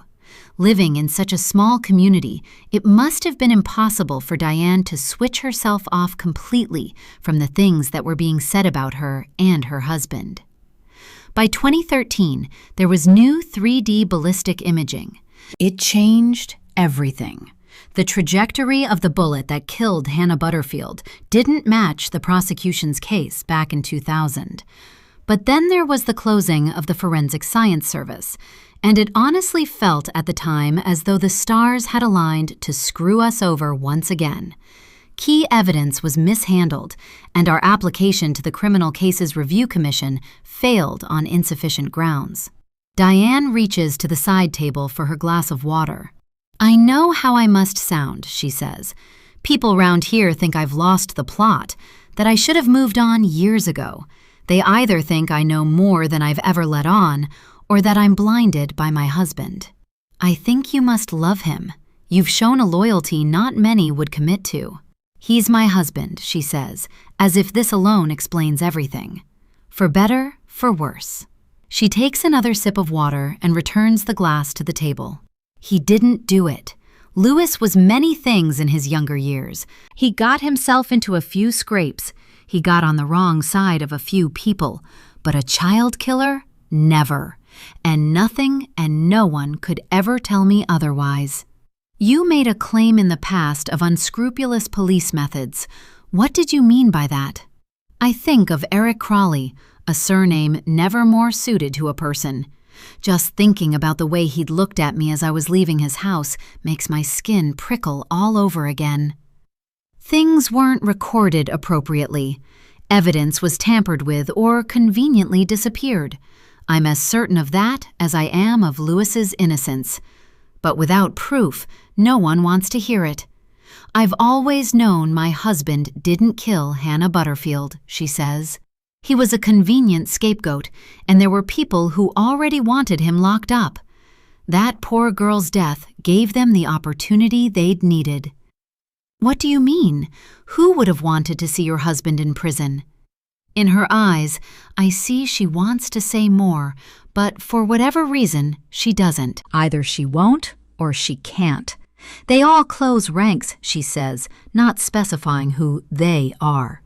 Yet the insinuation that she's referring to the police is obvious. And knowing what I now do, it's clear that she's talking about Eric Crawley. But it's never been a case of proving Louis's innocence.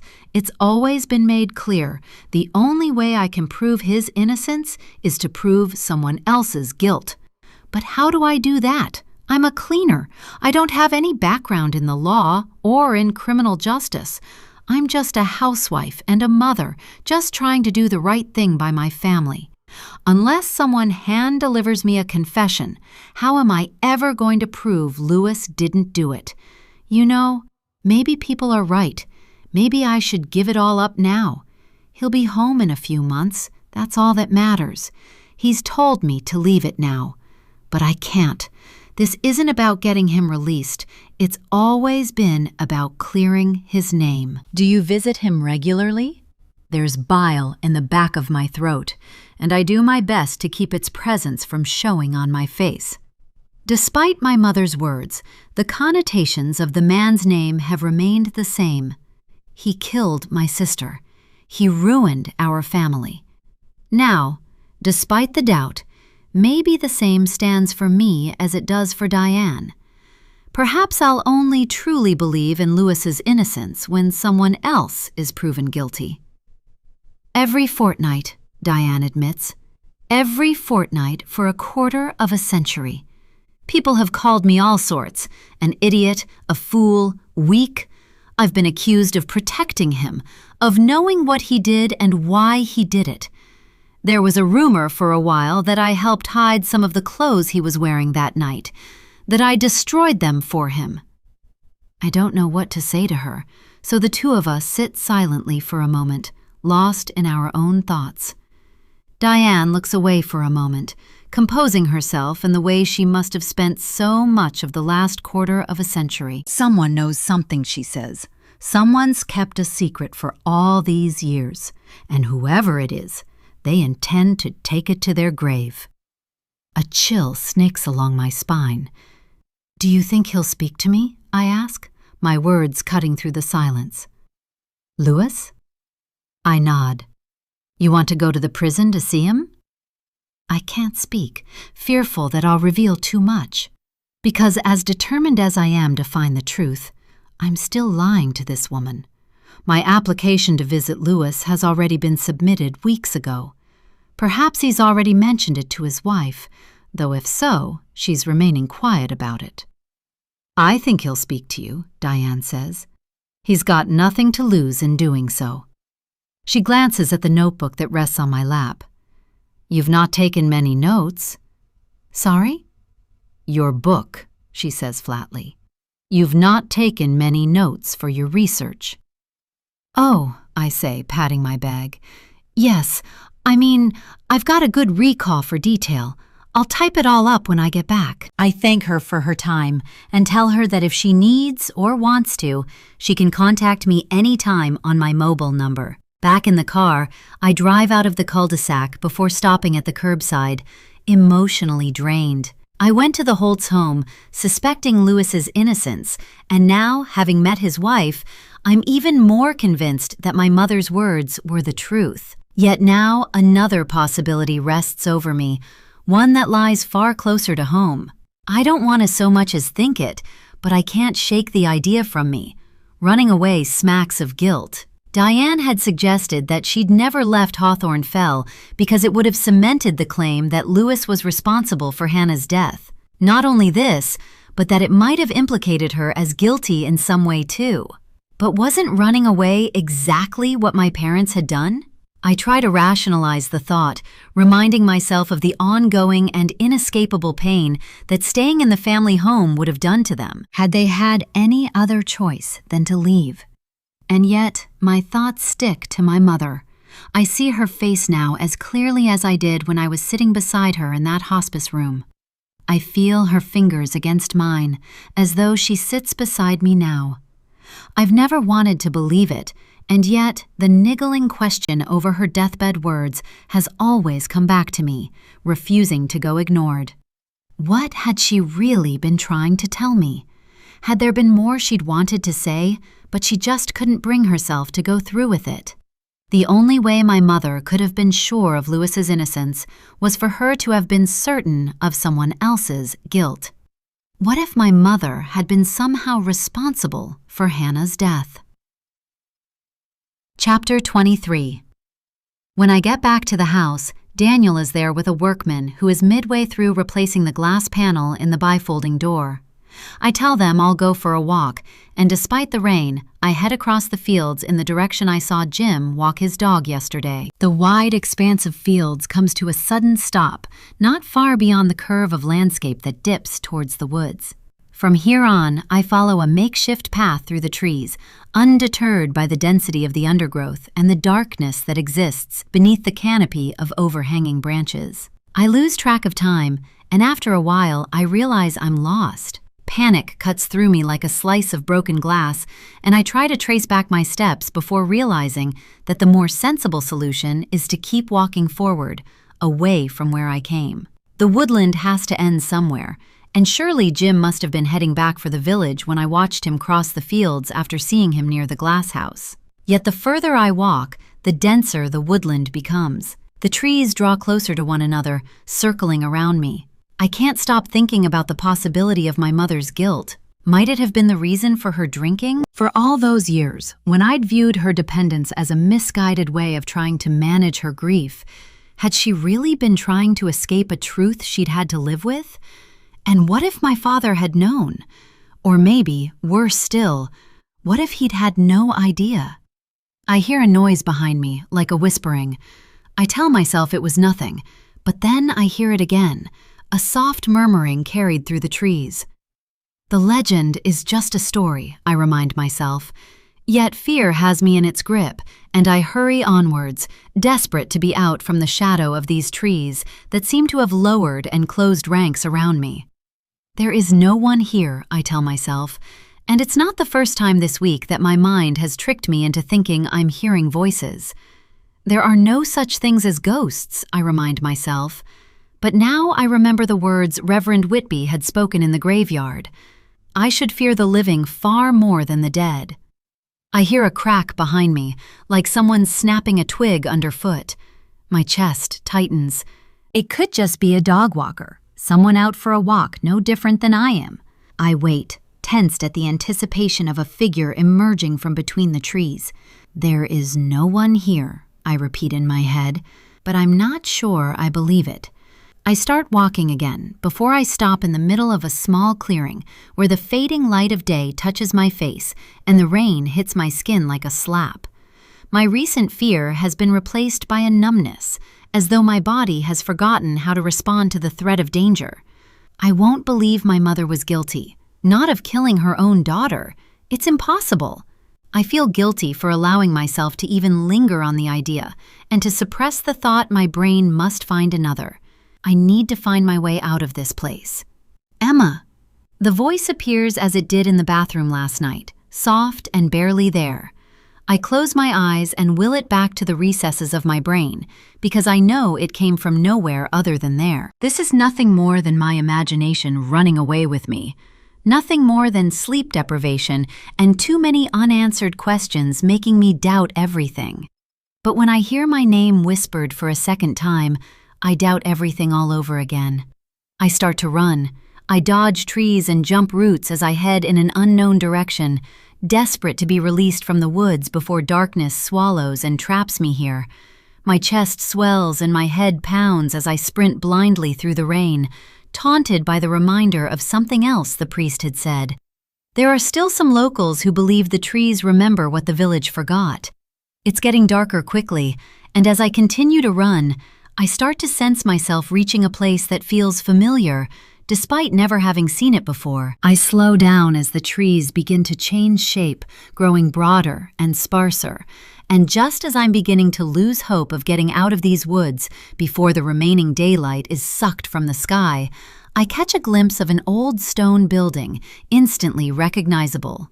Somehow, I've reached the church. My body lightens with relief at the sight of the stone wall that forms the back of the building as the graveyard comes into sight. I edge through a gap in the fence that acts as a boundary between the woodland and the church grounds, aware that I now have no choice now but to pass Hannah's grave. But before I've reached it, I see something that turns my blood to ice. Below her headstone, placed on the cold ground above my sister's resting place, lies a single pink tulip. Nothing else, nothing that might offer a clue as to who has been here or why. Just the flower, in full bloom, vibrant against the gray of the stone and the wet ground. Jessica, I gasp at the sound of Reverend Whitby's voice. You're soaked through, he says, taking in the state of me. Where have you been? Just walking, I say, aware that I must look and sound crazed. He offers me his umbrella, but I refuse it.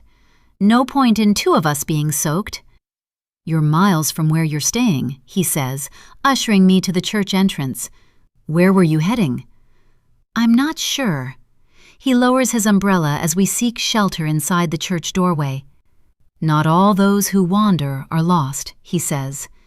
Exactly. There was method in my madness. Somewhere. I was about to head home. Can I give you a lift? I could refuse the offer if I was happy to walk the 3 miles or so back to the glass house, and right now, with the rain pouring and my clothes already stuck to my skin, I can't think of anything less appealing. Thank you. He holds the umbrella above us as we walk to his car.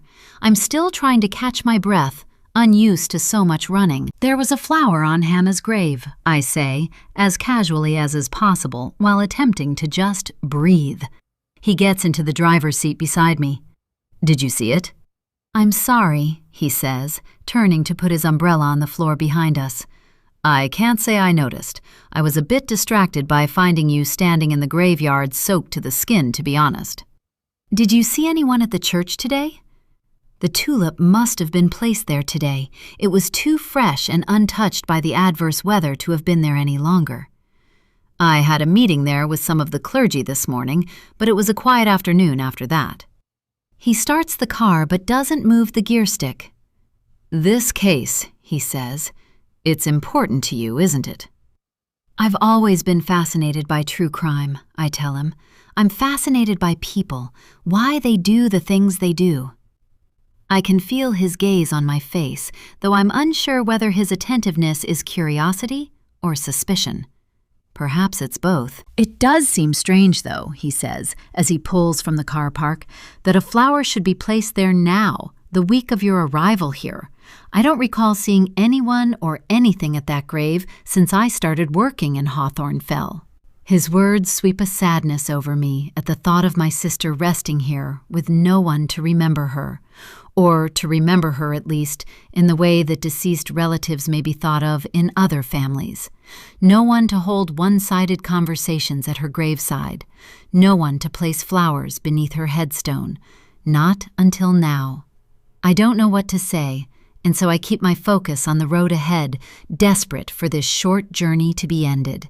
By the time we reach the glass house, I've dug the fingernails of my left hand so hard into the palm of my right that I've drawn blood. "Thank you for the lift."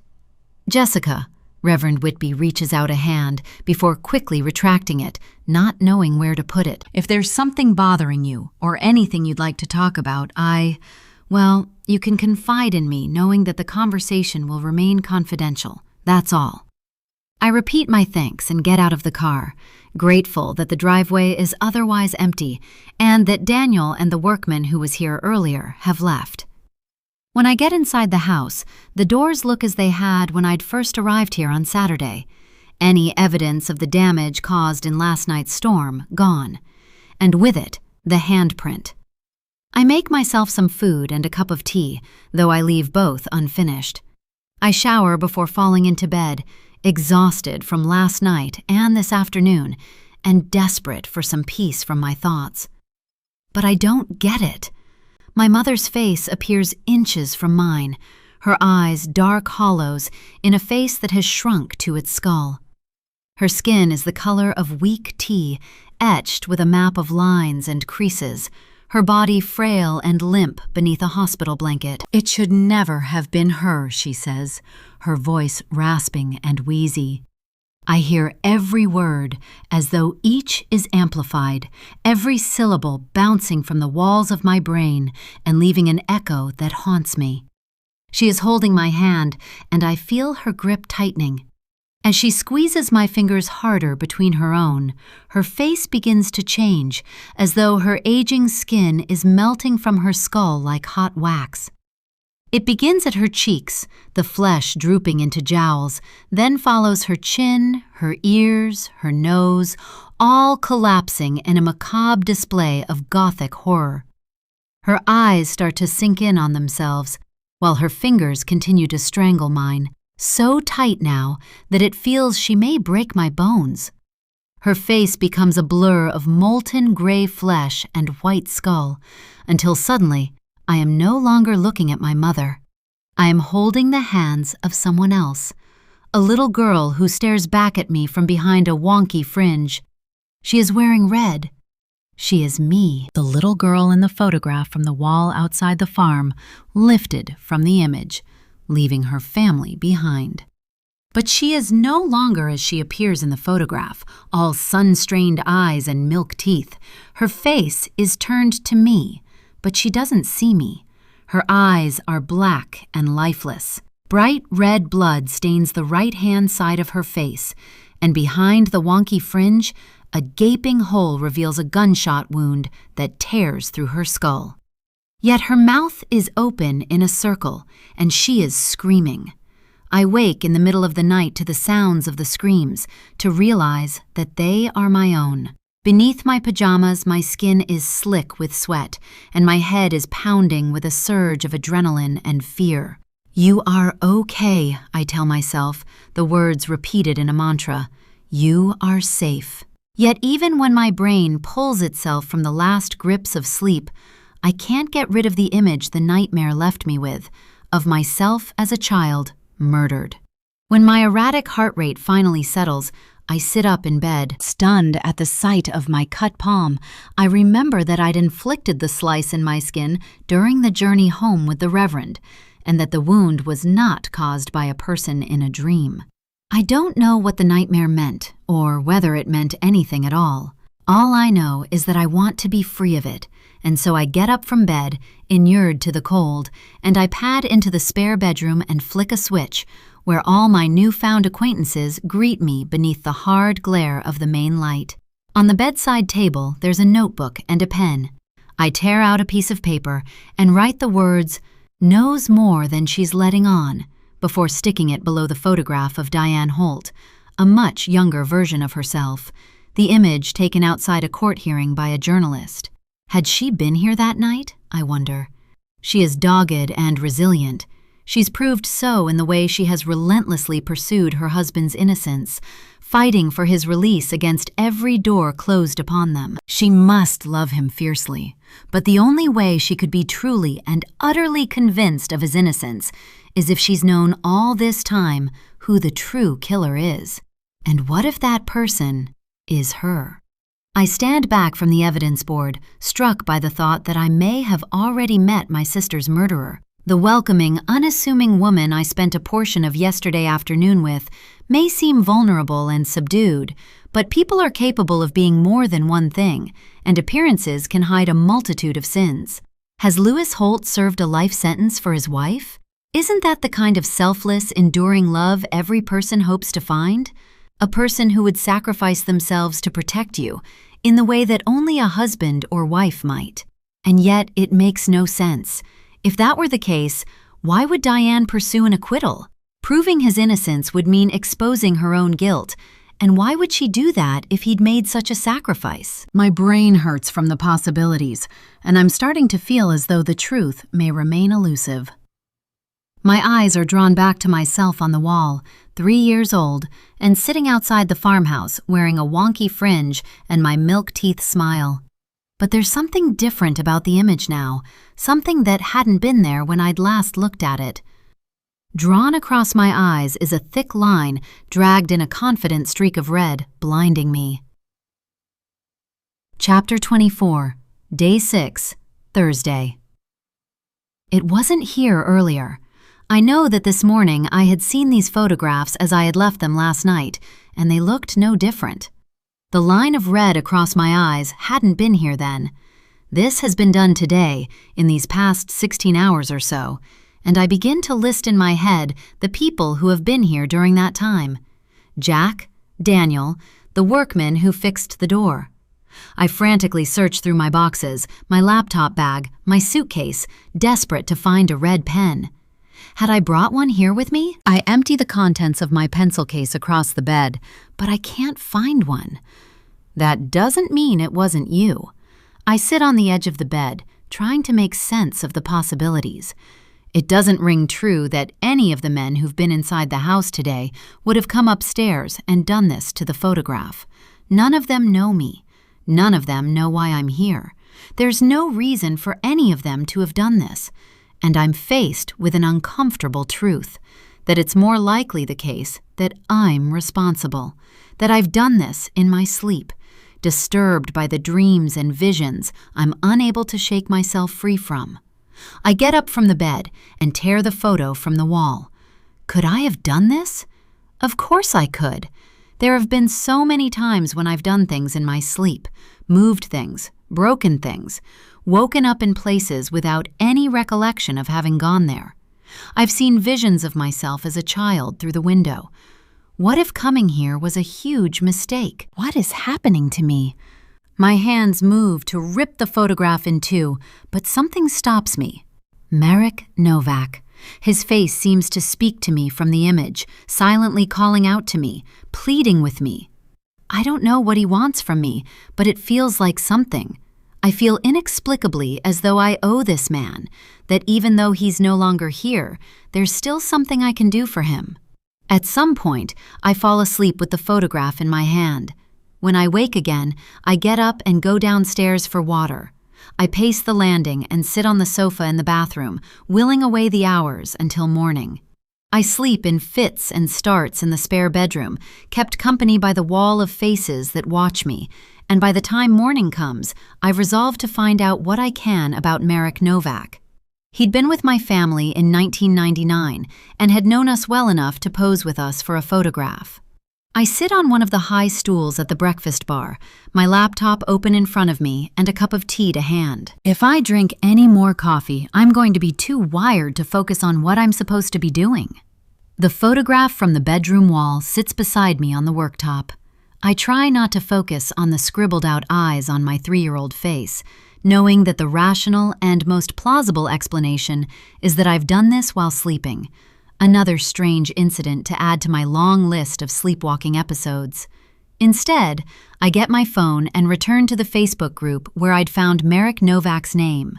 Searching through the comment beneath the post, I look for the people who commented specifically on Marek, whittling them down to those it seems had known him.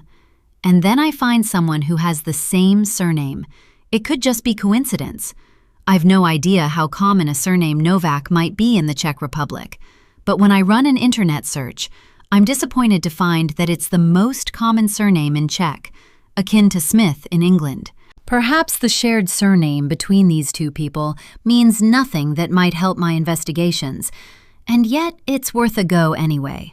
Having logged back into my personal Facebook account, I click on the woman's profile and write her a message. Hi, Carolina.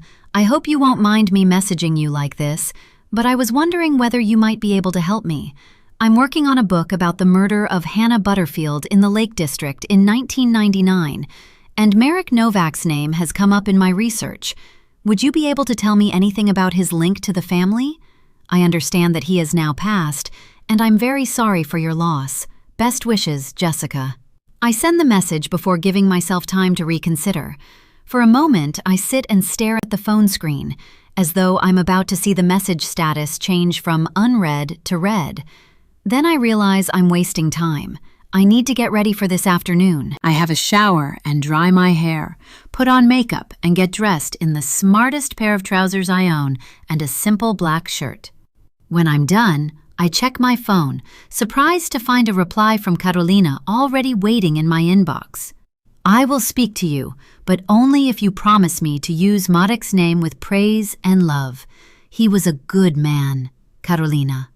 I message back, assuring her that I have no suspicions of Marek and that I only want to know about his time at Butterfield Farm to gain a greater picture of what the family's life had been like during those months before Hannah's death. At the end of the message, I ask her what her relationship to Marek was and how she'd known him. Less than a minute passes before I receive a reply. He is my brother. I study those 4 words for a moment, caught by the woman's use of the present tense. Even now, more than 2 decades after his death, she speaks of him as though he still lives, her love for her sibling so strong that it manages to reach me from my phone screen. It strikes me that perhaps we are the same in some ways, both desperate that only the truth be told. I write back, "Please let me know when we could arrange a call, if you'd be happy with that." And then I take my phone downstairs and put it in my handbag, leaving Carolina to wait for later. My appointment at the HMP Haverig is at 2 o'clock this afternoon, and, for now, I need to prepare myself for meeting the man convicted of killing my sister. Chapter 25. The road to Haverig winds along the Cumbrian coast, narrow and windswept, the kind of road that seems to dissolve into the grayness of its surroundings. It takes me an hour to get there from Hawthorne Fell, a journey consumed with gray skies and anticipation, mingled with a niggling urge to turn the car around and head back to the glass house. But I know I've come too far now to head back.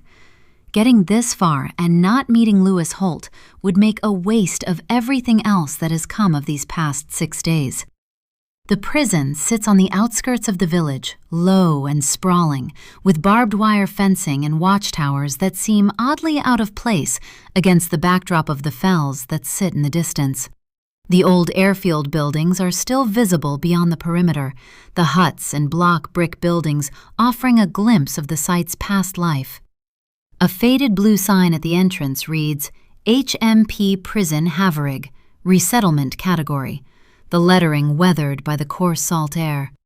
Beyond the gates, the grounds look strangely ordinary, mown grass borders, a few staff cars parked at the front, and seagulls circling overhead. But there's something about the silence of the place that is unsettling, as though the building might hold the secrets that I came here searching for. After his sentencing in early October 2000, Holt was sent straight to HMP Prison Garth in Lancashire, where he spent over 2 decades. Now, with his release date scheduled for 5 months' time, he's been moved to Haverig, a lower category prison that prepares prisoners for reintegration back into civilian life. I can't imagine what a daunting prospect it must be to face returning to the outside world after being incarcerated for over a quarter of a century. So much has changed in that time, the world now unrecognizable from what it had been in the 1990s when Lewis last enjoyed his freedom. In some strange way, I can imagine that for some, staying in prison among the familiar might seem more appealing than having to return to a world that is now alien. And for someone like Lewis, potentially innocent of the crime for which he was convicted, I can't begin to comprehend the dread he must now feel at the future he faces. I go into the reception area where I show one of the guards my ID, and I sign in as a visitor. I applied for this meeting with Lewis Holt as soon as my boss had confirmed my holiday dates had been approved, with a request having to be approved by Holt before an appointment date and time would be given. I was unsure whether, knowing nothing about me, Holt would be prepared to agree to a meeting, but perhaps curiosity got the better of him. Either that, or he'd felt he had nothing left to lose. I'm taken through airport-style security, where my personal belongings are removed and stored in a locker, and I'm requested to walk through a scanner. A guard reads me the prison meeting rules: no personal items to be concealed on my person, no physical contact with the prisoner, nothing to be exchanged between me and the prisoner. I'm permitted to take a notebook and pen with me, with the prison governor having already approved my reason for requesting the meeting. The guard leads me through 2 sets of doors that click shut behind him, and then I find myself in the kind of room I've seen on television police dramas, with a high ceiling, high windows, and tables spaced out a few feet apart, in rows, like an exam hall. There are already other visitors here, and they're all facing me, with the prisoners' backs to the entrance door.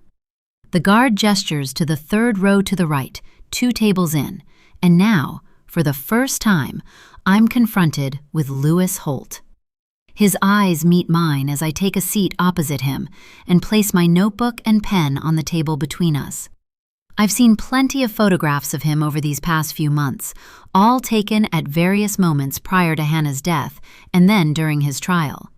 But the most recent photograph I've seen of him was one taken in 2000 following his sentence hearing, and when I look him in the face now, he's unrecognizable as the man stuck to the wall in the spare bedroom of the glass house. "Lewis," I say. "I'm Jessica. Thank you for agreeing to meet me."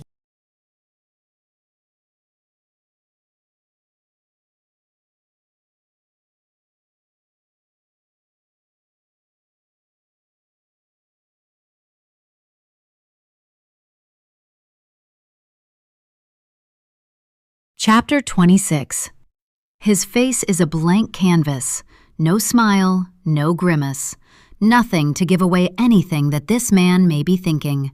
He's a chalkboard that's been scrubbed clear, leaving nothing but gray. "The governor explained the purpose of my request?" I ask. He nods. Holt is younger than my father by a good few years, yet he looks a decade older. His face is unshaven, and his hair needs cutting, but besides the lack of any kind of grooming is the despair that seems etched into his skin. In his 30s, Holt had been a good-looking man, strong and athletic. The younger photographs of him show a man chiseled by outdoor living, with strong features and attractive eyes. Now, he looks broken. "Why me?" he asks. "Why this case?" I've considered all the many ways in which this conversation might go, and with every deliberation, the best approach has always seemed to be to get him on side. If I can make this man believe that I want to help prove his innocence, perhaps he'll open up to me and tell me the truth of what happened that night. The truth as far as he knows it, at least. No one else has listened, but I will. And my claim to want to help him wouldn't be a lie. I want the truth for my sister, which by default, if my mother's words are to be believed, would mean helping him. "I don't believe you killed Hannah Butterfield." My words are met with silence. He sits back in his chair, his eyes not once leaving mine. They seem to search for some hint of a lie or a cruel trick that might dupe him into a false sense of security. "You don't know me," he says eventually. "But I know plenty about the case, and I believe that somewhere along the line, someone told a lie you paid the price for. I want to find out who and why." "Why would you do that?" Lewis asks. "It seems a risky business to involve yourself in a case that has nothing to do with you. If you don't believe I'm guilty, that means someone else is. Why would you expose yourself to danger like that?" "Why would it be dangerous?" "You're obviously a bright young woman," he says. "You don't need me to explain that." Whoever killed Hannah has got away with it for over a quarter of a century. As far as they're concerned, they're safe. They won't be expecting the past to be resurrected now. Exactly. So they won't be happy when they find out that that's exactly what's happening. My mind drifts to the unlocked door of the glass house, to the scrawled-upon photo and the handprint on the tampered-with glass. "Tell me about your relationship with the Butterfield family." As he talks, I make notes. He tells me about his casual employment on the farm, how my father helped him out with cash-in-hand work when his job at Elterwater Quarry was reduced in hours. He talks about Cheryl and Hannah and me, and how his family and mine had been close enough to go to each other's houses. I listen intently, careful to keep my expression as neutral as possible, in case he should notice any slip in my composure as he speaks about my family. "There was never a motive given for your crime, was there? Your supposed crime," I add. "My wife appealed on those grounds," he tells me. "I had no reason to hurt Hannah. She was just a child." "Who might have wanted to hurt her?" I ask. "Honestly, I've no idea. The family hadn't made any enemies. If anything, they were pretty popular in the village. Graham was a good man. He'd help out anyone if he could. And Cheryl, she was one of those people who was always welcoming, you know? Always had the kettle on and time to talk, no matter how busy she was with the kids." My heart flutters at the way he speaks of my mother, a woman unrecognizable to me. Such was the change in her after my sister's death. I feel a grief that holds the weight of mourning for the mother I might have had and the life we might have known had things been different. I turn my head, feigning interest in the guard who stands near the visiting room door while trying to compose myself. I can't afford to give myself away. At the same time, there's a pull in my chest that draws me towards the idea of confiding in this man with my identity. I know it's madness. This is the man who supposedly killed my sister, the man who was convicted of her murder and handed a life sentence. I think about them a lot. Losing a child to violence like that, I don't know how anyone gets over it. "I don't think they do," I tell him. "I've spoken with Graham Butterfield," I add, feeling a need to counteract my last comment in case it sounded too personally involved. He and Cheryl never got over losing Hannah. Lewis's jaw tightens while I talk. Guilt or sadness?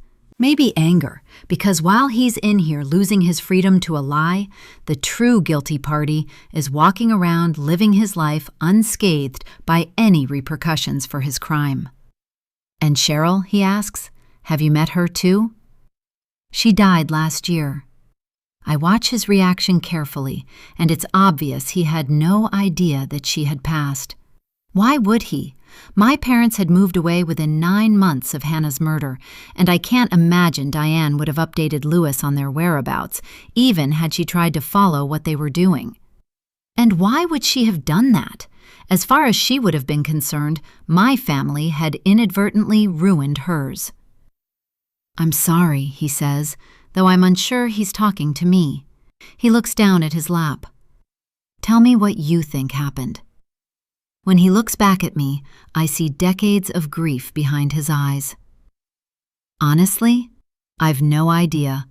Other than some kind of cover-up, that's the only thing I feel certain of. I've wondered whether Hannah's death was an accident, but it must have been the case that more than one person knew about it. Someone was helped. By the police? Lewis glances to the officer at the door, cautious that anything we say might be overheard. Evidence doesn't just go missing. If you've got enough clout, you can make anything disappear. I read the unspoken words he can't bring himself to say, the name that rests upon his lips, held there silently. Eric Crawley, I say. Lewis's jaw tightens. He doesn't speak, but he doesn't need to. Tell me about your family. His expression softens slightly. I don't deserve them. When I think what this has done to them. A darkness falls upon him again, sharpening his features. My son was 7 when I was arrested. It's the thing that haunts me more than anything else. His face in the front window as he watched them take me away. Diane did everything she could to try to protect him, but there was only so much she could do. Everything about his life was different afterwards. Does he visit you now, I ask. He nods, every fortnight. And he believes in your innocence, as Diane does. Lewis nods again. I don't deserve it, but they've both stood by me. I want to help you, Lewis. And how would you be able to do that? Diane has spent years trying to prove my innocence, and the police have never uncovered more than what was set out during the trial. The world thinks I killed Hannah, so why would anyone believe otherwise because you tell them so? Despite all my dishonesty over these past 5 days, I find myself speaking words that, for once, I can claim to be true. I don't know, I confess, but I'm going to find a way. Just give me time. But even as I make the promise, I realize time is the one thing I don't have on my side. Chapter 27. I leave the prison with a strange feeling of emptiness, as though all the energy has been drained from my body. In the aftermath of a murder, it isn't just the victim who loses a life. I think of my parents and all the trauma they carried with them during my early childhood years. My father's carefully controlled demeanor that kept his emotions strangled to the point of suffocation, and my mother's dependence on alcohol, a medication that would numb the pain and remove her temporarily from the grief that had come to encapsulate her life. Diane Holt's existence became consumed with seeking justice, to the point of alienating herself from the rest of the world. For her son, a different path had played out, a carefree child branded overnight with the status of killer's child. And for Lewis, his life was lost to a potentially wrongful conviction and over a quarter of a century spent serving a sentence for someone else's crime. My phone starts ringing, tearing me from my thoughts. It's Jack, he says when I answer. I know, I reply. There's an awkward moment of silence where I wonder if, like me, he's thinking about that moment in the kitchen yesterday, his face so close to mine that I had thought he might kiss me. I'd wanted him to, and now I wish I'd done something about it. I might be leaving this place in just over a week, which in so many ways would make it easier. No strings, no expectations, just the need of someone else with me, in the moment, and a mutual desire fulfilled. I was just wondering if everything's okay up at the house, he asks, after yesterday. Fine, look, I'm sorry. There's been so much going on, and I think I just allowed myself to get freaked out by things. What things?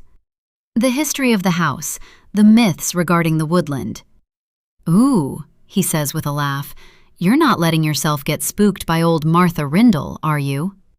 It's going to take more than that witch to scare me off, I tell him. I've been overthinking things and overreacting. I'm sorry I've taken up so much of your time. You haven't. There's a silence, and I'm glad we're not face to face, caught in the awkwardness of neither knowing how to follow his last words. Has the glass been replaced? He asks. Yep, all fixed. Okay. Am I still overthinking things, or did he just sound disappointed? I've no need for him now. There's no need for this call. Okay, he says again. Well, I'll let you get on. Okay, look, thanks for your help with the car and the window and everything. You're welcome. See you around. He ends the call, and I'm left with the thought that I won't see him around. More likely, Jack and I will never see each other again. I'll be gone from here in a little over a week. We've no reason to speak in that time, and certainly no reason to see each other after I've gone home. It shouldn't matter. So why does it feel like it does? By the time I get back to the glass house, I'm desperate to use the toilet, not having wanted to do so at the prison. I race up the stairs to the bedroom, where I head straight for the ensuite. Still with my coat on, I use the toilet, wash my hands, and then check my phone, remembering now my exchange with Karolina Novak. She's got back to me. "I'm free all day. You can call me on here when you're ready." I call her straight away, and she answers on the third ring. "Thanks for agreeing to speak to me," I say. There's a pause. "I'm not even sure this is a good idea. I promise you it's not my intention to cause any trouble. I'm trying to find out what I can about the Butterfield family, about their lives before Hannah's death." "Why?" she asks. "For a book." Another silence. She doesn't trust me. She's wary now about saying anything about her brother that she thinks may end up in print. "My brother is a good man," she says. I note the use of present tense again, just like in her message. What was said about Merrick that was so terrible, she feels a need to reiterate her belief in his goodness on repeat. "I've no reason to believe otherwise," I tell her. "What was said about him, Karolina?" She swallows a sob. "All he ever did was try to help people. He went to the UK for a better life. He sent us money, me and our mother, so that we'd one day be able to join him. But after what they said on that farm, Butterfield farm, does they refer to my family?" "I'm sorry," she says suddenly. "I have to go." "Karolina," I say hurriedly, "please hear me out. I've lied to you." The words escape me like a sneeze, and now I've no chance of pulling them back. I expect her to cut the call, but she doesn't. Instead, she stays soundless, waiting for me to fill the silence with an explanation. "You lost your brother," I say. "I don't know how or why, but I understand your loss more than you realize. I lost my sister. She's the real reason I wanted to speak to you. I need to find out what really happened to her. Her name was Hannah Butterfield." The call goes dead.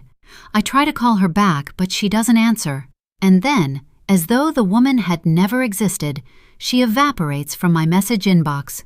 When I search her name, I find no trace of her. She's blocked me. Shit! I leave the bathroom and throw my phone onto the bed. And it's now that I see it. In my rush to get to the ensuite, I hadn't noticed what was waiting for me on my bed. But now I see it, sitting on my pillow as though awaiting my arrival home. Blue and white gingham, like Dorothy's on her way to find Oz. I taste sickness in my mouth as my throat seems to swell and close. With shaking hands and a beating heart, I move towards the bed. Through the blur of tears that blind my vision, the scrunchie comes into focus, its pattern striking against the stark white of the pillowcase. There's no mistaking what it is or who it had once belonged to. I've seen it before, countless times, but never in anything other than a photograph. I pick the scrunchie up between my thumb and forefingers, dangling it carefully as though it might burn me. I take it through to the spare bedroom, where a swarm of faces greets me from the wall. The photograph of Hannah that had been used in all the newspaper articles following her death, a school photograph taken when she was in year 8, is at the center of the collage of images. Hannah, the place at which everything else evolved. She is turned slightly side-on to the camera. Her bottom half is cut off from view, but I can imagine her sitting there with her hands together in her lap, posing in the way so many school photographs had made me sit over the years. Her long fringe is brushed to one side and swept behind her left ear, with the rest of her hair pulled back into a high ponytail, which falls thick against her back. At the top of her head is a scrunchie, a distinctive sky blue and white gingham. I drop the scrunchie on the carpet and rush from the room. In the bedroom, where I've slept for the past 6 nights, I pull my suitcase from the top of the wardrobe, catching a glimpse of myself in the mirror on its door. My complexion is pale and my eyes too dark, my makeup smudged in dark circles. I look as though I've painted my face for a Halloween fancy dress party. I yank open the wardrobe doors and start throwing clothes into the open suitcase on the bed. In the bathroom, I retrieve my shampoos and conditioner from the shower and my cosmetics from the washstand. I throw everything hurriedly into the suitcase, desperate to be as far away from this place as soon as possible. I'm clearing the bedside table when I hear a noise behind me. With my back to the door, my body freezes, and every instinct in this moment seems to make a silent fight or flight decision. I glance at the pillow upon which the scrunchie had been left, knowing that the knife I'd brought up to bed with me on my second night at the glass house still lies beneath it. There's a second noise behind me. Wasting no further time, I slide the knife deftly from beneath the pillow, turning quickly to face whoever's in the house with me. Jack stands in the doorway. He glances at the knife in my hand, his eyebrows furrowed as he takes in the sight of my makeup-stained face and shaking hand. "Jessica," he says tentatively, unsure whether I'm able to launch an attack on him. "What's going on?" Chapter 28. "You made me jump," I tell him. "You shouldn't sneak up on people like that." "I didn't sneak up on you," he says flatly. "I knocked the door. I called upstairs." His focus is still on the knife. Had he called up? I didn't hear him. But then, I suppose, I wasn't listening for it. I was so consumed with what I'd found that my senses may well have been temporarily shut down in the moment. I'm not sure of anything anymore. I return the knife beneath the pillow and sit on the edge of the bed. "Do you always sleep with a kitchen knife under your pillow?" he asks. "Only here." He remains in the doorway, watching as I continue to shove my belongings into the suitcase. "You're going?" "I can't stay here." He doesn't ask what's happened, and I don't volunteer the information. I don't want to waste any more time in this place. I just want to be out of here. How could that scrunchie have been on the bed? Hannah was 12 years old in the photograph where she's wearing it. It couldn't possibly be hers. This isn't the house that was once ours, and any remnant of our lives here had been cleared out decades ago. But if it's not hers, whose is it? And why would someone put it here, knowing it bears an exact resemblance to something that had once belonged to my sister? "I might be able to help you," he says. His words leave me cold. Is Jack responsible for the scrunchie? It's a ridiculous, nonsensical idea, and I bat it away without a second thought. "With what?" I ask, not sure I really want an answer. "Whatever it is you're looking for." "I'm not looking for anything anymore," I tell him. "I need to get home." I stand and zip the suitcase before yanking it off the bed. He steps aside to let me out onto the landing, where I pull my suitcase to the top of the stairs. He seems about to offer to carry it downstairs before changing his mind. "Are you sure about this?" he asks. "Why wouldn't I be?" "I just don't think you should make a snap decision. All the months you've spent working towards this, all that research and planning. You came here for a reason, to get a job done. You don't want to abandon it, do you?" "Maybe it was never my job to do." I get up and pass him to leave the room, and he follows me through to the spare bedroom, where I start gathering up the files and paperwork that still lies strewn across the carpet. "Is this what you really want?" he asks. "It isn't about what I want. It's about what's—" I almost say safest, but stop myself. I don't want him thinking I feel vulnerable up here, and I don't want to tell him about the scrunchie. I can do whatever else I need to from home. It's not true at all, but it's probably true that coming here was a big mistake. I got too caught up in my mother's words, too involved in a truth that has never been mine to tell. Perhaps the past is best left where it is, after all. Jack comes into the room and stands in front of the evidence wall, silently taking in the details of my work. I move around him, collecting papers and shoving books into boxes, knowing that every moment he spends here offers him longer to wonder what my intention truly is. And it's as I'm wondering this that I realize something I haven't noticed until now. The scrunchie I'd dropped on the carpet earlier isn't here. I kneel on the floor and look under the bed, but there's nothing there. I begin riffling through the boxes I've already packed, wondering whether it might have got caught up in any paperwork I've just gathered. Have you lost something? Jack's attention has moved from the wall to me. How long have you been here? I ask him. What? In the house. Today. Now. How long had you been here before you came into the other bedroom? He's looking at me as though I've lost my mind, which perhaps I have. Maybe that's what's happening here, because none of this makes sense, and I know it isn't logical. Things don't just disappear. Children don't vanish into thin air, and photographs don't deface themselves. Faces don't appear in mirrors. Perhaps this is me. I'm losing my mind. I knocked the front door, you didn't answer, I came in, called, and came upstairs. That was it. What are you looking for? It doesn't matter, I snap. But it does. It matters very much. If I don't find that scrunchie, the only explanation is that I imagined it. Yet I tell myself that the idea alone is crazy. I'd held the thing in my hands. It was tangible and real. Not a child in a red coat, there and gone. I'd touched this thing. I know it was real. Do you think maybe all this is starting to get to you? I turn sharply. You don't know anything about it. I'm just tired, that's all. It's not this, I say, waving a hand at the wall of faces. It's this place, this village. Yeah, it can do that to people. I stop what I'm doing. Why are you still here? He looks affronted by the comment, which I suppose he has every right to be. I just came to see if you were okay. I don't mean here in this house. I mean here in this village. If this is what it can do to people, I say, paraphrasing his claim. My life's here. I saw you with your son, I tell him. My son? I saw you in the village the other day, I admit. In the green, with a little blonde-haired boy. Jack's expression turns from one of confusion to one of understanding, a wry smile playing out on his lips. Kyle, you mean?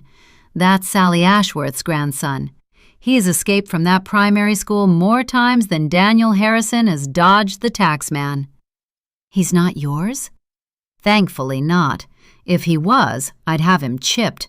It's a joke, he adds, noting the worry that's so heavy I can feel it etched into my forehead. I know. Sorry, I stop myself. I just what? I was curious whether you had a girlfriend too?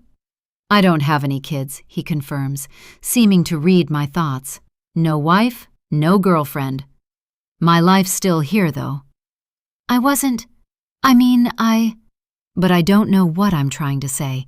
That I wasn't judging? It wasn't my place to comment on his life or his reasons for being in this village. I don't know him. He doesn't know me. And perhaps it should stay that way. He steps towards me. Will you stay? He asks. Just until you were meant to? He reaches out and touches my face, and the contact fizzes through me like a jolt of electricity. I try to tell myself that it's just that, the contact, just being so close to someone after months, years of being alone. Yet I know it's more than that. I should stop this now before it leads to something. But I don't want to think about that, or about anything. I just want to feel something. His hands slide beneath my sweater, his fingers cold against my skin. Are you sure? He asks, and I silence him with my mouth, not wanting either of us to speak any more. I reciprocate his touch as I explore his body. His torso is long and taut, his limbs surprisingly slim beneath his clothes. There's not so much as a flicker of self-consciousness as he strips himself from his trousers before turning his attention to mine, and his movements are so practiced, so self-assured, that I wonder how many strangers to Hawthorne Fell he's had sex with over the years. Surely there can't be that many people that visit here, unless being stuck in the back of beyond with little to do other than walking or fishing is an appeal for holidaymakers. His phone starts ringing from the pocket of his jeans on the floor. Do you want to get that? He shakes his head and kisses me again, his tongue finding mine. I stop him, suddenly conscious of the eyes that are watching us from the wall. "Can we go to the other room?" I suggest. He takes me by the hand, and we leave the spare bedroom, the wall of faces, the past. In the bedroom that's been mine for the past 5 nights, he pulls my sweater over my head and lowers me onto the bed, kissing my mouth before moving his attention to my neck, my collarbone, my breasts. For the next hour, I forget myself. I'm no longer Jessica Lawson. Emma Butterfield never existed. I allow myself to be detached from everything else that I am or ever was, as free and light in the moment as if this room and this man are all I've ever known. Yet, when it's over, Jack brings me back to reality as easily as he'd taken me away from it. I lie with my head on his chest, listening to his heartbeat when he asks, "This book, why are you writing it?" I hadn't expected the subject of true crime to be the post-coital topic of choice, so I find myself unprepared with an answer. I deliberate for a moment, hesitating between the truth and yet another lie. "I think there's more to the story of what happened up here than has ever been revealed," I admit. But as soon as the words are spoken, I feel myself vulnerable, in a way not even being naked could have achieved. Jack looks at me as though seeing through me, and I feel as if all my secrets are being silently read. Like what? He turns onto his side, props himself up on an elbow, and looks at me with sharp blue eyes that suddenly seem too intense. "I don't know. If I knew, I'd have written the book already." I lean down to the floor and reach for my sweater, careful to keep myself covered with the duvet, despite the fact that he's already seen everything of me there is to see. "You think the man who's in prison is innocent, though?" "I didn't say that. Why else write a book about it? After all these years, surely you're only doing it to rewrite some kind of history." "Unfortunately," I tell him, "I don't think I'm as powerful as all that. I love the idea that someone might listen to me, but I think it's going to be a case of wishful thinking." "Not necessarily. All you need is evidence. If it was that easy to find, then the police would have done so 26 years ago." We lie in silence for a moment before I ask him, "Did you know the Butterfield family?" He shakes his head. "I was too young." He pushes a strand of hair from my face, tucking it behind my ear. His touch has the same effect now as it did an hour ago. Rain lashes against the window. A rumble of thunder cuts through the awkward silence. "Can I stay?" I think of Hannah's scrunchie on the spare bedroom carpet, there and then gone, and I know I don't want to be on my own tonight. Day 7, Friday. I'm awake before Jack, and though I know it's early, I have no idea what time it is. I watch him while he sleeps, wondering how we'd got to this situation. Yesterday, I'd been skeptical and questioning of everyone. This morning, I still am. He shouldn't be here, and yet I don't regret that he is. When he wakes, I make him a coffee, and we drink it downstairs. Taking it up to the bedroom feels too familiar and domesticated, and I'm grateful that he doesn't seem to expect it. "Thank you," he says as I hand him the cup, but I know he's thanking me for more than just the coffee. He sits on one of the ridiculously oversized sofas and looks through the recently replaced glass of the bifold door. Rain lashes the windows, ongoing and relentless. "Are you still planning to leave before the end of your booking?" "I don't know," I tell him honestly. He sips his coffee. "I meant what I said last night. If there's anything you think I might be able to help you with, you know how to get hold of me." "I know. Thank you." Though I've no idea what help he might be able to offer me, and I don't think Jack knows either. I came here alone, and I'll leave alone, whether with the truth or not. After his coffee's finished, Jack tells me he needs to get to work and leaves. I'm grateful when he doesn't ask whether he'll see me again or when. It's been so long since I spent a night with someone that I can't remember how I'm supposed to act afterwards. I've never had what other people might regard as a normal, traditional boyfriend. The closest thing I've ever had to a long-term relationship was with a man named Leighton, but even what we had doesn't merit the description. He was nice enough, in the way of a basset hound, a bit sad around the eyes, but reliable and unthreatening. But he was needy in a way I'd never had to deal with before, because I wasn't used to being needed. The only thing people ever seemed to need me to do for them was keep out of the way, which as a child had at first been frightening and then confusing. By the time I reached my teenage years, I was used to it, and staying out of people's way had become a position I chose as a default setting rather than a situation imposed upon me. Self-elected isolation had its pitfalls at times, but there was also plenty of evidence for it to be celebrated. Bullies steered clear, teachers' expectations were low, and I was never at risk of being used in any way. In my late teens and early 20s, sex was an event to be enjoyed and then forgotten, no different to taking an extended shower after a long shift or eating a second slice of chocolate cake on a birthday.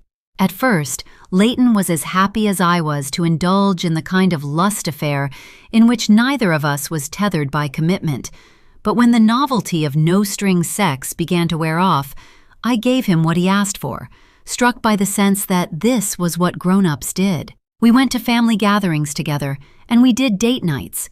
Sometimes we talked about the future, but my head was only ever half in the conversation, absent in the way of someone talking about a film of which they already know the ending. He deserved better than I could give him, but it hadn't gone well when I told him so. With Jack gone, I go back upstairs and make the bed. In the spare room, I tidy up before looking again for the scrunchie I know I'd seen and held in my hands just yesterday. I don't want to begin believing that I'm unsure of what's real and not, and every time I start to think I'm heading towards an answer, another dead end emerges like a wall in front of me. I'm sleep-deprived. I've become so immersed in the past that I'm missing the present, and I know that what my father had warned would happen has become a reality. Jack had seen it as soon as he'd entered this room and been confronted with the wall of faces for the first time. But surely an obsession can only be dangerous if it threatens to lead a person towards harm. I'm leading myself to the truth, surely from where only good things can grow. I hear my phone ringing from the bedroom next door, and I get to it in time to answer. Jessica?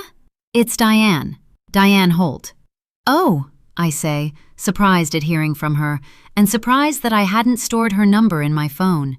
How are you? I'm fine, I was wondering, since seeing you on Wednesday, would you like the records relating to Lewis's appeals over the years? It didn't occur to me when you were here before, but it might help you to have a record of all the dates and outcomes. Of course, thank you. It'd be really useful to see them. I don't really want to hand them over, she explains. Please don't think I don't trust you. It's just that years of work went into them, and I don't want anything to get damaged. I'm still hopeful that one day we'll be able to prove police corruption, but I know how meticulous you have to be to get even the slightest hope of getting anyone to consider it a possibility. It's fine, I reassure her. I understand. Would you mind if I took copies? I have a printer. I could bring it over the house. You wouldn't even have to leave then, if you didn't want to. I wonder if my last words have come across as rude when I really didn't intend for them to, but I get the impression that staying shut away from the world and everything in it is as close now to comfort as Diane Holt feels herself ever likely to get. That's fine, she says. After lunch today, would that be okay? That's great, thanks. I'll see you later. I end the call and go to run myself a bath. As I strip out of the clothes I'd thrown on in the dark at some unknown hour while Jack was sleeping, I realize my body feels alien, as though things have been awoken in me that had been lying dormant for years. Yesterday, I'd judged Jack for having lived in this village all his life, for a life I'd regarded as insular and limited, despite knowing none of its details. Now I can see the irony in the conclusion I had drawn. Are we really so different? I may live in a city, surrounded by more people, more busyness, but my existence is no more fulfilled or meaningful than his. He may not have physically moved away from home, but then, in so many ways, Neither have I. My head and heart live in the past, my whole sense of self tethered to a story that was only ever, in part, mine. I've not been living, not in the true sense of the word, and until I find the truth I'm searching for, perhaps I never will. Jack was right. I can't leave this place. Not until the job I came here to do is done. Chapter 30. Diane is in the living room when I arrive outside her house. She's sitting in the chair closest to the window, and she gets up and goes to the front door when she sees me get out of the car. One of the neighbors is outside his house, emptying rubbish into a recycling bin. He stops what he's doing and watches me as I walk up the path to Diane's door, and I wonder if this is what every day has been like for her for all these years, feeling scrutinized and judged from a distance while just trying to go about her life in whatever ways she's been able. "There's quite a lot of it," Diane says, as I follow her into the living room. "Will you have enough paper?" "I've got plenty in the boot," I tell her, scanning the piles of documents she's lined up ready on the floor next to the coffee table. I look around for the nearest socket, spotting one near the skirting board at the side of the sofa. "Can I set the printer up there?" I ask her. "Wherever you need to. I'll put the kettle on." She leaves the room and heads to the kitchen, while I go back to the car for the printer that's in the boot. The neighbor who'd watched me go into the house has now gone back inside. The street returned to that almost eerie Christmas Day silence I've noticed elsewhere in the village. I take the printer and a pack of paper into the living room with me and set myself up on the floor beside the sofa. When Diane comes in with 2 cups of tea, she sits in the armchair opposite and asks whether I've uncovered anything new since our last meeting. Guilt sticks in my throat like a lump of dough. "Not yet," I tell her. "Has she spoken to her husband since I met him yesterday? Surely he'll tell her about our meeting, though perhaps he's just not contacted her yet." "How are you getting on up at that place?" she asks. The words "that place" are spoken with a sourness that's audible. "It's been okay," I tell her, keen to say as little as possible. "I was thinking about you the other day," she says, "after you'd been here. It must be awfully isolated over there, especially in this weather we've been having." "I live alone anyway," I tell her. "I'm used to being on my own." She sips her tea while I work my way through the first set of documents.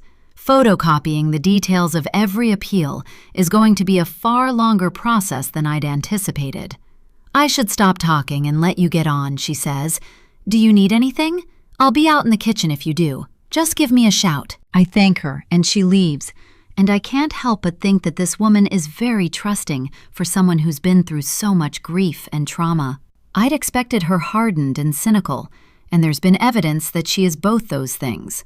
Perhaps she's different where I'm concerned, through sheer desperation. She believes I may be able to help her husband. And I want more than anything to prove her right. An hour has passed by the time I've finished photocopying every record and document relating to the first of Lewis's appeal attempts. I hear Diane in the kitchen, humming along quietly to the radio as she does whatever she's doing, and I turn my attention to the second pile of paperwork. I set about working my way through the second appeal, noting details and dates as I do so. "Do you need anything?" Diane appears in the doorway. "Another cup of tea?" "That'd be great, thanks. Am I keeping you?" I underestimated how long this was going to take. "You're fine," she says. "I know it's a bit of a mammoth undertaking. I'll get the kettle back on." She's still in the kitchen making tea when I notice it. Tucked between the paperwork relating to one of the appeals, I find an envelope, old and stained. It has Lewis's name on it. I glance to the door, checking that Diane is still preoccupied with making tea. When I slide the letter out, its creases are so worn they're almost split, as though the letter has been opened, read, and closed again more times than could be counted. I recognize the handwriting. I don't want to, but it's unmistakable. The same carefully joined letters, the same leaning curves of her D's and B's. "Dear Lewis, I don't want to do this, but I must. We can't allow things to go on any longer. Too many people are going to get hurt. Once you've read this, Burn this letter. This doesn't change how I feel about you, but we were never going to get to be together. The air leaves my lungs before I get to the names signed at the bottom, because I already know whose handwriting I'm reading. You will always mean more than you'll ever know. Cheryl, XX. Diane comes back into the living room and I shove the letter beneath my legs. There you go, she says, putting my cup on the coffee table. Would you like anything to eat? I shake my head. Had she seen me hide the letter? I don't think she did, but I can't be sure. No, I say, thank you. Are you okay? She asks, genuine concern resting upon her features. You look a bit pale. If all this is too much, it can wait for another day. No, I say too quickly. I'm fine, honestly. Thanks, though. But I'm about as far from fine as I could get. My mind flips back to yesterday, to speaking with Louis in that prison waiting room. I'd registered his reaction to my mother's death, yet I hadn't realized at the time exactly what it was silently saying to me. I don't deserve it, but they've both stood by me. Is this the reason for his claim that he hasn't deserved their loyalty? He'd had an affair with my mother. According to what the letter still hidden under my legs suggests, my mother had been in love with Louis. Had he been in love with her also? Diane is still looking at me, as though waiting for me to say something. Does she know about the affair? She must do. That letter has been in her possession all this time, and there's no way she could have done all this today, organizing all these appeal documents so meticulously without having known that the letter was among them. She knew it was here. She wanted me to find it. Why? Chapter 31. Actually, I say, reaching for my cup of tea, I don't quite feel myself. It's just tiredness, I'm sure. Would you mind putting a spoon of sugar in that for me, please? Diane hesitates before taking the cup from me and heading back to the kitchen. Despite the blur of tears that blind me, I manage to put the letter beneath the lid of the scanner and print off a photocopy, silently urging the machine to hurry before Diane comes back to the room. When it's done, I carefully fold my mother's letter and return the envelope to the bottom of the file, where I'll pretend that I haven't seen it. I'm sure Diane must have known it was there, but I don't want her to know I've seen it. Not yet, at least. Everything suddenly looks different. How could she have stood by this man so loyally for all these years, knowing that he had been unfaithful to her? And my mother. A ball of tangled emotions knots in my stomach. My father had loved her. Of that, I was always certain. Even in their darkest, most difficult of times, he had stuck by her with a devotion that was fierce. Even after their separation, he'd continued to care for her as though they were still married. Who even was she? I've never been sure, but now I realize I've never had a clue. She was a woman capable of so many lies, capable of so much deceit. I force my thoughts back to Diane, knowing that if I linger too long on the memory of my mother, it will break me. How could Diane have committed her life to the service of trying to prove her husband's innocence, knowing all the while that he'd been involved with another woman? And not just any woman, but the wife of the man who had employed him and had, as Louis had himself admitted, helped his family out in so many ways? Is Diane a devoted and faithful wife? Or is she a pushover, so blinded by her love for her husband that she refuses to acknowledge him as a liar and a cheat? Everything I thought I'd known has been turned on its head. I trusted my mother, but now, this. I don't know who she was. Maybe I never knew her at all. And if she was capable of having an affair, of lying to my father, then perhaps there was nothing she was incapable of lying about. Her words regarding Louis may also have been a lie. All this, me being here, these past 6 months of tireless research, might have been for nothing. Maybe all she'd wanted was to believe that the man she had loved was innocent. There's a crash from the kitchen as Diane drops something. "You okay?" I call out, hearing the wobble in my voice. "Fine," she calls back. "Just clumsy." At my feet, spat out by the printer, is the photocopy of my mother's letter to Louis. her looped letters declaring love for him. And now I don't know what to think, or what is true anymore. I've questioned the possibility that Lewis Holt has been serving a life sentence for murder to protect his wife. But what if that assumption was wrong? What if he's done so to protect another woman that he'd loved? My mother? He should never have gone to prison. How could she know this? How could she possibly have known that Lewis wasn't responsible? The only guaranteed way to know of a person's innocence is to be sure of another person's guilt. What if that guilt had been her own? My mother's detachment through the years seems to take on a whole new appearance. Even in the photographs I've seen of our childhoods, there's something about her presence in each one, some separation from the rest of us that I've never been quite able to put my finger on. I've put it down to tiredness, to early menopause, to grief. But what if this was the real reason for her ambivalence? What if, all along, she'd known she was responsible for Hannah's death, and she'd let an innocent man, a man she had claimed to love, take a lifetime of punishment for her crime? I went out to add a sugar and forgot what I was doing, Diane says, coming back into the living room and putting my cup on the table. I shoved the letter beneath my legs, though I'm sure she saw me do so. You'll have to excuse me. I've managed to burn what was in the oven. She leaves me again, alone with my own thoughts, the last place I want to be. I pull the letter back out and scan it again. My memory is trawling through every conversation between my parents, for which I can remember the details, and yet there are so few. So little was said in front of me, so much hidden, all in the name of keeping me protected. The front door sounds. It's clicked into place, and then a voice, male, calls out down the hallway, "Mom!" Sitting on the carpet among the debris of Diane's failed appeal attempts for her husband, I feel my heart grow sickeningly heavy with the knowledge that I recognize the voice. "Mom!" A moment later, Jack appears in the living room doorway. He looks at me, sitting on his mother's living room floor, but neither of us can say a word, too stunned at finding the other person here in his mother's house. Chapter 32. I'd noticed the photographs in the wooden cabinet in the corner when I'd been here on Wednesday, but I hadn't looked closely enough. If I had, I might have seen then what I realize now. The baby in the high chair with food smeared around his smiling face. The young boy standing next to a pushbike, all dirty blonde hair and bruised knees.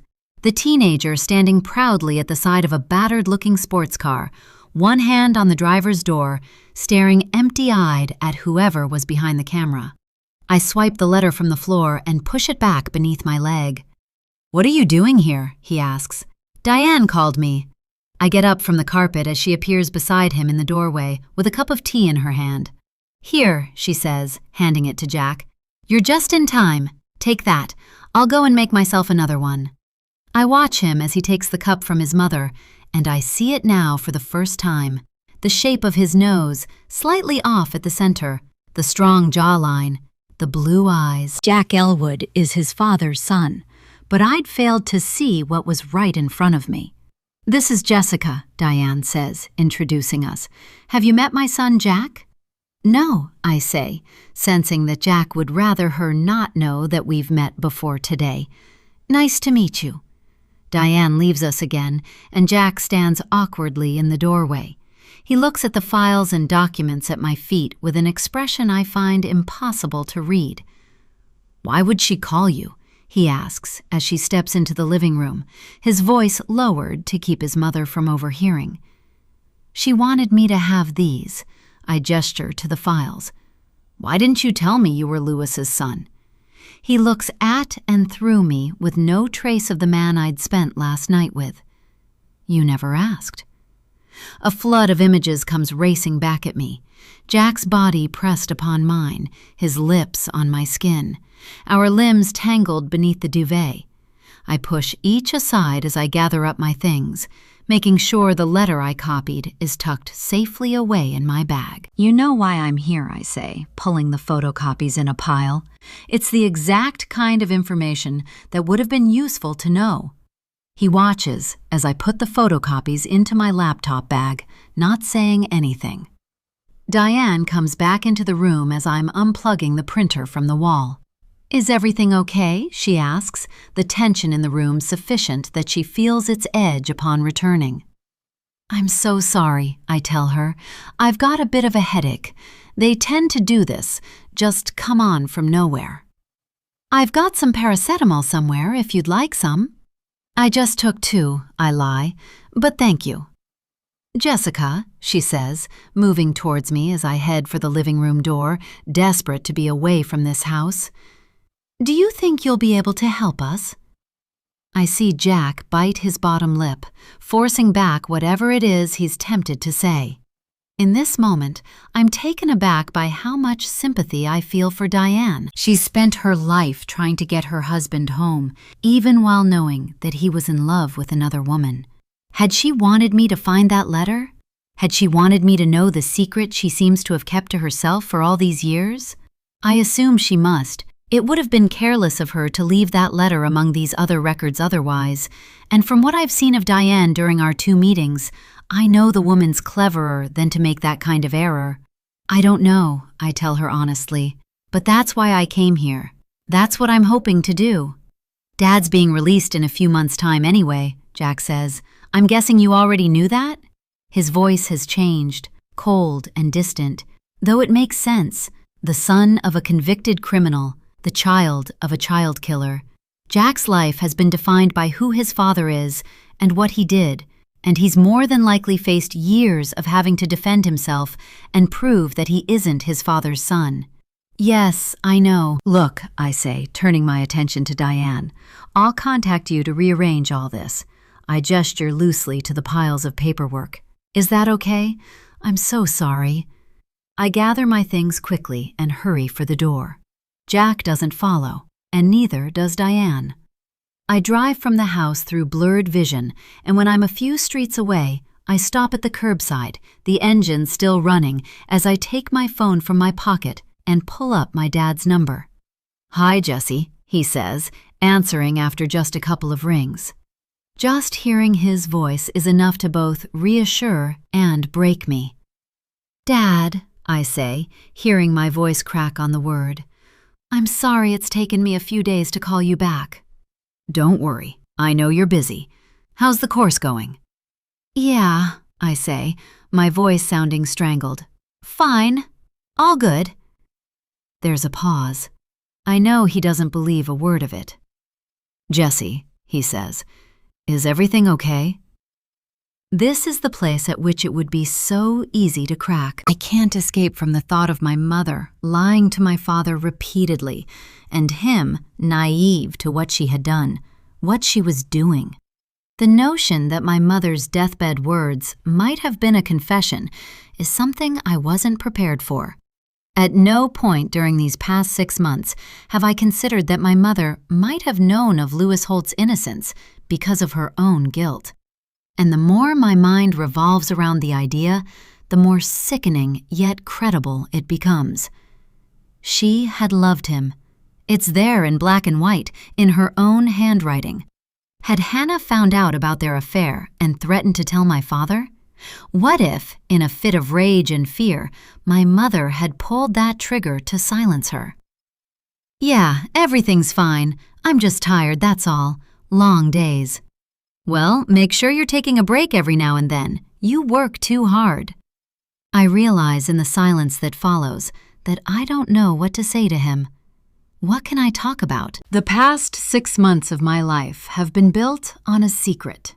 "I won't stay on the phone too long," I tell him. "I've got a headache. I just wanted to check you're okay." "I'm fine, love. You never have to worry about me." I tell him I love him, and I say goodbye, and once the call is ended, I feel as though I'm gulping down air after holding my breath for a prolonged period. I drive back to the glass house, consumed with confusion, theories surrounding the past clashing in my brain like out-of-control comets. What if Louis had been protecting my mother? What if Diane has known this for all these years? What if my father had known? By the time I get back to the house, I have a pounding headache. I let myself in and go straight to the kitchen, where I drink a glass of water and take a couple of paracetamols, knowing that they're unlikely to have much effect. I realize what a fool I've been. Jack was never interested in me. He was interested in what I was doing here in Hawthorne Fell, and what, if anything, I could offer his father. Perhaps he hadn't trusted me, and in the spirit of keeping his enemies closer, he'd feigned concern for my safety and well-being in order to work his way into my life during the fortnight I'm here. I'd thought myself stronger, cleverer than this, but it turns out I'm just weak as my mother had been. How long had the affair been going on? Had my father known about it?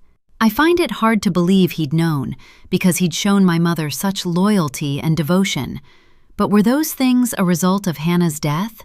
It might have been that my father had planned to leave us, but after such a trauma, he couldn't bring himself to do it. Maybe leaving my mother would have meant leaving me. Perhaps I was the reason he stayed. My father had been so reluctant for me to know exactly what my mother's words about Louis might have meant. Every time I've raised it with him over these past months, he's shut me down, forming an invisible boundary around the subject. All my life, I was told I asked too many questions, as though curiosity was something to be condemned and then crushed. I was too young to understand, or I was involving myself in things that didn't concern me. Now I realize I never asked enough. I should have asked and asked until the truth was forced out. Now there's a chance I may have left it all too late. And then another thought hits me, arriving so unexpectedly and with such ferocity that it sucks the breath from my lungs. There was an 11-year age gap between Hannah and me. I've studied our photographs enough times to know that we bore little resemblance to each other. By the time I was a teenager, I looked nothing like Hannah had. Was that because we had different fathers? I sweep my arm across the kitchen worktop, sending the glass flying through the air. It hits the side of the central island and smashes into tiny pieces that spray across the flooring like shards of ice. A sound escapes me, so raw and animalistic that it doesn't sound human. Pain surges in my chest like the onset of a heart attack, twisting behind my ribs like a fist. Jack. The flipbook of recent memories that had flitted through my mind earlier this afternoon, lips, limbs, skin, is reopened, each image more vivid than the last. If Louis is my father, then that makes me... I run to the downstairs toilet and reach it just in time before I throw up. Though I've had little else today but tea and coffee, my stomach is purged, and by the time I'm finished, my insides feel burned. I sit on the cold, tiled floor of the downstairs toilet, with my knees pulled to my chest, and try not to think of the endless implications of my mother's affair with Louis. Was this what my father had been trying to protect me from? Chapter 33. I'm woken by banging on glass. At some point after being sick, I had moved from the downstairs toilet to one of the sofas, where I'd lain down with a pillow under my head and tried to push every thought that plagued me to a place where I might temporarily pretend it didn't exist. Now, bleary-eyed and with a headache still raging, I turn on the sofa and see Jack at the bifolding doors. I curse myself for not having gone up to bed earlier. If I had, I would have been able to pretend that I hadn't heard the door. Now he's seen me, I can't do anything to avoid him. I get up, still feeling sick, and when I open the door to him, I'm struck once again by the thought that this man, a man I last night had sex with, could be my half-brother. I feel the blood drain from my face. "Can I come in?" he asks flatly. I want to say no, but I move aside and let him step into the kitchen. He's dressed in his work clothes, in a hoodie that bears his business details across the left side of his chest. He looks around at the broken glass that litters the floor, that I'd forgotten until now was still here. "What happened?" he asks. "I just dropped something. I was about to clear it up." I tiptoe across the glass shards to the sink, where I search the cupboard underneath for a dustpan and brush. I've no idea where one might be kept, or whether there's one here at all. and I can sense, even without looking at him, that Jack knows this is all a pretense and that the glass was smashed long before he'd arrived at the house. "What are you doing?" he asks. "Looking for I don't mean right now," he cuts me off. "I mean here, in the village." "Exactly what I told you," I say, straightening up as I abandon my search for a dustpan. "I'm looking for the truth." "Why?" "I told you why." "You told me something, but I'm not sure what to believe anymore." The details of my mother's letter sit at the front of my brain, silently taunting me. The idea that their affair might have lasted years is one that won't leave me alone. "I don't believe Lewis is guilty," I tell him, hearing my words crack under the pressure of too many possibilities. "Your dad, I should say. You could have just told me the truth." It generally doesn't go down very well. "Hi, I'm Jack, son of a convicted murderer. Nice to meet you." "But you knew very soon after meeting me that I believe in his innocence. Surely then would have been a good time to mention that you're his son." I leave the kitchen and go into the utility room, where I find a dustpan and brush in one of the storage boxes on a shelf above the washing machine. When I go back into the kitchen, Jack is still standing near the door, as though unsure whether he's arriving or just leaving. He watches as I crouch down and begin brushing up the broken glass. "This book you're writing," he says, "have you got a publisher?" I hesitate for too long, my imminent lie surely visible. "I'm in talks," I tell him. The lie stings, somehow more so than any other I've told, and God knows there have been plenty of them. I've felt some kind of bond with Jack, something instant and inexplicable, and now I'm lying to his face while knowing the truth of who he is. The level of deceit feels heightened. I empty the broken glass into the bin and place the dustpan on the worktop beside me. "Your name," I say. "Elwood." "My mother's maiden name," he explains. The sting of my lies intensifies. Perhaps we're not so different, Jack and me, both using a maiden name to hide the story of who and what we've come from, both caught up in the past, desperately hoping we both may yet change the truth of it. "My middle name's Jack," he continues, the parallels between our situations increasing by the minute. "My first name's Jonathan. I always preferred Jack anyway." "But you stayed in the village," I say. "People know who you are anyway?" "It was mainly for work. There's only so many jobs I can pick up around here, and further afield, nobody knows now who I am. Holt's not that common a surname. People make the connection. It's easier this way, being able to blend into obscurity. I feel myself growing hot, though the heating isn't on and the house is cold. "Why have you never left here?" He pulls a stool from beneath the far side of the kitchen island and sits down as though letting me know he isn't planning on leaving here anytime soon. He wants to talk, and I want to listen. "The same reason you came back here." In the sparse space of this cavernous and minimalist room, I can't avoid the intensity of Jack's focus upon me. There is nothing I can distract either of us with to swerve what's about to come. "You know the truth about me now," he says. "So now it's your turn. When were you planning to tell me who you really are, Jessica? Or should I call you Emma?" Chapter 34. Jack takes his phone from his pocket and unlocks it. A moment later, an automated answer phone voice cuts through the silence with, "You have one saved message." "Jack, it's Dad. Look, I don't know where to start with all this, but I haven't got much time. A young woman visited me today, Jessica Lawson. She said that was her name, and I suppose it must be. She must have shown her ID to get in here. But look, whether or not she's Jessica Lawson now, I know who she really is. Her name's Emma Butterfield. She's Hannah's little sister. I know this is going to be a lot to get your head around, but I just need you to know. Don't tell your mother, not just yet. I don't know what it'll do to her, but I need you to find out if she's been to the village.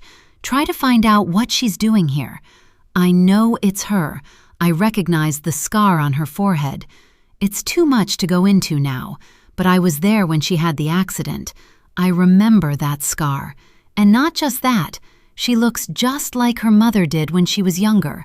I know it's her. I've got to go. Don't worry about anything. I'm sure everything's fine. Just try to find out what you can. I love you, son. Neither of us speaks as he returns the phone to his pocket. He called me last night, Jack finally says. When I was here with you. I remember Jack's phone ringing in his trouser pocket on the bedroom floor, how I'd asked him if he needed to answer, but he'd chosen to ignore it. If he'd answered that call, he would have found out last night who I really am. He would never have stayed. We would never have had sex. My meeting with Lewis yesterday comes back to me in snapshots of images and snippets of conversation, everything now looking and sounding differently. I'd caught some kind of reaction on his face, some change in expression that suggested his thoughts weren't meeting his words, but I would never have known that he had recognized me, and I'd never once considered that the scar on my forehead might give me away. He must have known about the fall I'd had as a child. Perhaps he'd been here that day, working on my parents' farm. His lips thin. You didn't think anyone would work it out? I couldn't tell anyone who I really am. I didn't want to risk the possible reaction.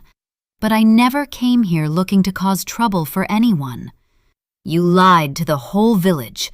You've deceived everyone. You lied to my mother. People trusted you.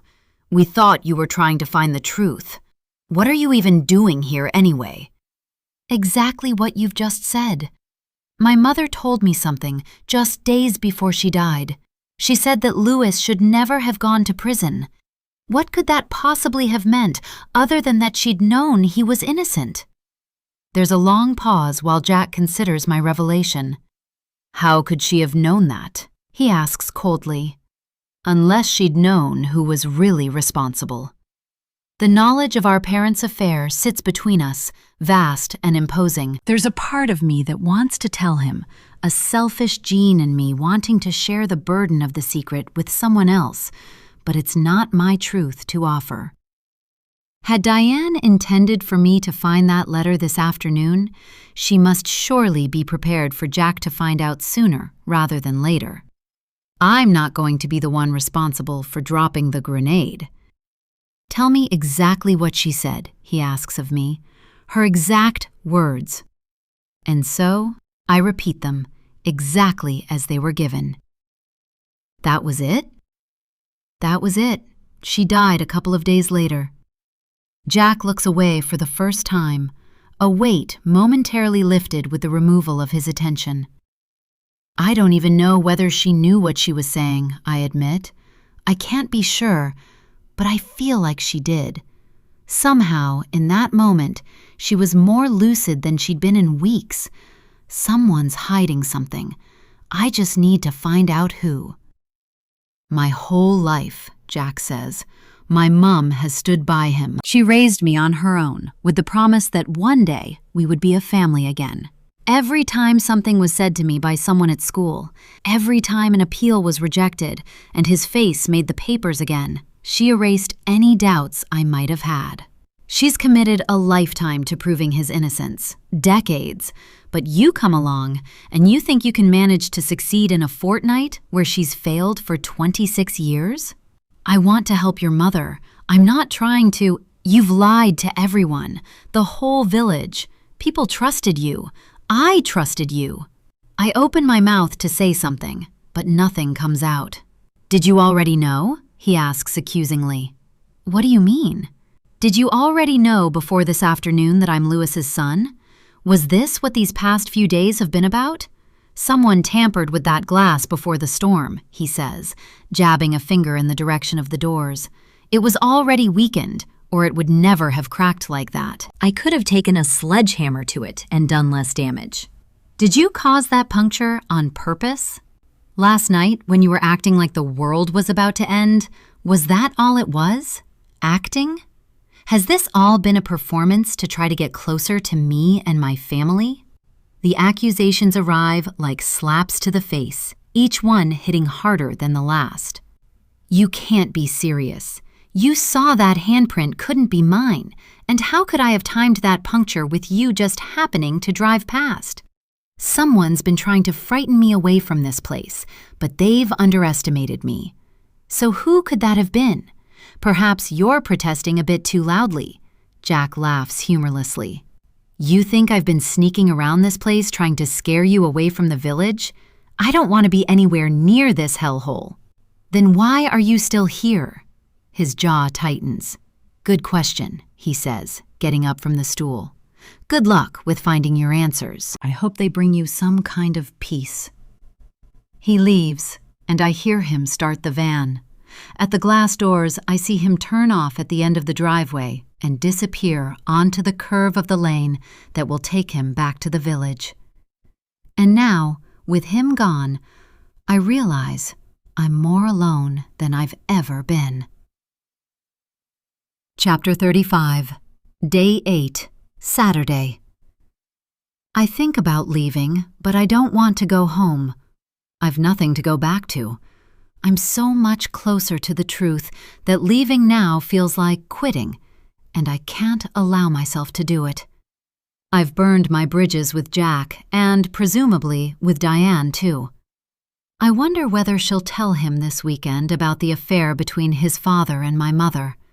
I doubt it, though I've still no idea why she left that note so that I'd find out.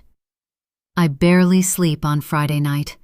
When I do nod off, lured by light and fitful snapshots of slumber, I'm caught in nightmares so vivid and alive that they feel real. I see Hannah, my mother, my father, Jack, their faces appearing as though here in the house with me. My brain, in all its confusion, does its best to interweave us all, creating in the process a concoction of links and stories that are each more bewildering and complex than the last. I can't leave her now, not while it feels I may yet be so close to some kind of result. Isn't that the moment when most people quit, just before the finish line is about to emerge? What if I leave this place while the truth is just around the corner, waiting for me to find it? If I go tonight, I'll never know what tomorrow might have brought with it. I fade in and out of disturbed chunks of slumber, waking at 5:30 a.m. with a headache.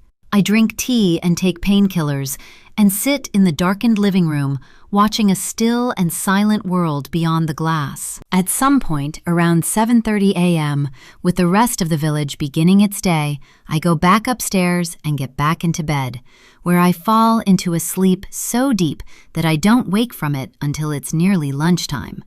There's a message on my phone from an unknown number. Hi, Jessica. I hope you won't mind that I've taken your number from the business card you left at the church. I was wondering whether you'd still be interested in coming to the book club. It's tonight at 7:30 in the Thistle.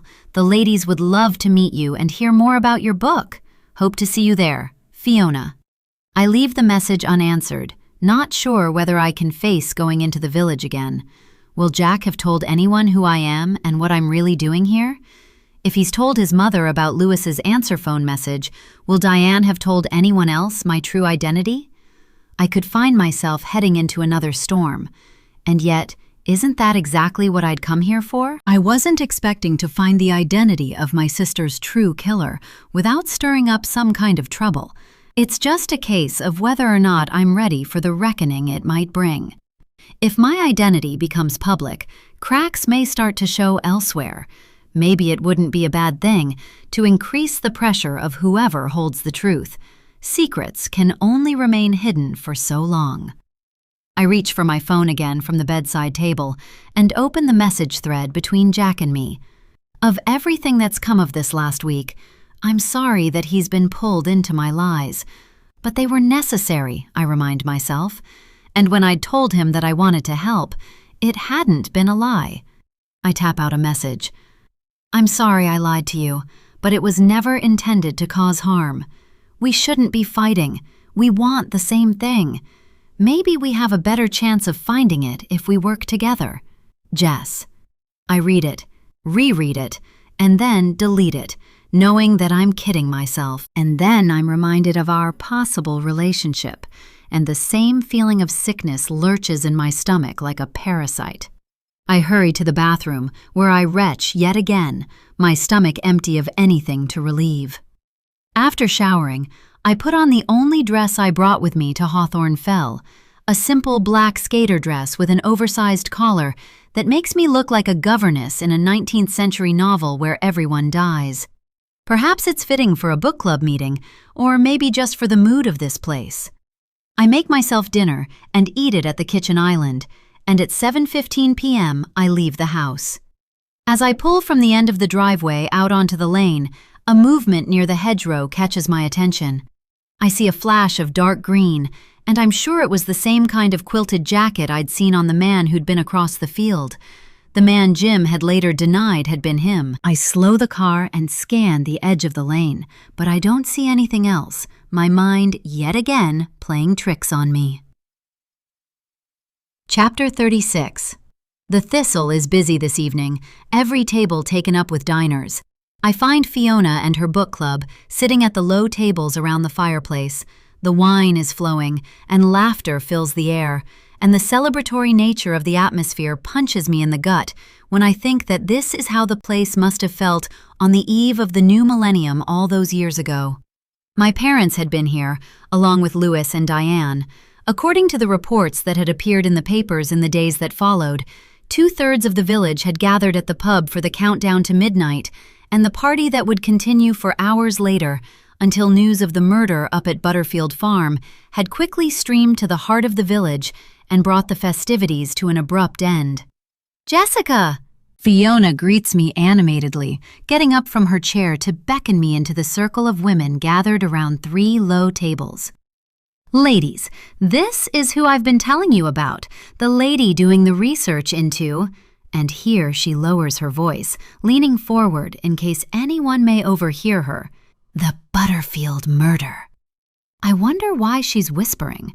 With so much time between now and then, it seems of little to no risk to mention the incident aloud, unless she thinks the true perpetrator might be sitting somewhere among us or eating dinner at a nearby table. "Has it got a title yet?" one woman asks me as I take the spare chair Fiona has already put in place beside her. "I'm Karen, by the way." "Not yet," I tell her. "It's really in the very early stages at the moment." "What else have you written?" "This will be my first publication," I tell her. "I mean, I've written articles and journal entries, that kind of thing, but this is my first book." She studies me a little too intently, and I wonder whether this woman has picked up on my lie. I'm grateful when one of the other women asks what I'd like to drink, and I get up and follow her to the bar, relieved to be away from the scrutiny I already feel under. Perhaps I made a mistake in coming here tonight. I buy myself a glass of wine and take it back to the table. Mandy, the landlady, doesn't seem to be working tonight, another thing of which I'm glad. I've spoken to her in quite some detail, and I don't want any of it to be shared with the book club. "Right," Fiona says, as I sit down and put my glass on the table. "Let's get started, shall we? Who's done their homework? Jessica," she says, turning to me and tapping the book on her lap. "You'll have to bear with us. We'll discuss this, and then we'll move on to the fun bit, which is where we all get drunk and gossip." I smile. There's something likable about this woman, despite her nosiness. She seems to be one of those naturally excitable people, the kind who get animated by the mundane and the extraordinary in equal measure. But I know I can't afford to let my guard down with any of these women. Any of them might know Jack or Diane, and any of them might already know who I really am. The women start comparing notes on the book, and while they're discussing the main character's mother, my attention is caught by the pub door, which swings open to the cold night air. There's a flash of dirty blonde hair and a dark jacket, and for a moment, I think it's Jack. My chest grows hot, but when he steps into the pub, closely followed by a young woman in a long tartan coat, I realize it's not him. Someone offers me another drink, but I turn it down. "I'm driving," I explain. "Don't fancy walking back in the dark in this weather." "Fiona said you're staying up in the glass house," one of the other women says, and I try to remember ever having mentioned this in front of Fiona, pretty sure that I never have. What's it like inside? I imagine it must be eerie, no matter how much money was spent on the place. It's been fine, I lie. Big place for one person to stay, Karen comments, and expensive, I imagine. It's definitely that. Did you want to feel close to what happened? Fiona asks. Did you think it might help, being at the scene of the crime while you researched it? The barrage of questions is making me uncomfortable, but there's not much I can do other than answer them. That was the idea. I'm not sure whether it's made any difference, though.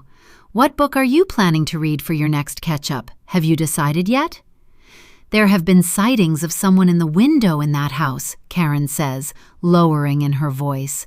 When there's been no one booked in to stay there, I mean. Someone was seen before the renovation was even finished, not long after the build was done and the windows were in.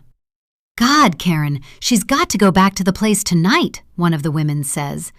They must have had good eyesight, I say skeptically, trying to curb the unease that's rippled through me. The house is barely visible from the road. There used to be teenagers up there all the time before the build was completed, used to enjoy scaring the hell out of each other with ghost stories. But not now, I say, wondering whether the noises and the strange goings-on of this past week might really have been down to a bunch of kids playing pranks. No chance, the red-haired lady sitting opposite me says. Imagine seeing Amanda Crawley up there with her mustache and her gun. Be enough to terrify anyone away.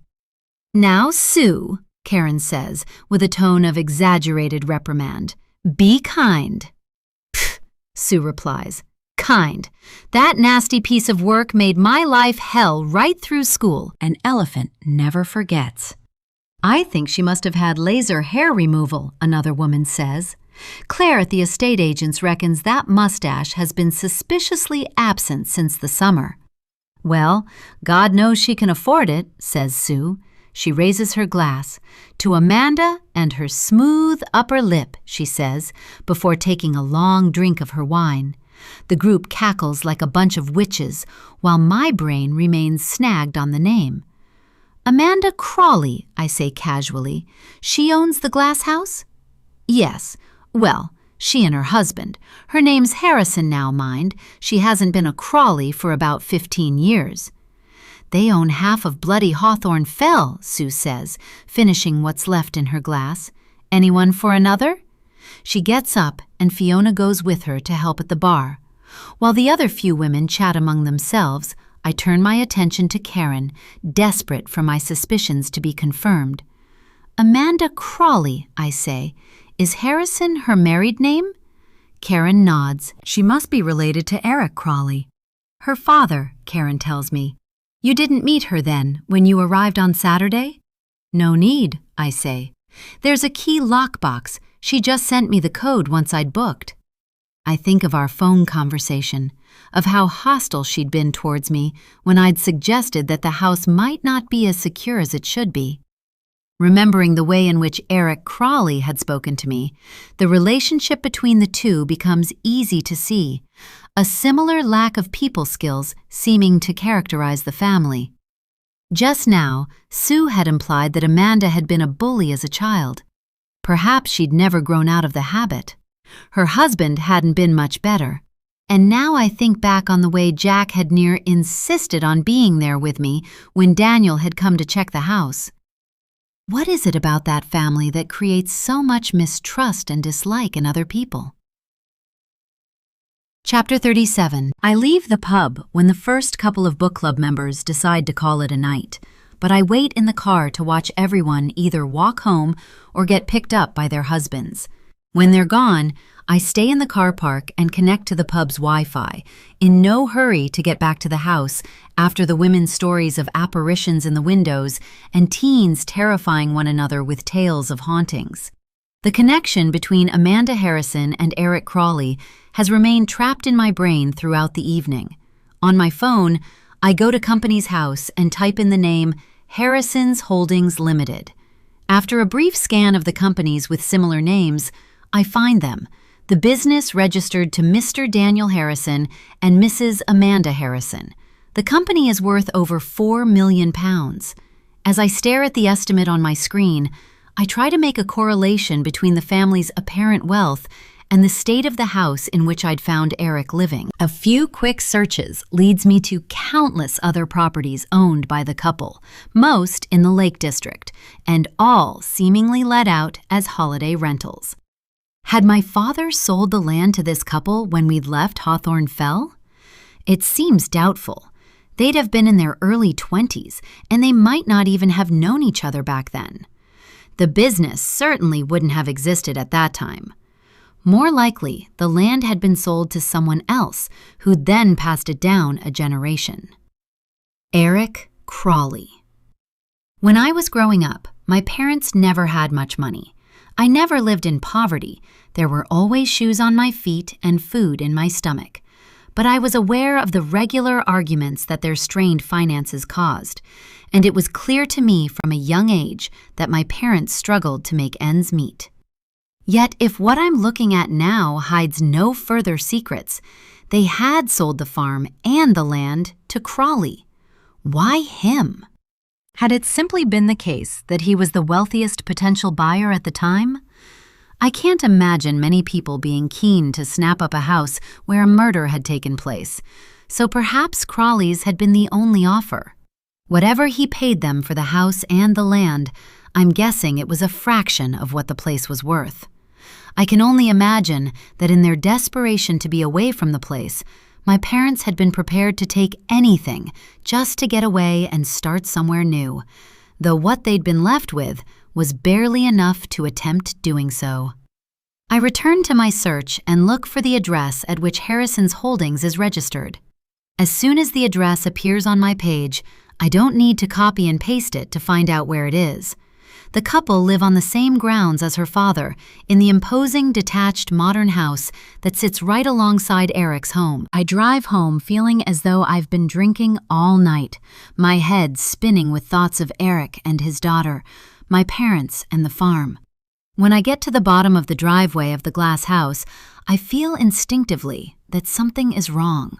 Some gut sense in my stomach that makes me want to turn the car around and head away from here, leaving Hawthorne Fell in the rear-view mirror. But I haven't shied away from anything since I've been here, and I'm not about to do so now.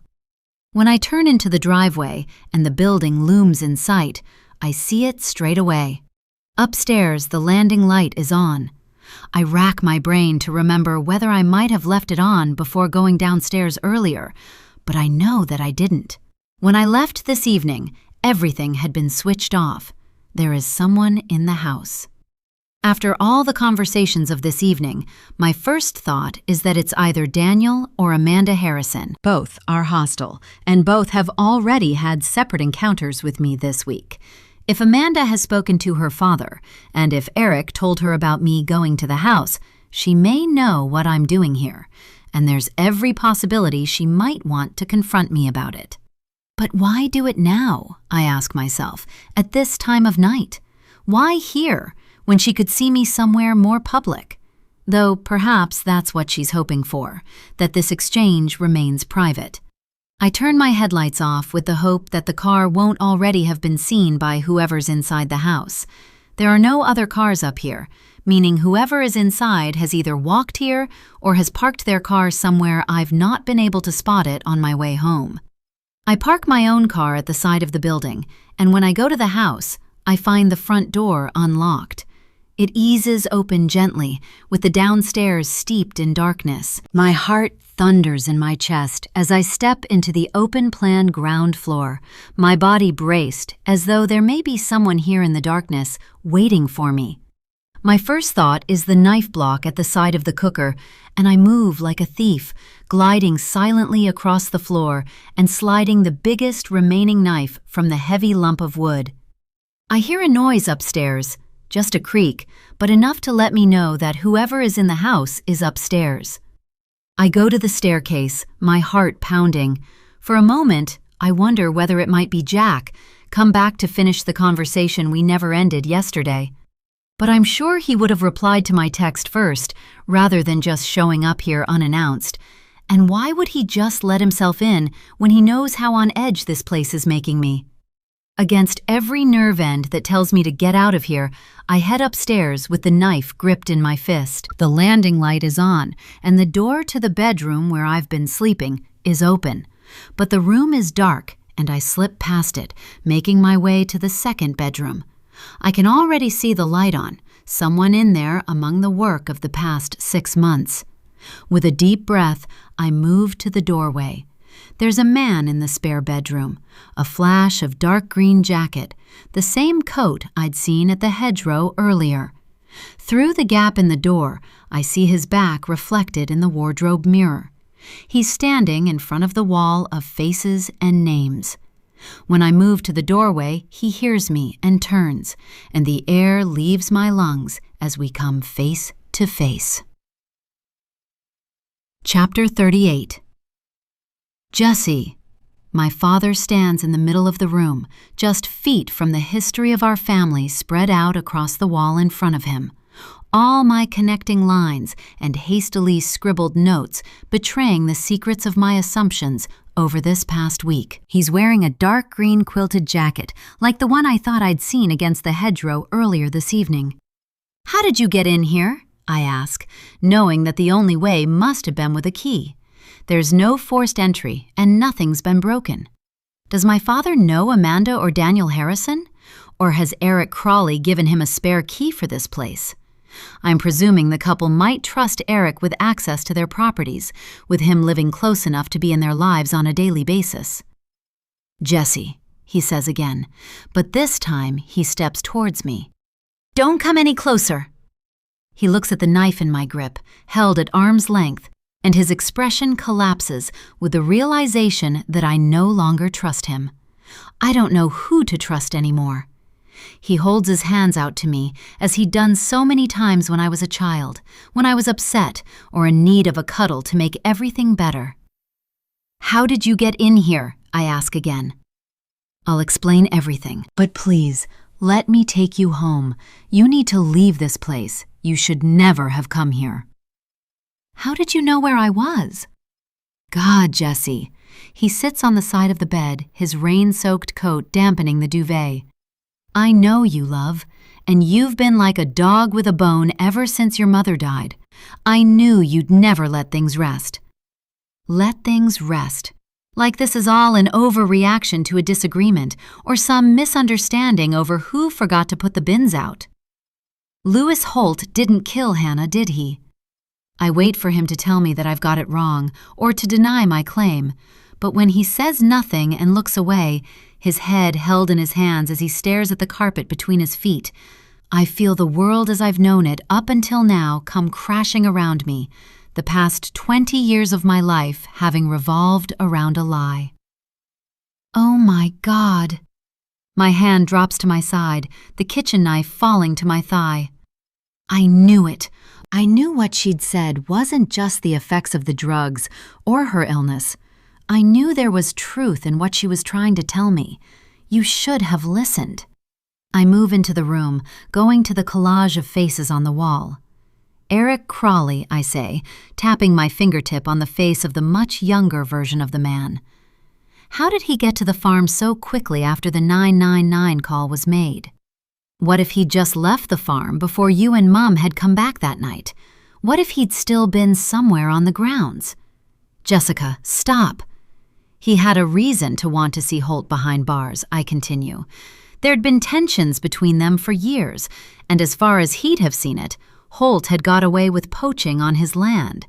It wasn't the only history they had either, and I've met Crawley. I've seen for myself what he's like. There's something off about him. He's not the type of man to forgive and forget.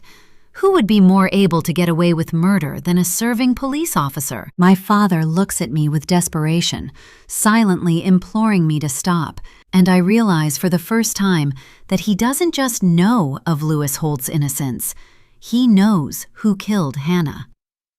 Why did he buy the land off you? I ask. Why demolish the farm in the way his family did? What was he trying to hide? I'll tell you what happened that night, my father says, but you need to promise me something first. What? Promise that you'll let me tell you everything, he asks. You need to let me explain exactly what happened that night." "I know about the affair," I say. The effect of my words is visible on his face, the way his features crumple, the blood drained from him, and I know straight away that he already knew. He'd known all along. How long had it been going on? My father stands and steps towards me. "Jess." I raise the knife instinctively. "Don't. Just tell me. How long? Months? Years?" When he can't give me an answer, when he won't give me an answer, it's already as good as given. I'm not sure. "Don't!" I slice the knife through the air between us, both of us silenced by my sudden bout of aggression. The man in front of me, a man I've trusted more than anyone else in this world, suddenly looks like a stranger. "Just tell me the truth. Just for once, tell me the truth." The apology in my father's eyes is overwhelming. He drops back on the edge of the bed, looking 10 years older than when I last saw him just a few weeks ago. Years. Am I his child? I watch the words deflate him. Honestly, Jessie, I've never known. I've never wanted to know. It doesn't matter to me. It didn't back then, and it doesn't now. I would do anything for you, love. And that's never changed. Pieces of this last week start to fall into place. The tire, the unlocked door, the scrunchie. Only someone who'd been close to Hannah would have known its relevance, and it was impossible that it might have been found here. Instead, it had been brought here. "You wanted to scare me away from here," I mutter, thinking aloud rather than speaking to him. "It isn't safe." I'd assumed it was someone from the village, someone who wanted a decades-old secret kept where it had been buried for all this time. I never thought for a moment that the threat might have come from closer to home. Home. It seems an alien concept, here with my father, a man who appears as a stranger. "Hannah's hair scrunchie," I say. "Was it you?" "I just needed you to leave this place. This isn't healthy. This obsession." I feel sick with the thought that he'd been capable of scaring me like that he was here when I'd thought I was alone, that he was here when I'd been with Jack. "How did you manage to just come and go like that?" She doesn't want to think of what her father may have seen or heard. "I know this land better than anyone," he says. "I always did. After so many lies and fabrications, I find myself lost for words. Of all the people I might have expected to find here, it would never have been my father. And now I know what he's been doing over this past week. I have no way of knowing what else he might be capable of." "If you'd just told me the truth from the start," I begin, "I wouldn't be here now. All these lies, that's what's unhealthy. Did Hannah find out about the affair? Did she confront Mom?" My voice has risen. The knife is shaking in my hand, my arm still outstretched towards him. It never made sense. The only way she could have known for sure that Lewis was innocent was if she'd known who really killed Hannah. And since finding out about the affair, it all makes sense. Was it an accident, Dad? Did they argue when you'd got back from the pub that night? Did you let Lewis go to prison to protect her? A sob bursts from me like a gunshot. A quarter of a century for something he didn't do. You made him pay the price. For what? For an affair? Was 26 years enough of a punishment for your wounded pride? If I could have changed it, I would have, my father says. But I'd do it again in a heartbeat if I had to. She was in love with him, I protest. You and Diane Holt, you've spent your lives protecting people who couldn't love you, not in the way you might have loved them. The police might have understood if there were mitigating circumstances, if— Jessie, stop, my father says, his voice low and warning. But I can't. The injustice of it has risen in me like a volcano, and more than anyone else now, I'm thinking of Jack. His father stolen from him, his childhood ripped from beneath his 7-year-old feet. You ruined that family, I carry on, my thoughts racing as my voice continues to rise. Whatever happened that night, there must have been another way, something that didn't end up destroying other people's lives. Was that what all those years of drinking were about? Was she trying to escape from what she'd done? You protected her at the cost of everything else. It was never about protecting your mother, my father says, his voice breaking. I did it to protect you. Chapter 39. My father looks at the knife in my hand, which is shaking so much now that I seem barely in control of it. Will you put that down? He asks me. I asked you to hear me out, to let me tell you everything exactly as it happened. Will you do that for me, please? I glance behind me before leaning down to put the knife on the carpet by the skirting board. My father is still sitting on the side of the bed, now with his head in his hands. Your mother and I had argued on the walk back home from the pub that night. We'd both been drinking, and I knew what was going on with her and Louis. I'd known by then for quite a while. We got back to the farm just before 1 a.m., and I had a feeling as soon as we got to the gate that something was wrong. You could see the landing window from the driveway up to the house, and at nighttime, the light was always on. Hannah could never get to sleep in the dark. She'd been the same since she was tiny. She needed the landing light on in case she woke up and needed to use the bathroom, and we'd always done the same for you. But that night, when we got back, the place was dark.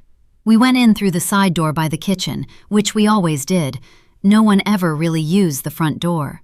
Your mother made a comment while she was taking off her shoes, something about wishing we'd never bothered going out. I remembered it afterwards, how she could never have realized when she'd said it that just moments later, we'd both be wishing we'd never gone out that evening. It was your mother who'd gone through to the living room first.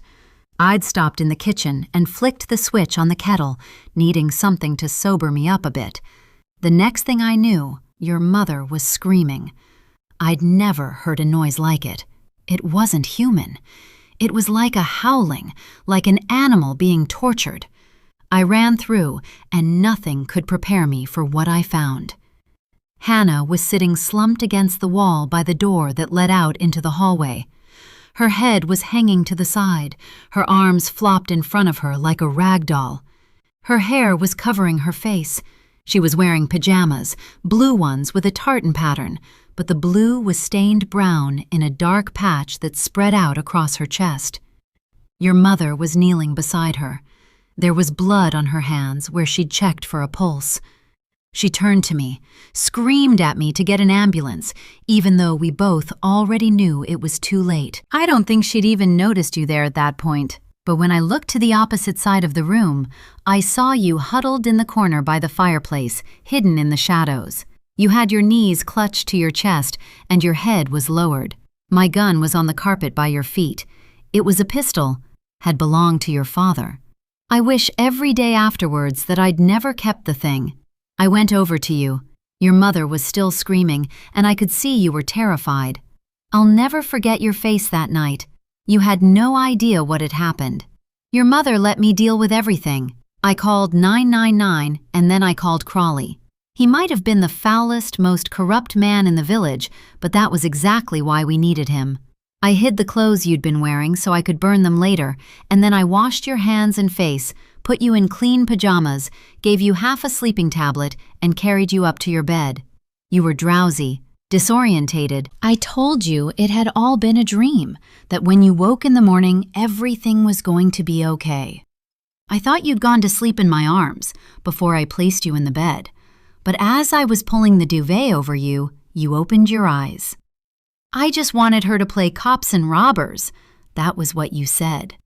You'd played it during the previous summer, after Louis's boy had brought his toy guns and handcuffs to your 3rd birthday party in the summer. He'd been so good with you that day. He'd spent hours out on the field playing with you. Hannah had never done that. The age gap between you was too big. But my heart broke when I heard those words, Jessie. You had no idea what you'd done. You were just a child, just a little girl who wanted to play with her sister. I lean against the wall and lower myself to the carpet, feeling somehow out of my own body, as though I'm not really here and this conversation isn't real. I'll wake up in a moment, and this will all be the strange memory of a dream. I'll go back to what I was doing earlier, blissful in the ignorance I'd been carrying with me. By the time Crawley arrived, I'd cleaned the gun. He walked in on me and your mother arguing. He heard Lewis's name. It didn't take him long to work out what was going on. He might be many things, but Crawley's not stupid. Lewis and your mother had both disappeared from the pub that night for about 20 minutes. Things weren't like they are now. There wasn't CCTV everywhere to pick up everyone's exact moves by the minute. In court, it was enough time for him to have got to the farm and back to the pub. And your mother wasn't going to correct the lie, not when it would have turned the focus back on us. She never wanted to go along with framing Lewis, but she didn't have much other option. It was a choice between her daughter or her lover. I feel as though everything that until this evening has made me who I am has been scooped out and discarded, leaving an empty shell in its place. All this time I've spent hunting a killer. I've been searching for myself. I kept the gun in a locked box in one of the outhouses, he continues. There were only a few people who knew the combination for the lock: me, your mother, and Lewis. My father can't look at me, the shame of what he did, of what he allowed to happen, heavy on his features. I rest my head on my knees, trying to comprehend the scale and enormity of everything. Everything played right into Crawley's hands. He already hated Lewis, everyone knew that, and he was power-hungry. He always had been. He took the farm and the land, and he blackmailed your mother. I lift my head from my knees. What do you mean? Still, my father can't look at me. Instead, his eyes are fixed on the photograph of Eric Crawley, proud and beaming as he clutches his award. Please don't make me spell it out. You've met the man. I'm sure you can work out for yourself what he's capable of. We sit in silence. All those times I'd thought my mother had forgotten me, or was so consumed with her grief that she couldn't see me. Had the cause of her detachment been me and what I'd done? Had she blamed me for Hannah's death? How could she not when I was responsible? And then Crawley. She must have resented me entirely. And yet she'd gone along with everything he'd demanded of her to keep me safe. How long? I asked quietly. Until we left. We had to leave. We couldn't stay here. Neither of us would have wanted to anyway, but we knew it wouldn't stop. The demands became more and more. He made her, but he can't bring himself to say it. Instead, my father sits on the edge of the bed, silent tears rolling down his tired face. I'm so sorry, Jessie, he eventually says. But I don't know what to say back to him. I don't know what I feel anymore. Towards him, towards my mother, mostly towards myself. I am the killer I've been searching for. I wanted the truth, and now it's here, in all its stark and raw glory. This was the moment at which I thought I'd feel some kind of relief, some kind of closure, a sense that finally, after all these years, justice had finally been achieved. I need you to go. My father looks at me, his eyes still watery. I'm not leaving you, Jess. Not here. You need to leave this place tonight. There's nothing here for you now. And though that may be true, I know I can't go with him. I don't know who my father is anymore. I don't know who I am. Everything I did for you, Jess. And that's not me attempting to shirk responsibilities for the choices I made.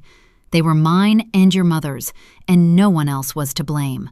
This isn't me trying to make you feel guilty, because you have nothing to feel guilty for. You never did. You are good and kind and honest, and these last few months have shown just how much so. I couldn't let you live with the stigma of being a killer, because that's not what you were. That's not who you are. And I still won't allow it, not while I'm still breathing. It was an accident, Jessie, and it was my fault. If I hadn't had that pistol in the garage, if we hadn't gone out that night— Stop, I say, not wanting to hear any more. Hate me, he urges, standing from the bed. Hate me for what I did. But please, don't stay here any longer." "I need some time to think," I tell him. "Some time alone." "Jesse, just go," I tell him. "Please." Knowing he's not going to get around me and that my mind won't be changed, he leaves. I watch him go downstairs and hear him pull the front door behind him. Rain pelts the windows in sheets as I go to the front bedroom and peer into the darkness, searching the blackened landscape for signs of my father. I've let him walk away into the surge of another imminent storm, pitched into the night like a prayer that won't be answered. I think about going after him, and then I remember all the lies. I hurry back to the spare bedroom, where I start ripping the photographs from the walls. I tear through faces and claw at evidence, all of it now meaningless.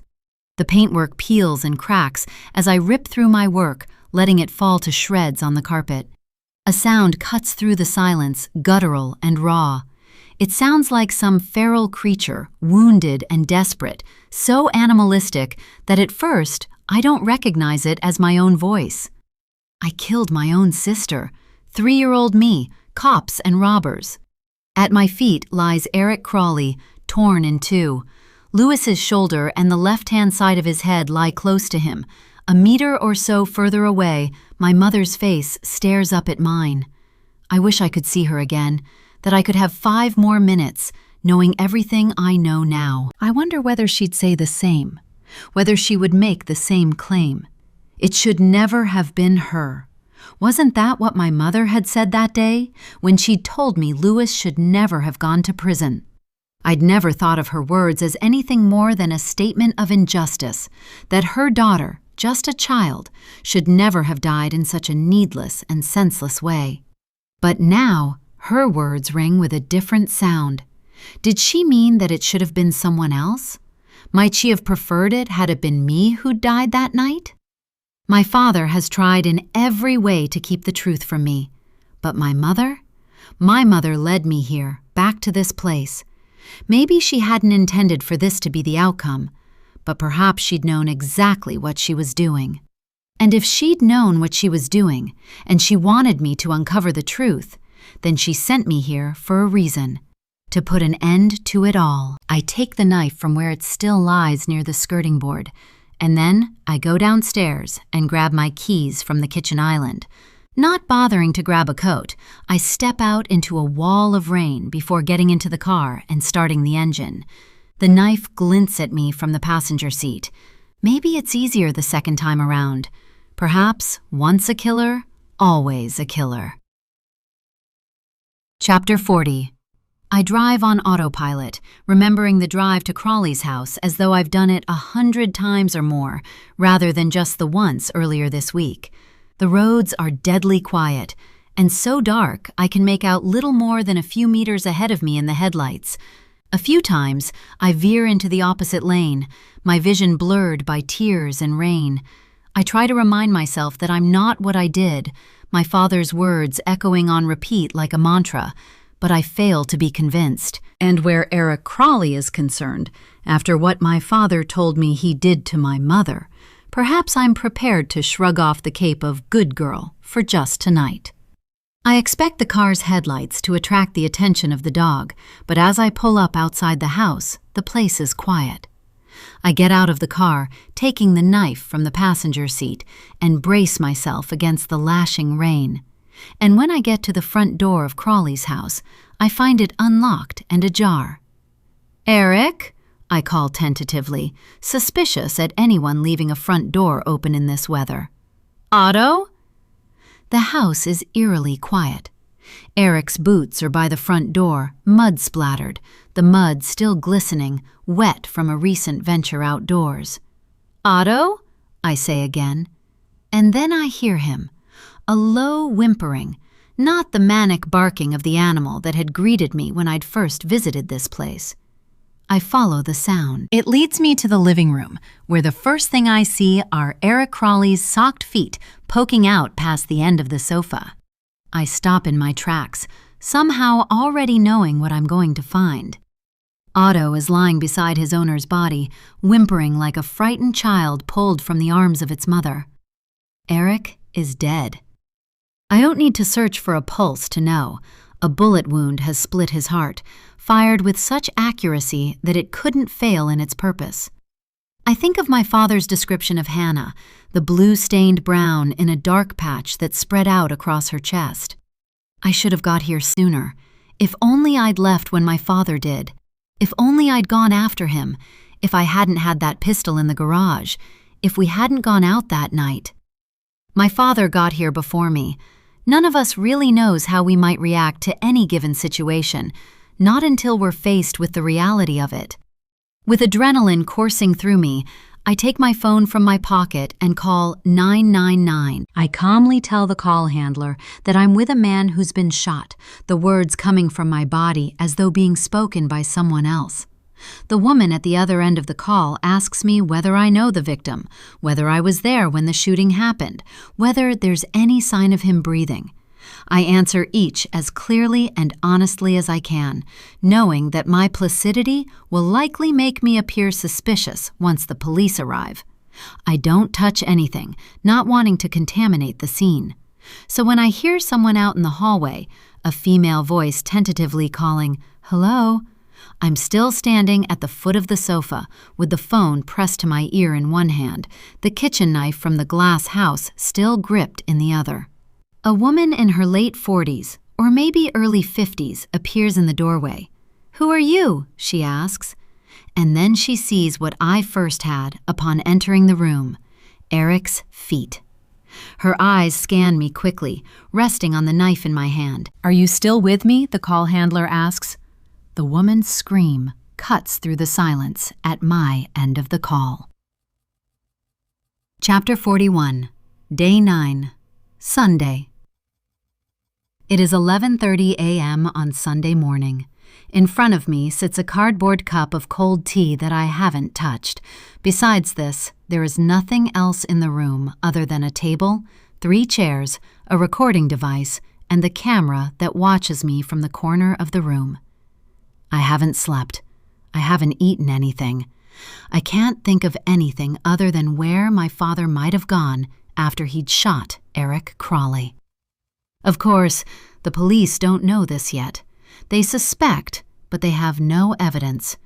I was interviewed at 8 a.m. with a duty solicitor sitting alongside me, and I answered every question as honestly as I was able to. Why had I gone to Crawley's house at that time of night? What was I doing in Hawthorne Fell? I tell them the truth of my identity and my link to the village. I tell them about my sister's murder and the words my mother had spoken just days before her death. They asked me why I'd taken a knife to Crawley's house with me, and here I told my first lie. I claimed it was for self-defense, though that hadn't been my intention at all. They asked me if I thought my father might have killed Crawley, and here I told my second lie, answering that I didn't know. Because although I didn't know for certain, my heart knew it to be true. With my nerves on edge, I'm startled by the sound of the door as someone enters the room. "Jessica?" the officer says. He was one of the interviewing officers, and I don't think he believed half of what I'd told him. "I have some news about your father." I don't need him to say anything else to hear his words. I know what he's going to say before he says it. "I'm very sorry," he begins, though he doesn't sound it. He sounds bored and toneless. He might as well be asking me if I want another cup of tea or telling me the latest football results. His sentences reach me as though they're being spoken underwater, or perhaps I'm the one who's submerged. Elta Vata, dog walker, suicide. I hear enough details to form a picture of what happened after my father had gone to Eric Crawley's house and shot him dead. "This was found on his body," he says, placing a clear plastic folder on the desk in front of me. "It's evidence, so we ask that you don't touch it, but I've been given permission to let you read it." With my hands balled together in my lap, I lean forward and read my father's suicide note. "Dear Jessica, I'm sorry that I lied to you for all this time, that I lied to everyone. I killed Hannah. It was an accident. I'd been drinking and I picked up the gun to move it. She came into the living room and startled me. I thought there was an intruder. Everything happened so quickly. The gun just went off. Your mother knew the truth. So did Eric Crawley. He bribed us. He said he could keep us protected, but it came at a cost. He took the farm. He made your mother do things, sexual, depraved things, but we both went along with it, terrified that you'd be put into care if we were arrested, and that we'd never see you again. I'm sorry that Lewis paid the price for what I did, but nothing I write here can undo that now. I can't live with the secret anymore, but if I'm going, Eric Crawley is coming with me. The man has always been evil to the core. Please forgive me. I'm not a bad man, just a desperate one. I love you more than you'll ever know. Dad. Kiss. P.S. Look at my face just a second more. Time, dear friend of mine. The officer watches me intently as I finish reading. A single tear rolls down my cheek and onto my chin. I hate so much of what he did, of all the lies that were told and the damage that was wreaked. And yet, his claim was true. Everything he did for me, right up until the very end. Any idea what the P.S. refers to? The officer asks me. It's a quotation from a children's book, I tell him. Sonny and the Watchmaker. It was my favorite story when I was little. I quoted it to my mother while she was in the hospice.